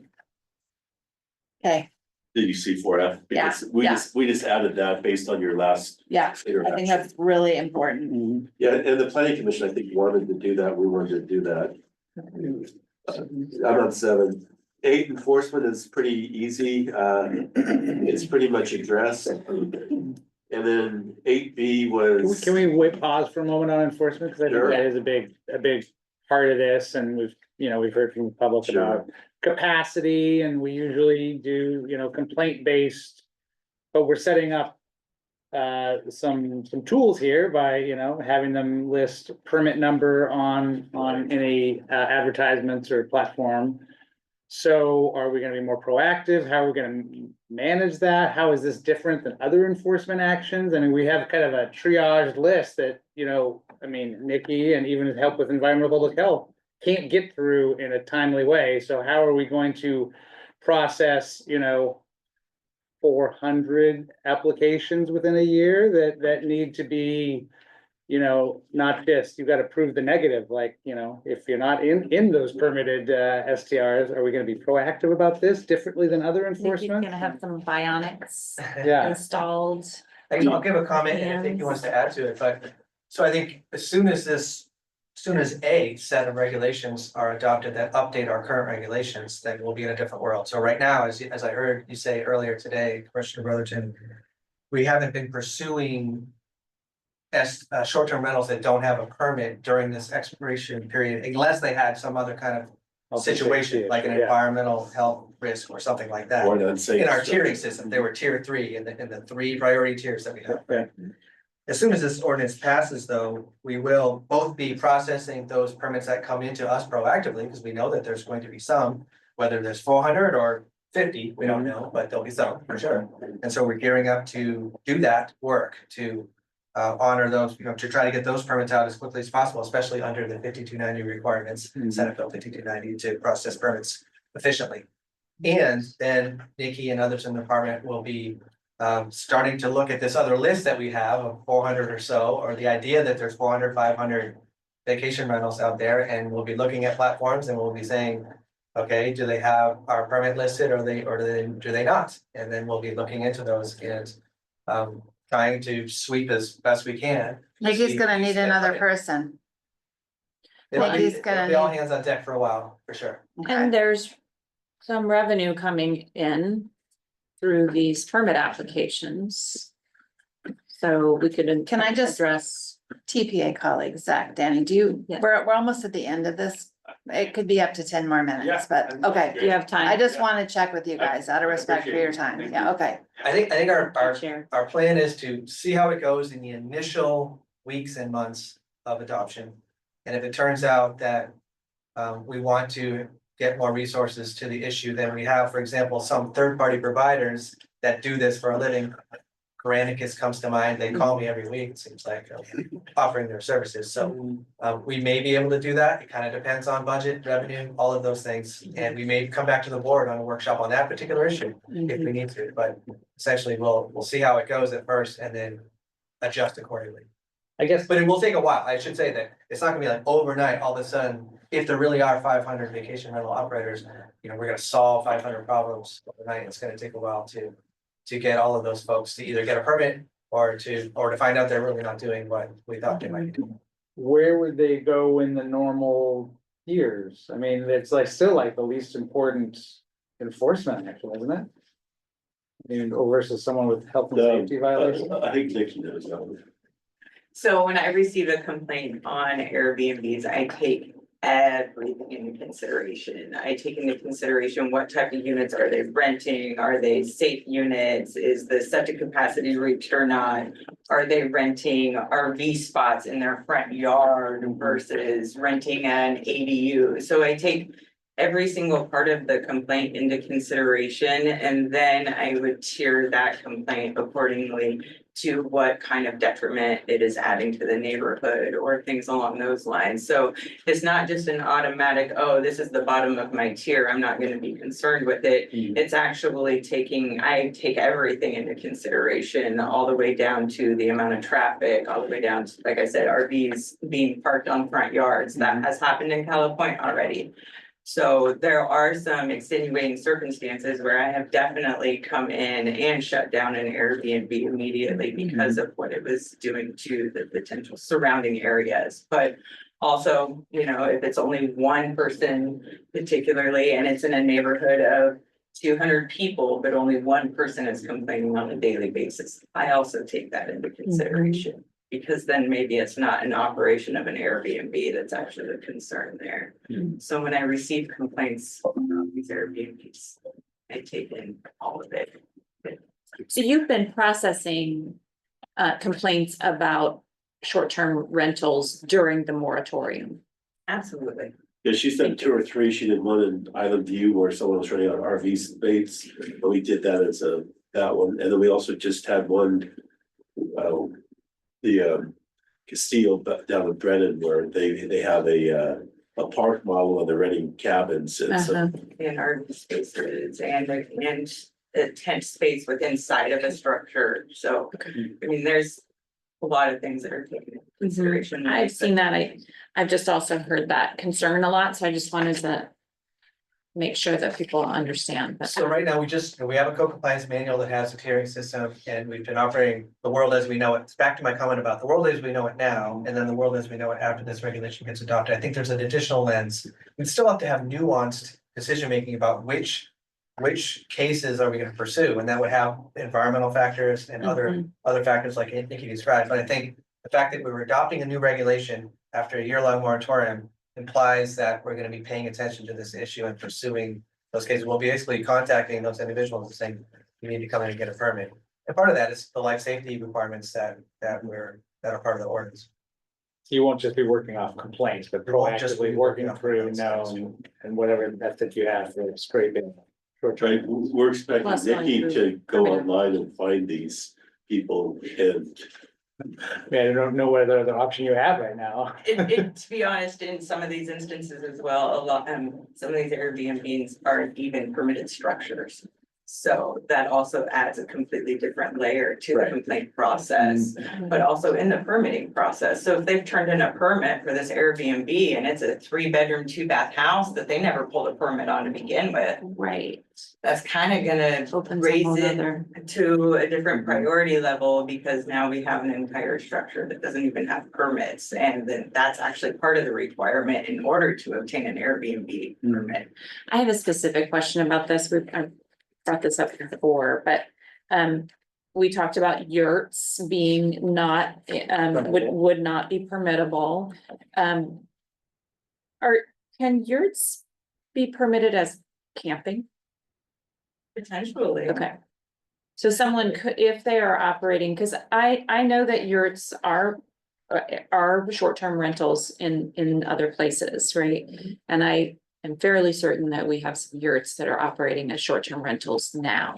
So could they go and get a camping, like a glamping kind of permit, which would be a different process? So Yes, no? they can speak better to that, but we actually have a separate code for campgrounds. Okay.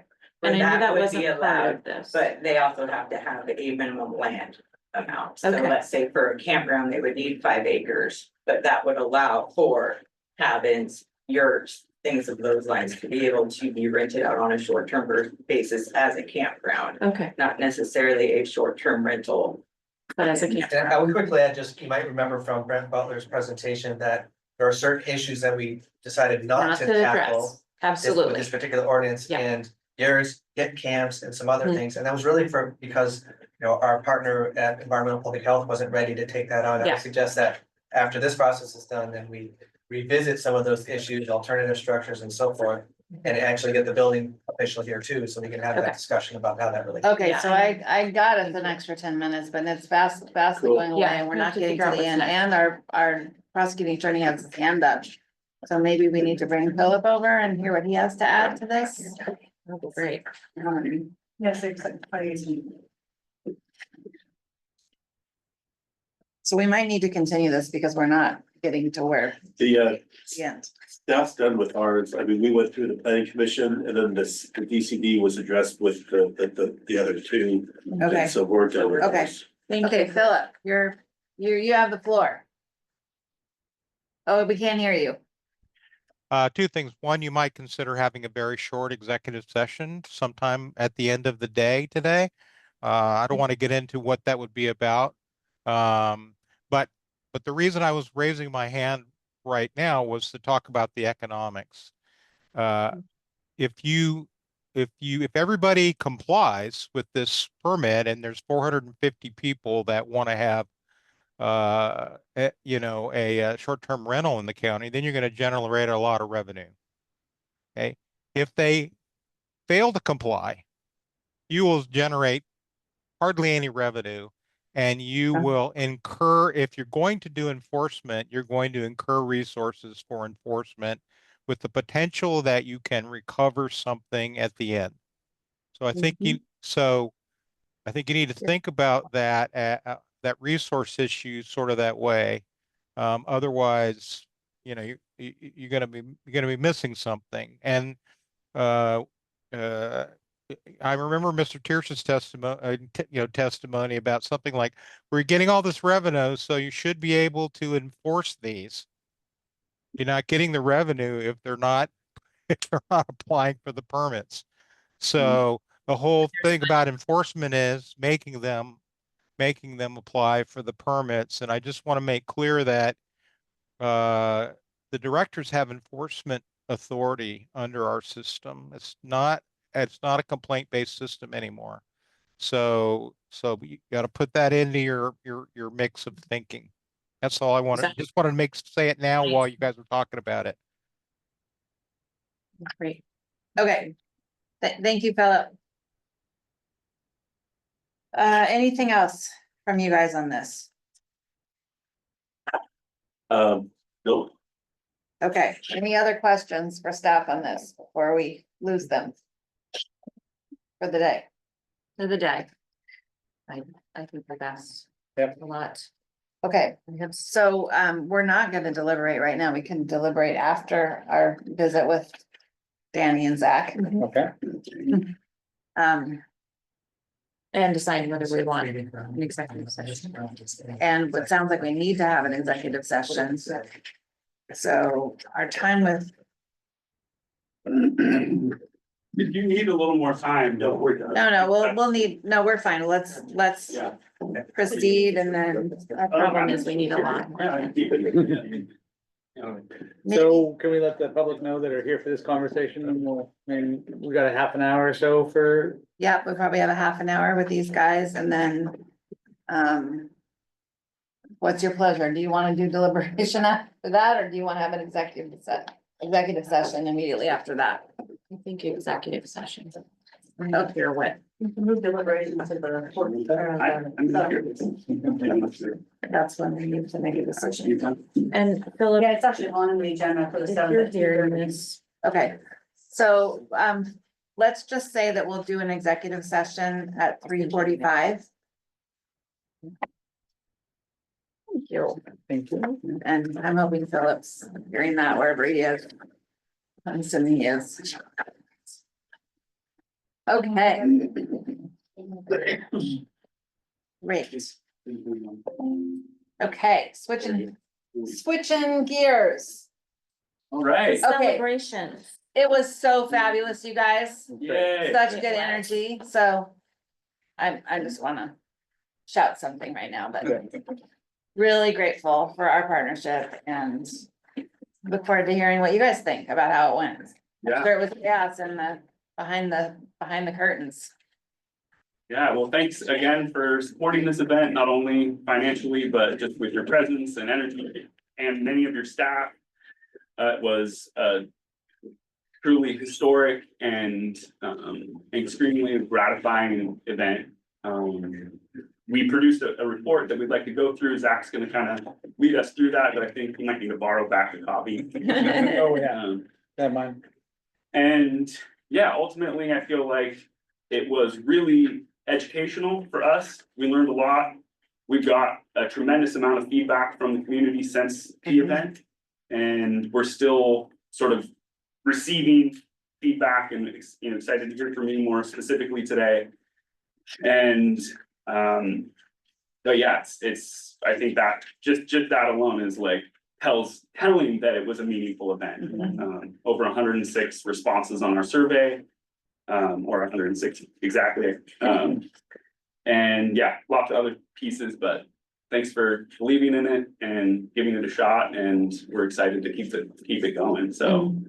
And for people who haven't looked at the agenda, this is at the Connectivity Summit that happened March 7th, 8th, and 9th of this month at the Chimacum High School, put on jointly by the Production Alliance and Jefferson County and lots of other partners. Awesome.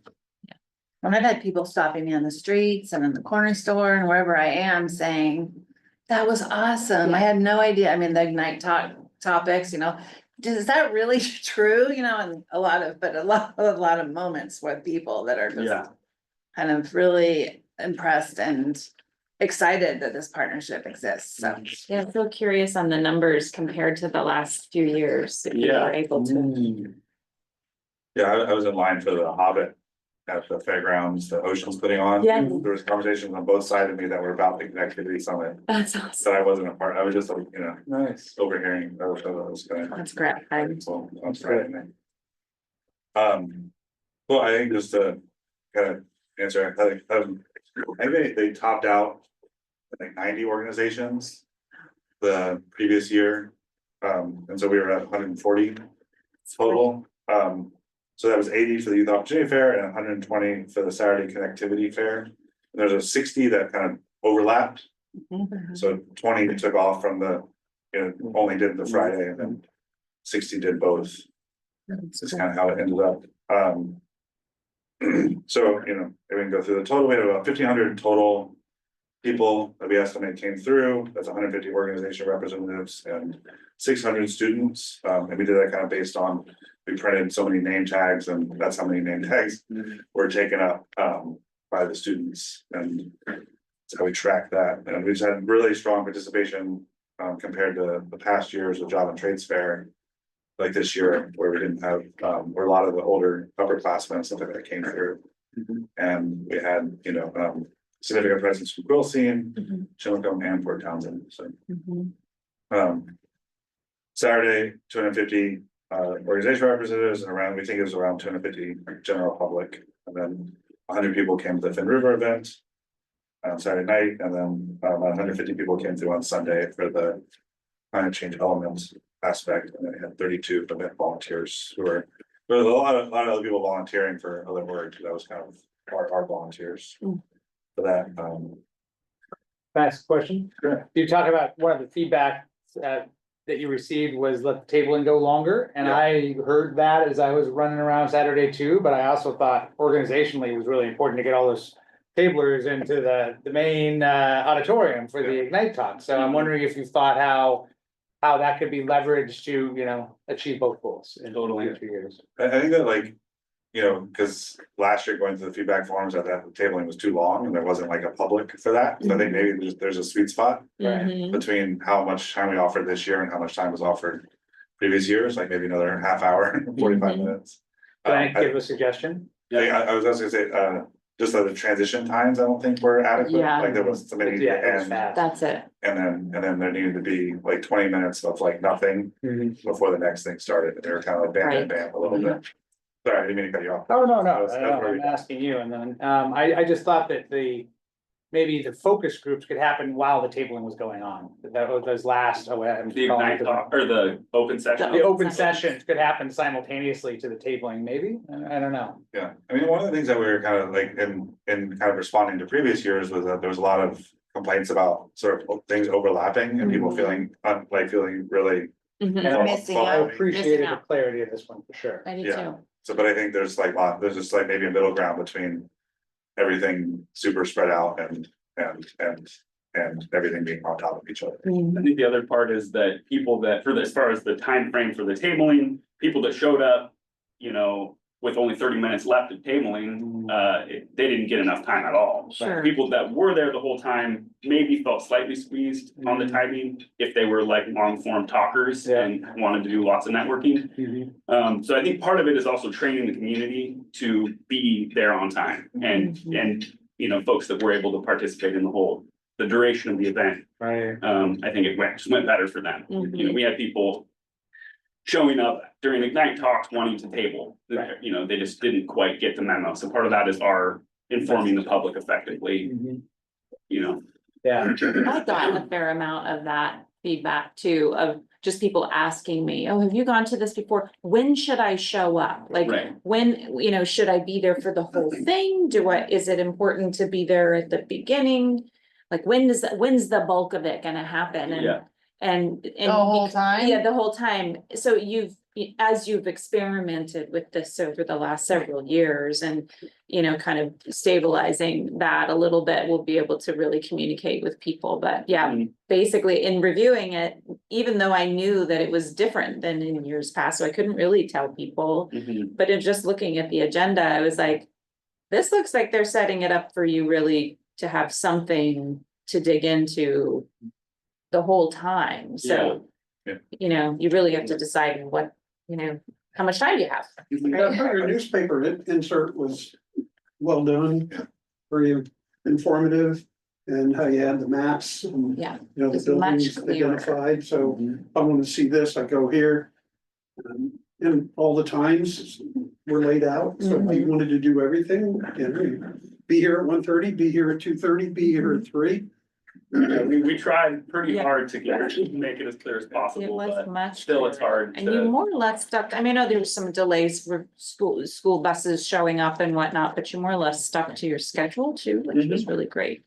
I think that was the, like that we did like work and like the insert, I think was like very effective, but that we needed to kind of just promote just the schedule.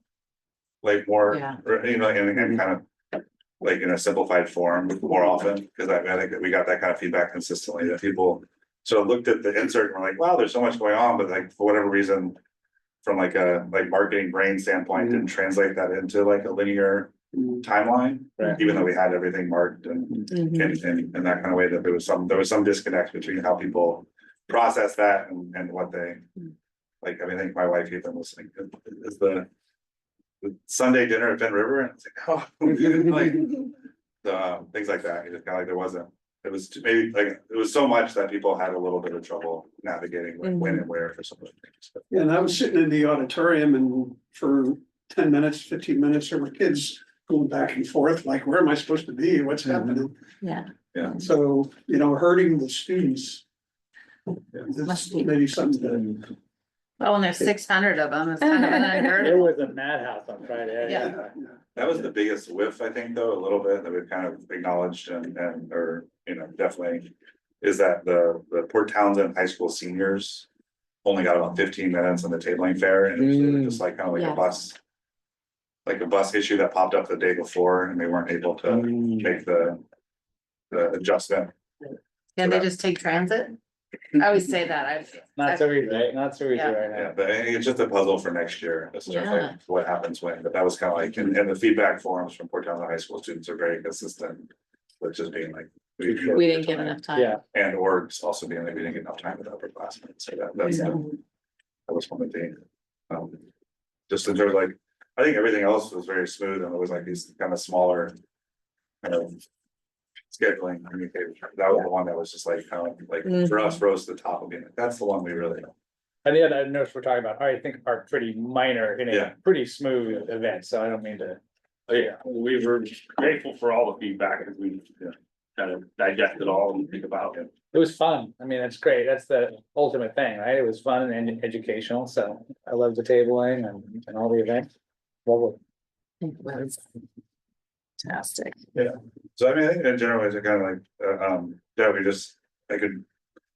Seemingly kind of didn't want me to necessarily run through this, but I was happy to also just take any, I thought they kind of like the engaged JC. feedback was like pretty interesting.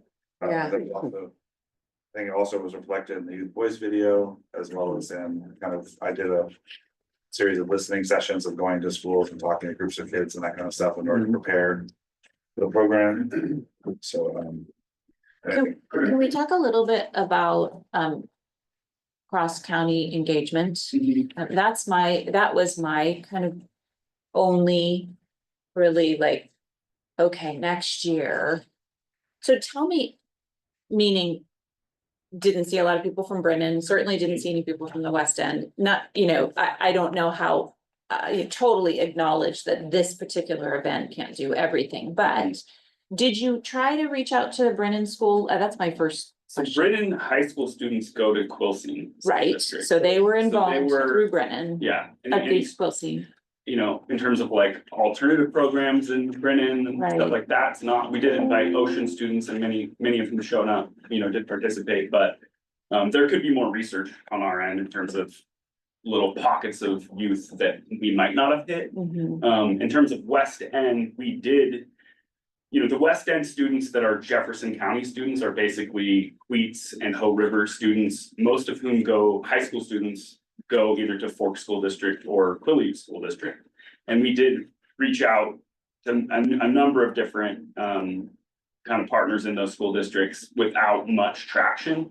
Though I feel like the seeds have been planted and there's, a generous welcoming invitation was made on multiple occasions and ultimately, it's stepping stones. Hopefully we can, we're in other fronts with production lines. We are working on trying to cultivate, good relations with the communities on the West End.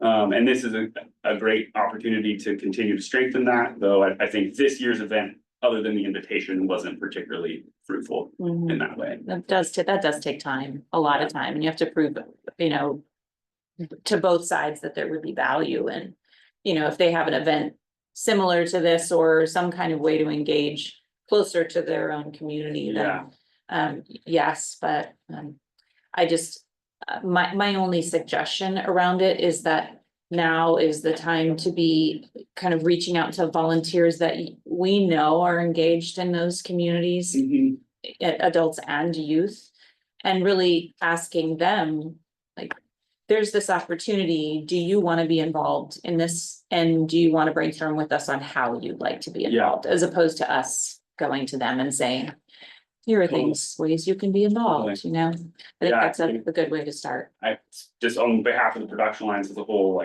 we are eager and enthusiastic about that work. Within this event and outside of it. And as mentioned, it's slow moving stuff, but it's something that we're very much working on. And it's great. I mean, even just, I mentioned it during the Ignite, no, not during the Ignite talks, the youth engagement day and the panel that spoke twice, the kind of 20 somethings that were sharing their experience. And I think I had mentioned it to you, Zach, and the second panel, you had the presenters just say, because it actually turned out that several of them were from Quilcene and or Brennan or other parts of the community. And so they got to share that. And so just even the acknowledgement that, hey, I'm actually, I know it looks like I'm from Chimacum or Port Townsend, or maybe I live there now, but I'm actually from these areas. And that was really great. I appreciated you being so responsive to that. Yeah, and I think that panel has gotten placed over, there's been a lot of positives and response, but I think in general, we're clarifying to people that we got some sort of a mandate from both Port Townsend and Chimacum schools that really the group that they were most interested in kind of engaging with is what they call disengaged youth in our community, right? Which Jefferson County has the highest percentage of disengaged youth in Washington, but then they were kind of recognizing since COVID that so the people at risk, the youth at risk of becoming that way had grown from 20 to 40%. And they would really like that sort of that forum to be kind of focused on specifically on those kids. So we got a number of feedback about where are the kids who went to college and came back and stuff like that. And I think we were specifically focused on trying to reach kids that didn't leave and maybe didn't have a plan, but could, there's still a pathway being fine. Yeah. To being okay. Yeah, And being absolutely. engaged and involved in your community. Yeah, so maybe there's So that- multiple panels, but Yeah, for I think anybody, that was something that came up. Yeah, that was my favorite part. yeah, Awesome, yeah.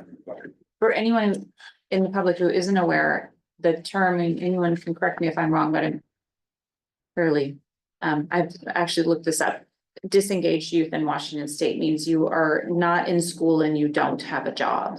So that is what you just said, is that we have the highest percentage of disengaged youth in Jefferson County in the entire state.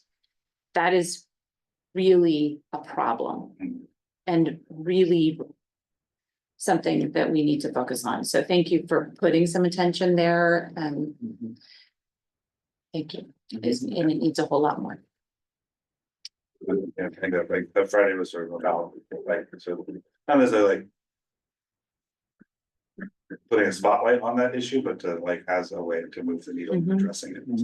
Well, it's an awesome number that 600 youth showed up, you know, I mean, I know it took some work, but they were there and participating. Some people don't even think that we have 600 youth in Jefferson County, and Right. we in fact have a whole lot more. So thank you for being, you know, creating an opportunity for them to be seen all in one place for a minute. Yeah, Did each of you have a chance to go to the symposium?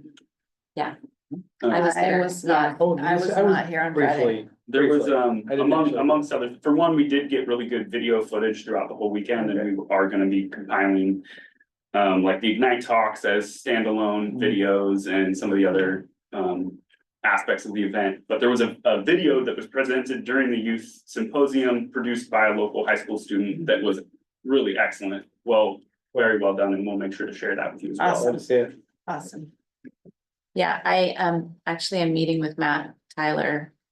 So if he hasn't seen that, I would love Yeah. for you to send. Yeah, oh, totally. Yeah. Yeah, we'll send it out. I think the rec center came up with, and we kind of like jump into like the follow-up kind of idea, but it sort of like one aspect of the engaging specifically Fort Collins high school students was the idea that kind of youth voice in this has had like a sort of mixed history, right, where students get like kind of mined for their feedback and input, and then sort of Nothing right happens. And so out of a kind of protection of that process, he kind of enlisted us to be like, yes, something will happen. And at the bare minimum, it's kind of like just like that, like we as a community have like seen and heard you all. And then I think at another level, there's like projects that could come from this, and I think that two that have come up that seem manageable, and I think one of these I might sort of just take on as the PTA. There's a port down at the PTA, but it's like a student discount for high school youth. That was it came up in the video, and also came up in a number of the conversations I had with groups of high school students that, like, you know, just that it's kind of, there's tourist pricing for a lot of our amenities that are not accessible for high school youth, and if there's not that many of them, that it's going to be a big knock to anyone's bottom line. But the idea that it shows that we value these kids and want them in our establishments and that kind of stuff. So like something like that would be like the kind of low hanging fruit, and then one that came up a lot that might not be as low, but is like sort of and that has come up in other parts of like the parent community engagement world, is like a refreshing of the rec center uptown. And We so- just heard about that earlier today. Yeah. Roof contractors were down there checking on the new roof. Yeah, but I think there's like there is some, and you know, momentum. Cause I'm also president of PTA, that's another, but there's to like have kind of parents adopt, you know what I mean, like that there's like, it doesn't need to all come from. Government, but there's like a desire for community, if there was a way to kind of, you know, partner with the county for people to kind of be able to help, you know, if it's like things like painting or furniture or things like that. So I think that. Yeah, it seems like one that could happen in phases and based on community support. Well, that would be a good thing to talk with Matt. It would be, And also the community engagement meetings that we were talking about today that will be scheduled all throughout 2025 Sorry. are, We get them there. good opportunity for. We'll get you. Yeah, there's a group of elementary school parents that really want to kind of have like adopt like Wednesdays and be a time where they volunteer. There's lots of stuff. Oh, that's cool. Yeah. Yeah. Well, maybe we'll make sure to push out the date, the community engagement meeting dates to Production Alliance so they can share it with your networks. Yeah. too. Yeah, we need help getting people there. Mhm. Okay, I see the question. Are we to the question on the, Sure, yeah. I mean, 2026? Yes. We'd love to do it, and it would be helpful to know sooner in the process than Yeah. later in terms of how we digest all the feedback and start to think about what could happen. You're losing one of your biggest cheerleaders. Mark is retiring. Yes, sad about that. But you still have your 3 other cheerleaders right. here. I can get a So, contract for next year done before. I go. well, and this That came would be up, the next this step. work. We really leaned into this work with the Production Alliance because of our strategic plan, which is a 5-year strategic plan. Right. So if we could do like a multi-year contract, that would be great, because then they could plan. Okay, It'll be, we think multi-year discount, right? Like we'll the way see you. about that. And costs go up. though. Yeah, costs are Yeah. Inflation, inflation is real. Inflation is real. There are a couple other things that I wanted to kind of seeds to plant, let you know of. I mean, for one, thank you for that response, and we'll follow up with Mark and see where things lie, but that would be incredibly helpful in terms of our process. Yeah, to be able to plan ahead. Yeah. Other notes, the county support is also helping the all county picnic. Right. And we went through a lengthy strategic planning process with most of the partners in that event over this course of the winter. And we determined that we were changing the name of the event. You may have seen the announcement at Connectivity Summit, as well as changing the date and location. So that event is taking place on June 28th, last Saturday in June at Thin River. And it's going to be sort of a 2-part event, 9 AM to noon as a deep dive on emergency preparedness before the cider house opens. That's just skills based and a series of workshops in the different breakout spaces. And then the emergency simulation and then more kind of fun family networking and community building and games and obstacle course and still skill building on the theme of emergency preparedness. So just want to give you a brief update on that. And additionally, another thing that's coming up that we're supporting with the youth is on April 1st, there's a soccer game at Memorial Field. We're just helping get the word out that it's like, bring the community out, everybody show up. 5:30 PM, the game starts. And we'll be making an announcement about that on our other platforms, but trying to. You got food vendors? I think there's gonna be some concessions. We're not really producing it. We're just kind of helping get the word out. What's about the it. date of that? You said? That's April 1st at 5:30. Coming up. Port Townsend Plain. I have a message about it in my phone, but I'll follow up about it. Okay, and then on June 28th, the new preparedness picnic name. 9 to noon is the workshops and whatnot, and then later. Yeah, is- from 12 to 4 is 12 gonna to be, there'll be all the boothing and kind of neighborhood networking And and like games and. We're still developing the program, but the intention is that the 9 to noon, the cider house isn't open. The event is open to the general public. We'll be gathering in, the hay barn, the main pavilion, the porch. They have like 4 different breakout spaces for workshops. And it will be a more focused conversation time and kind of skill building. And then in the afternoon, it becomes more of, party mode, the EPTP, the Emergency Preparedness Training Party. Nice. The EPTP is the afternoon section, but that 9 to noon is the deep dive timeframe. Can I make a request? Yes, That you may have heard since you're doing it at Fin River, yeah, but can there be an element focused on food systems resilience? yes, that's a part of our conversation and something that we care deeply about and we're also working on in regards to the farm tour. Great. And we're looking at adding in a food security, food, sovereignty component to the farm tour this year. Cool, that's great. Thank you. It's It's something gonna be a that big relates year. to the emergency preparedness, community resilience, and any ways we can support this kind of strength of community and health and wellness of our community. These are things that are deeply important to us. It would be great if we could actually have some kind of a conversation with these guys about all of our community outreach meetings that we're gonna do. And I don't know what that would, I mean, you don't need to facilitate them, but just like a brainstorm with us, because we do these community outreach meetings where we go to all the sub-communities in Jefferson County with all of us, all the other electeds and department directors. And last time we did them, there were a number of them where there were less than 5 people at each Right. meeting. And some of the, I mean, all of them had really good content to share. And so we just weren't getting the word out adequately. Right. And so we need some help thinking that. Yeah. Right, I was gonna say, like, to me, like, one of the, like, the places like this, the connectivity summit could go is if there's like more. Like sort of like integration with those kinds of events, I don't know if that's a. Maybe it becomes one of the community engagement meetings that's publicly noticed. Yeah, I think that's kind of like in terms of like next level. In terms of integration with the county and kind of it'd be part of your kind of engagement calendar. Yeah. I think Yeah, that for would be sure. rad, and then kind of like. That can play out also over the course of the year and.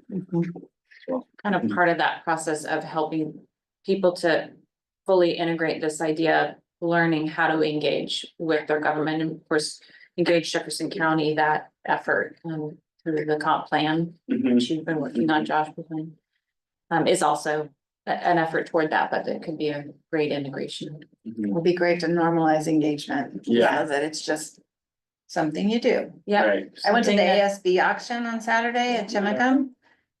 For the I was at the Empowered Teens Coalition Yeah. table, and me and my husband were the only ones there. And I was like, what? And in our Empowered Teens Coalition meeting, we've been talking about, we've been fighting over the tickets. So I was like, oh, it's gonna be full, but I was like, that's not good. So, but I think just like normalizing showing up, how do we?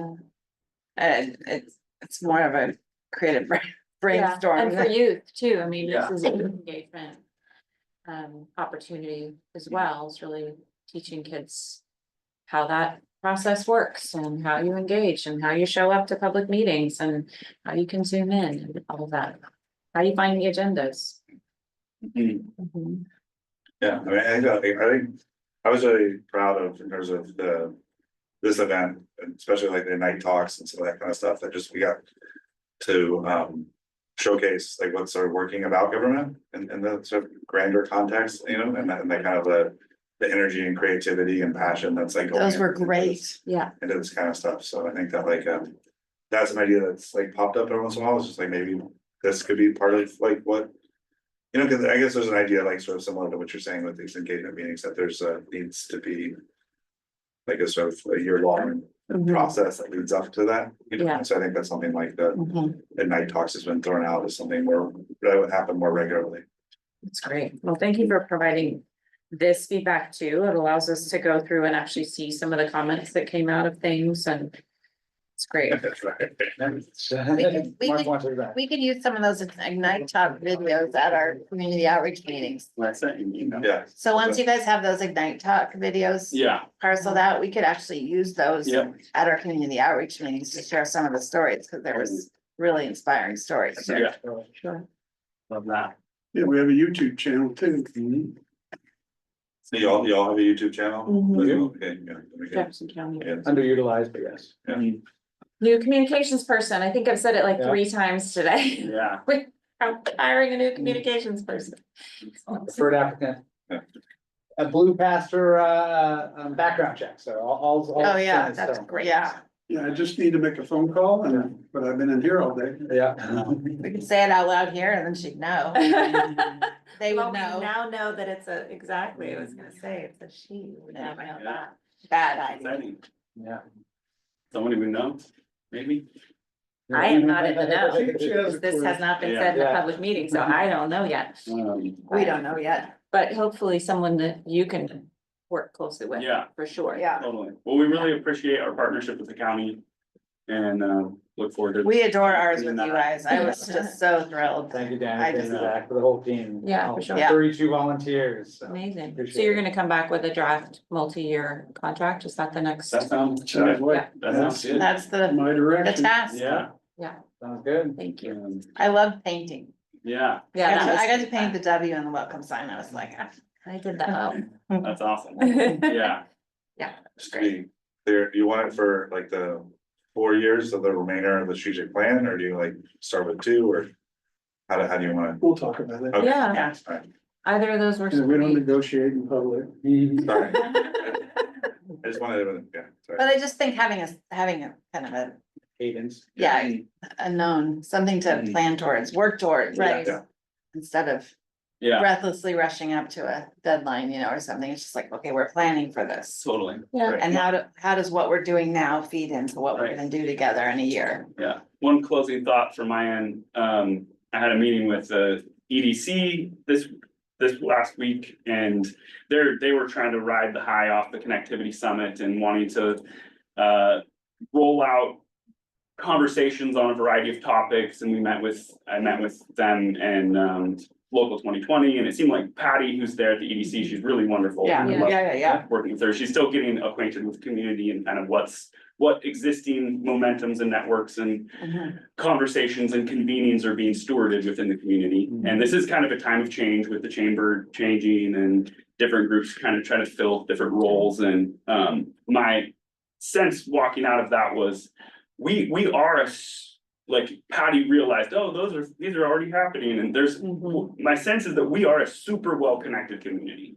And that over the course of the next 4 years with Connectivity Summit, we will come to realize much more clearly just how connected we are. Mhm. And that kind of taking that approach, just assuming that the connections are already there, we're just discovering them as we go to some degree.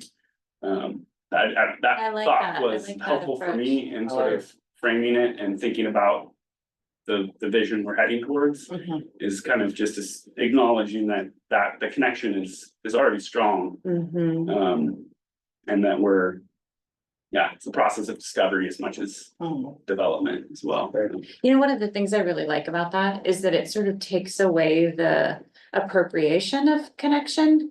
And nobody owns this but the people who are already connected, and we can facilitate more connection all the time, but highlighting and you know, the connections that are already there and figuring out how to amplify them is a really great way to see it. Yeah.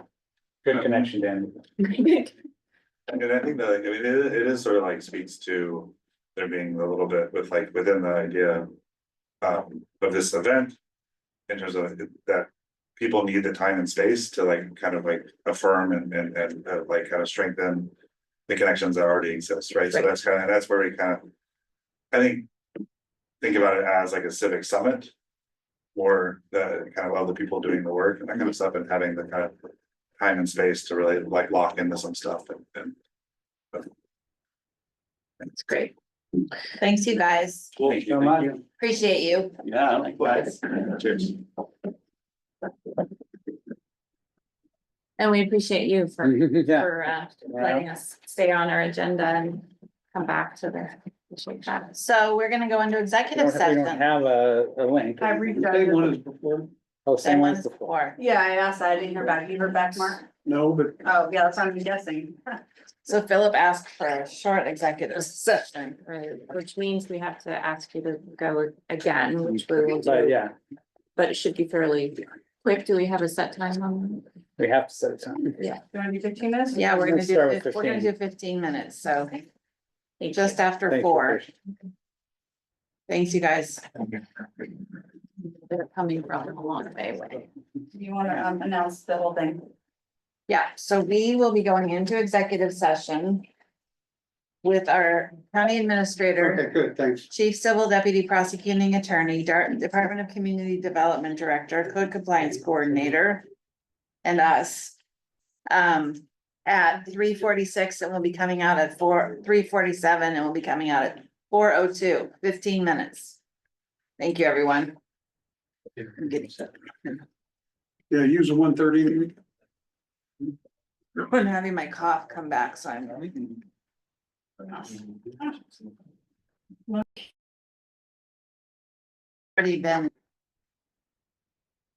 let's see. So. We are coming out of executive session and we will not be taking action at this time. We had a very good discussion. What further things did we want to consider once we got out of that executive session, colleagues? Well, I can start. A lot of work has gone into this, a lot of community conversation and Recording in progress. deliberation here, public testimony, public comments. I think getting this resolved by the 7th, the end of the moratorium, is probably the path we should definitely pursue. I think I've expressed. Yeah, I'm not sure if I have publicly, but I have a little frustration with the process and I've even acknowledged some of you. In the past, I felt like I have not lifted up our planning commission with the appropriate information. I would love to have one recommendation that is the synthesis of the planning commission's work with our staff work from both the PAO and the planning commission and the DCD staff, excuse me.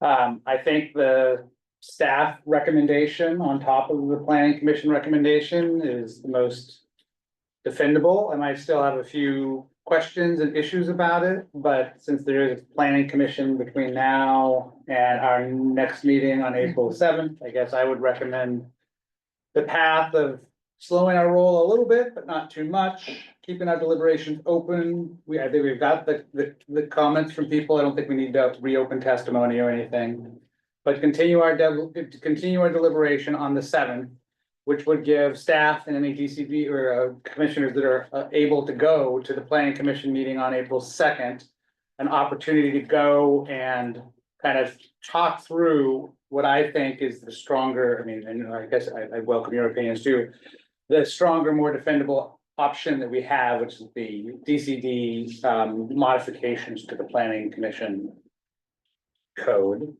And then come back for our final deliberation on April 7th, the day that the moratorium ends, and wrap this up. And Carolyn, just so you know, it will not need to be a public meeting because Greg and I have both confirmed we cannot be at the planning commission meeting. Heather would just be there. Yeah. But you have Actually, I'm supposed to be in Olympia for you, Oh, so that's right. yeah. So we may have to, that means all of us are, yeah, I'm supposed to be in the roundtable at that same time. Could I also I have the couldn't planning even zoom commission reschedule and have a special meeting, joint special meeting? We could It's certainly. pretty short notice. I mean, I think that they can, I don't know, I'd love to hear your thoughts, but I think that this regulation is trying to do a lot of things, right? And I think that we want to do everything we can to preserve housing stock. We also want to support short-term rentals. These regulations will make them stronger, I think. So I think that these are additive to the planning commission's recommendations, but I would love to get their input before we make that final decision. We could, prepare an ordinance that's based on the DCD staff recommendation. And the agenda request that week that'll be submitted prior to April 7th. Essentially take that to the planning commission, including the tools that Greg Ballard presented to you today, the comparison. Have a conversation with the planning commission on April 2nd. Ask for their feedback and then bring that feedback to you, or if planning commissioners want to do it themselves, to come on the session, which I think Carolyn mentioned is already scheduled for April 7th at 2:30. Yeah, there's a placeholder at 2:30. And you could hear from them yourselves, like we could present that same information we presented you today, have a conversation. They could even come themselves, or we could reflect back to you what we heard at the planning commission meeting, so that you're more comfortable making a decision on that Monday. Are you available on April 2nd? Okay. I just, good question. Want somebody who's been part of this conversation today to be in the room. Yeah. So probably both Greg and I would go, and Nikki's available. yeah, that would be great. And we can. I've been at all the time. Okay, that would be great. Since none of us can be there, we can reach out individually. Is there any issue with us reaching out to individual planners, planning commissioners? with questions, because I've had lots of conversations with Yep. various I know members this of. wants to be an open public process, but we would share about what feedback we got from individual commissioners. I think that would help me. No, there's never any limitation to Yeah. one-on-one conversations with our planning commissioners, just so you know that. Yep, okay. I mean, I think I want to also acknowledge that the DCD version, actually both of these versions, don't meet either of the extreme needs, like, you know. No, they're pretty much down the middle of the road. Right, there, you know, Housing Solutions Network is gonna be mad about, you know, us not reducing the cap to 1% or 2%, right? And other issues that they brought forward that they would like to see us do. Current operators, I'm gonna keep snoozing this. Yeah, snooze that. Yeah. Problem. You know, you're gonna be mad at us about, you know, certain elements of this as well. So I think, those are the things, just so everyone knows, those are the sort of extremes that I want to keep asking questions about, having had, you know, those are the things that I feel like we haven't had enough deliberation on, the extremes. And Are you saying you want everyone mad at us? yeah, I want everyone mad at us. Absolutely. That's why I took this job. I mean, I will say that some of the research that I've been able to do over these last several weeks only makes me more lean towards supporting housing. Because there actually are really good studies. The WSU study really specifically looked at Port Townsend amongst 13 other communities that has some really important outcome data around the impact of short-term rentals. And so I just want everyone to know we're seeing and hearing every one of your comments, and to have the time to sort of go down a few rabbit holes with you, for lack of, that's probably not a fair More of a hip count. appropriation, it's more of a hip count, yeah. Yeah. But to really explore the issues that you're bringing forward, and to say, okay, I really need to deliberate and think through that particular scenario and how it applies. That's why I feel like this is taking a lot of time, is that I really want to think those things through carefully and think about the impact to your specific family, to your particular, you know, and then think about how that plays out for the broader community. So I appreciate the extra bit of time, but I also feel like we need to move forward. We need to make a decision. So I'm supportive of, and glad we have reached a hope, at least, that we'll be able to make a decision on April 7th. Okay, Shall I make a motion, or you? Does that sound? yeah, Heidi? I would be thrilled if you want to make a motion. I will move that we continue deliberation to April 7th. And that we direct DCD to take the DCD staff report along with PAO supporting information back to the planning commission and bring the results of that confab back on April 7th. PAO being the prosecuting attorney's office. I don't know what confab actually. Confabulation. Confabulation, is that what it means? Yes. Sure. I don't know. Okay, so it sounds like we Been are, moved. And and seconded. seconded, all in favor of the motion on the floor? Aye. Aye. Did we get somewhere for you guys? Yes. Okay. Okay, sorry, baby steps, baby steps. Yeah, This is a you toddler. guys have traveled. White crawling, yeah, thank you for making the journey. Wobbly toddler. And you Okay, know, you can send further comment and response, send that by email. If The you- hearing if you would testimony like. portion is closed. Public comments, never end. Comments are welcome. Yep. Yes. okay.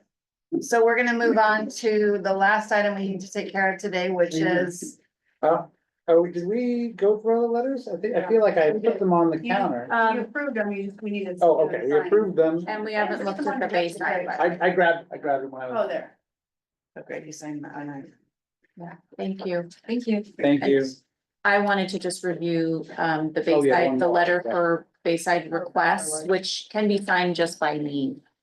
No, I think we should vote on it. Or we can sign it.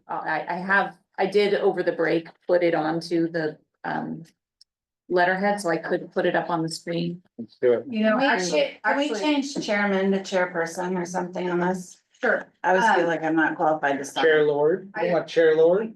I wanted to note for the record, you did not approve the letters, it was just tabled, so. Oh. Letters were, Gotcha. Good I point. looked at my notes, it Oh, doesn't we say. did, we approved the letters, no, not I'm even, looking. yeah, right, okay. Yeah, I don't see Well- a motion or a second. I'll move just to be quick since I Okay. just signed them, that we approved the 3 letters reviewed so far. Yes. Two for the supporting the Ho tribes projects, so all 3 of our federal legislative delegation and 1 for Mason PUD 1. As presented in the agenda. I will second that. All in favor? You gotta get public comment because we didn't. Oh, true. Some of Okay. these weren't on. Anybody who wants to make public comment on our letters in support of these congressionally directed spending requests from the Ho tribe and also from the Mason PUD. You can use the raise hand button at the bottom of your Zoom screen. There's nobody in the room with us. So anybody want to make a comment about these? Okay, Shelley Yarnell, come on over. Carolyn's bringing you over. Okay, Good afternoon. So you're going to hear a rare positive from me. I fully support your letter to Mason PUD. They're amazing and we need to do everything we can for them. Thank you. thanks, Shelley. Okay, so anyone else wanting to make public comment on these letters of support for the Ho tribe and the Mason PUD for their congressionally directed spending requests? Last call here for that. Okay, I'm gonna close public comment and call the question. All in favor of the letters? Aye. Aye. Goes past unanimously. Now, Heather, you had Yes. a Mason or Hupdet? I will go ahead and share my screen. So this is a letter of support requested by Bayside Housing and Services. We know that we have already supported and fiscally sponsored a congressionally directed spending request for, it gives you the hiccups. For Habitat for Humanity's Mason Street projects. We wanted to make sure we weren't in conflict. I asked our lobbyist and our county administrator, and now I'm talking with you. So this is actually a letter drafted by Bayside Housing and Services, and I have slightly edited. So it's writing to express support. This would be to Patty Murray's office. That's where they're applying through congressionally directed spending, just the one application that they have consulted with Daniel Palethorpe, who is Patty Murray's aide, on this project. And this is the project that Daniel has recommended and they've decided to apply for. So we're calling it the Creating and Preserving Affordable Housing Project through the current this CDS fiscal year 2026 program.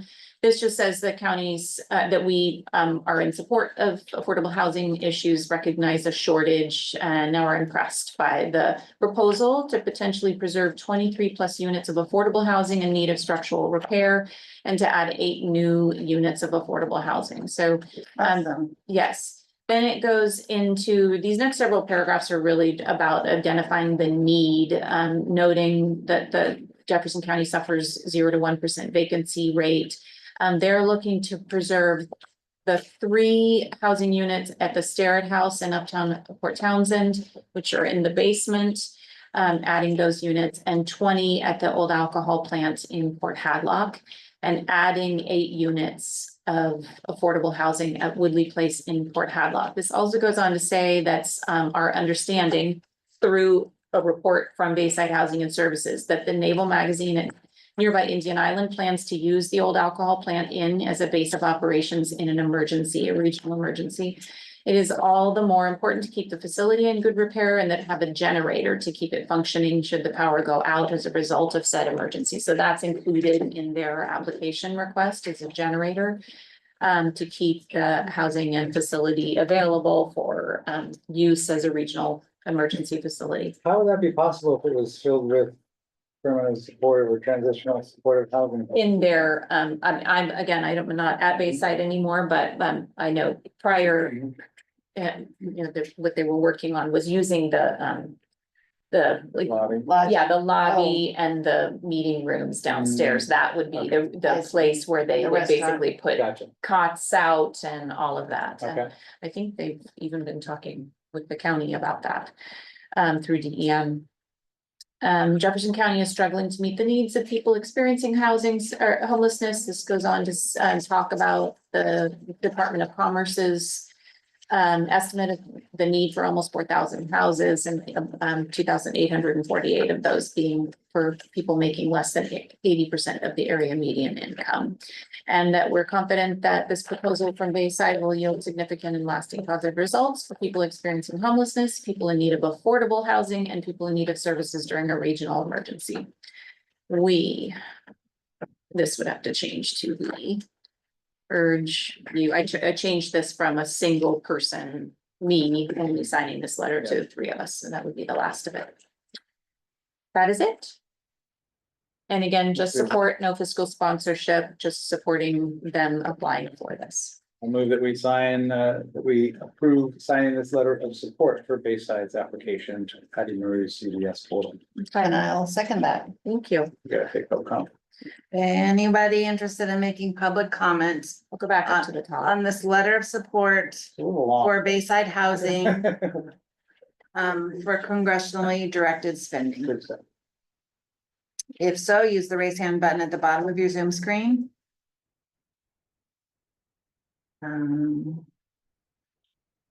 Not seeing any hands go up.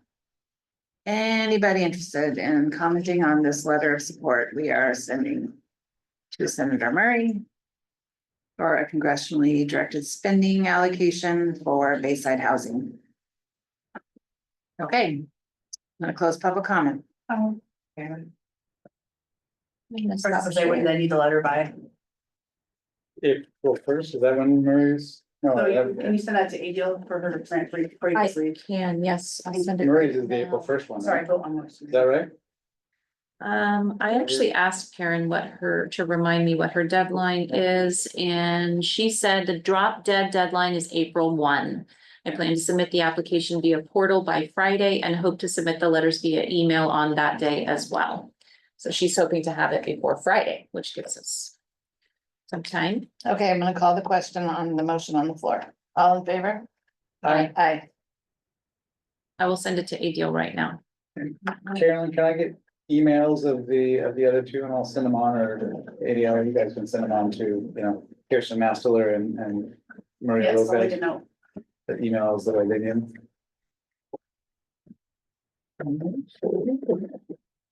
Okay, anything else? So much time, we've got the We've got 9 leisure minutes. to, calendaring and briefing, maybe not today. Didn't give you guys a legislative, want to see my legislative update? I did write it. I could Yeah, just email it to you, actually. How about that? sure.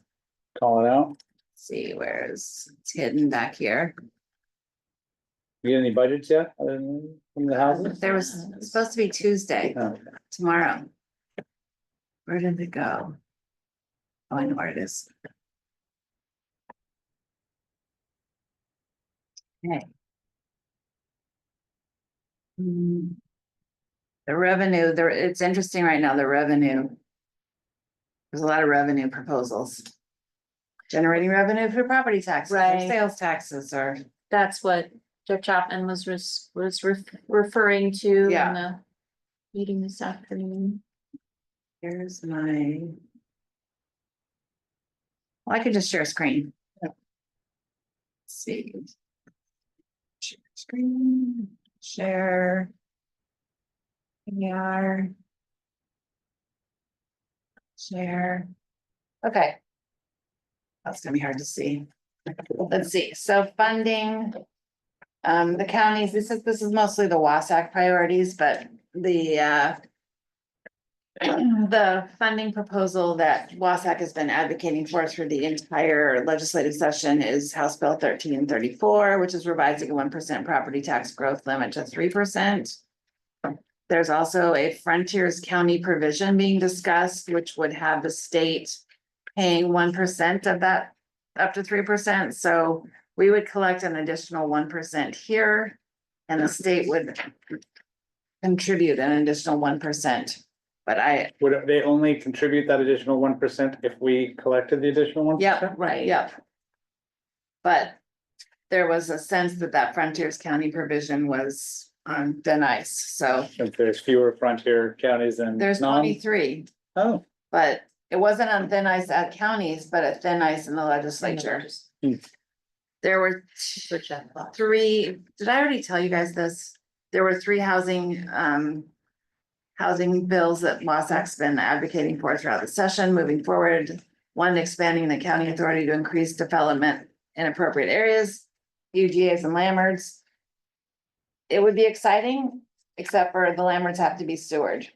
So this would not create the opportunity for building multifamily housing in, for example, the Chimacum Landmark. I think there is, one of the outcomes of my focus groups last week with some of the Glen Cove property owners is Yeah. that there was a growth management ruling that I have to look back at in 2003 that maybe said explicitly, you can't sewer the Glen Cove Landmark, but we're trying to.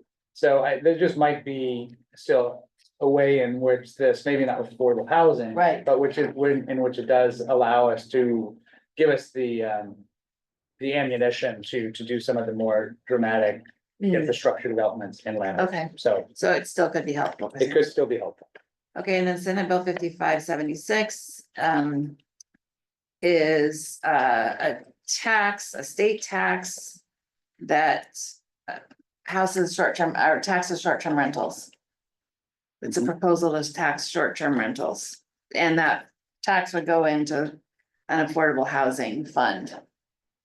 There's 250,000 in budget proviso that we've been working on to get stock plans. Yeah. Permitted, yeah. Then there's the behavioral health bill that's taking out strengthening the administrative services organizations by emphasizing them versus managed care So organizations. good. Yeah, makes sense. Yeah, and that's being heard tomorrow morning. The transportation bills that WASAC was working on all died, but the topics are still moving. alive in budget conversations. Some of those transportation measures may become necessary to implement the budget So how, somehow. how does that work if they're dying? The policy bills die, but the then- topics are still being discussed in the budget rooms. So they could end up in the budget, but with no policy attached to them, is that interesting? And then the final thing is the recycling bill, the EPR bill Yeah. that was still alive as of last Friday, but I haven't checked today, so. This is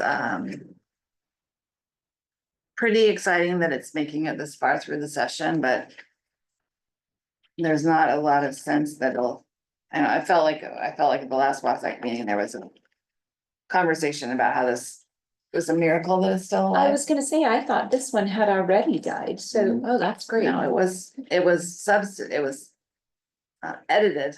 Now this Okay. is engrossed substitute Senate bill, the second Senate substitute bill. Wow, so it's, and been through the ringer. today, Paul Jewell asked me to come and testify, and I told him I wouldn't have time to get your guys's concurrence, but on one of the funding measures, which I have to look into, so I'm not gonna have time to. Right, If I go testify, I'll just do it as an individual, not as a county. okay, and then, so that makes me realize that, the housing bills that I'm gonna be asked to testify on when I go down April 2nd and 3rd. Should I won't have had the opportunity to talk. Will about likely be those, right? these, Will likely be these ones, right? which we've Okay. been talking about for a few months now. 5471, 5576. And should I do that as an individual or or should we talk about it here? I think that both of these, I would say I would be supportive of both of these. Creating an affordable housing fund by taxing short-term rentals and increasing development options in UGAs and Lammerts, emphasizing multifamily housing. I think both of those are good proposals, so I would be supportive. And the $250,000 budget for BISO. Yeah, I mean, Oh, sure. we're ahead of the game on that, Yeah. but You still need it, right? We to encourage the rest of the counties But I mean, to, we need to go through the permitting. I mean, we're using And general we fund need to dollars do- right Right, now, aren't we? right. And we need to uh, do the middle housing Mhm. stock plans Yeah. too. Okay, yeah, I would say, so good stuff. okay for me to represent the to county. represent the Yeah. county, okay. Let's see. I'm trying to find the, oh, sorry, guys. I'll just do it on as an individual notes. Okay, so is there anything else? We have 2 minutes. Probably not a 2-minute topic. Was it something? Oh, no, I mean, we haven't had a chance to just talk for a week, but. Yeah, I know. Next, not next week either, but the following week. We have a meeting this coming Wednesday though, right? Don't we have a special meeting on, we have a Wednesday? joint SWAC. special SWAP, yes, Nice. Solid Waste Advisory Committee. Some big chewy topics to talk about there. I've got some big Read, stuff that reread your hasn't- issue papers from Al. Okay, will do. That will be interesting. Housing Fund Board is, I think, gonna be a fairly meaty one. Yes, we're This still week working as on our well. agenda, but yes, We don't have the agenda yet. Shelter funding. we did get, got the housing authority to apply though for our task force, so that's good. Yeah, I saw that come in today. I was thrilled. Sarah was definitely my big hope. But You guys she would have been proud of me. I made an impassioned plea for the EPR bill at the last WASAC meeting. Yay. And Crumple up some garbage and throw it I in. made a speech and all the counties that supported WASAC moving to a pro on that bill Yep. thanked me. Oh, nice. But it was 20-12 the vote Yeah. at the end of the day, so Against, right. I think I moved a couple of people, but Mhm. Well, good try. Keep up the fight. All right. okay, well, there's nothing else. I'll adjourn this March 24th meeting of the BOCC. All right. See you guys Wednesday.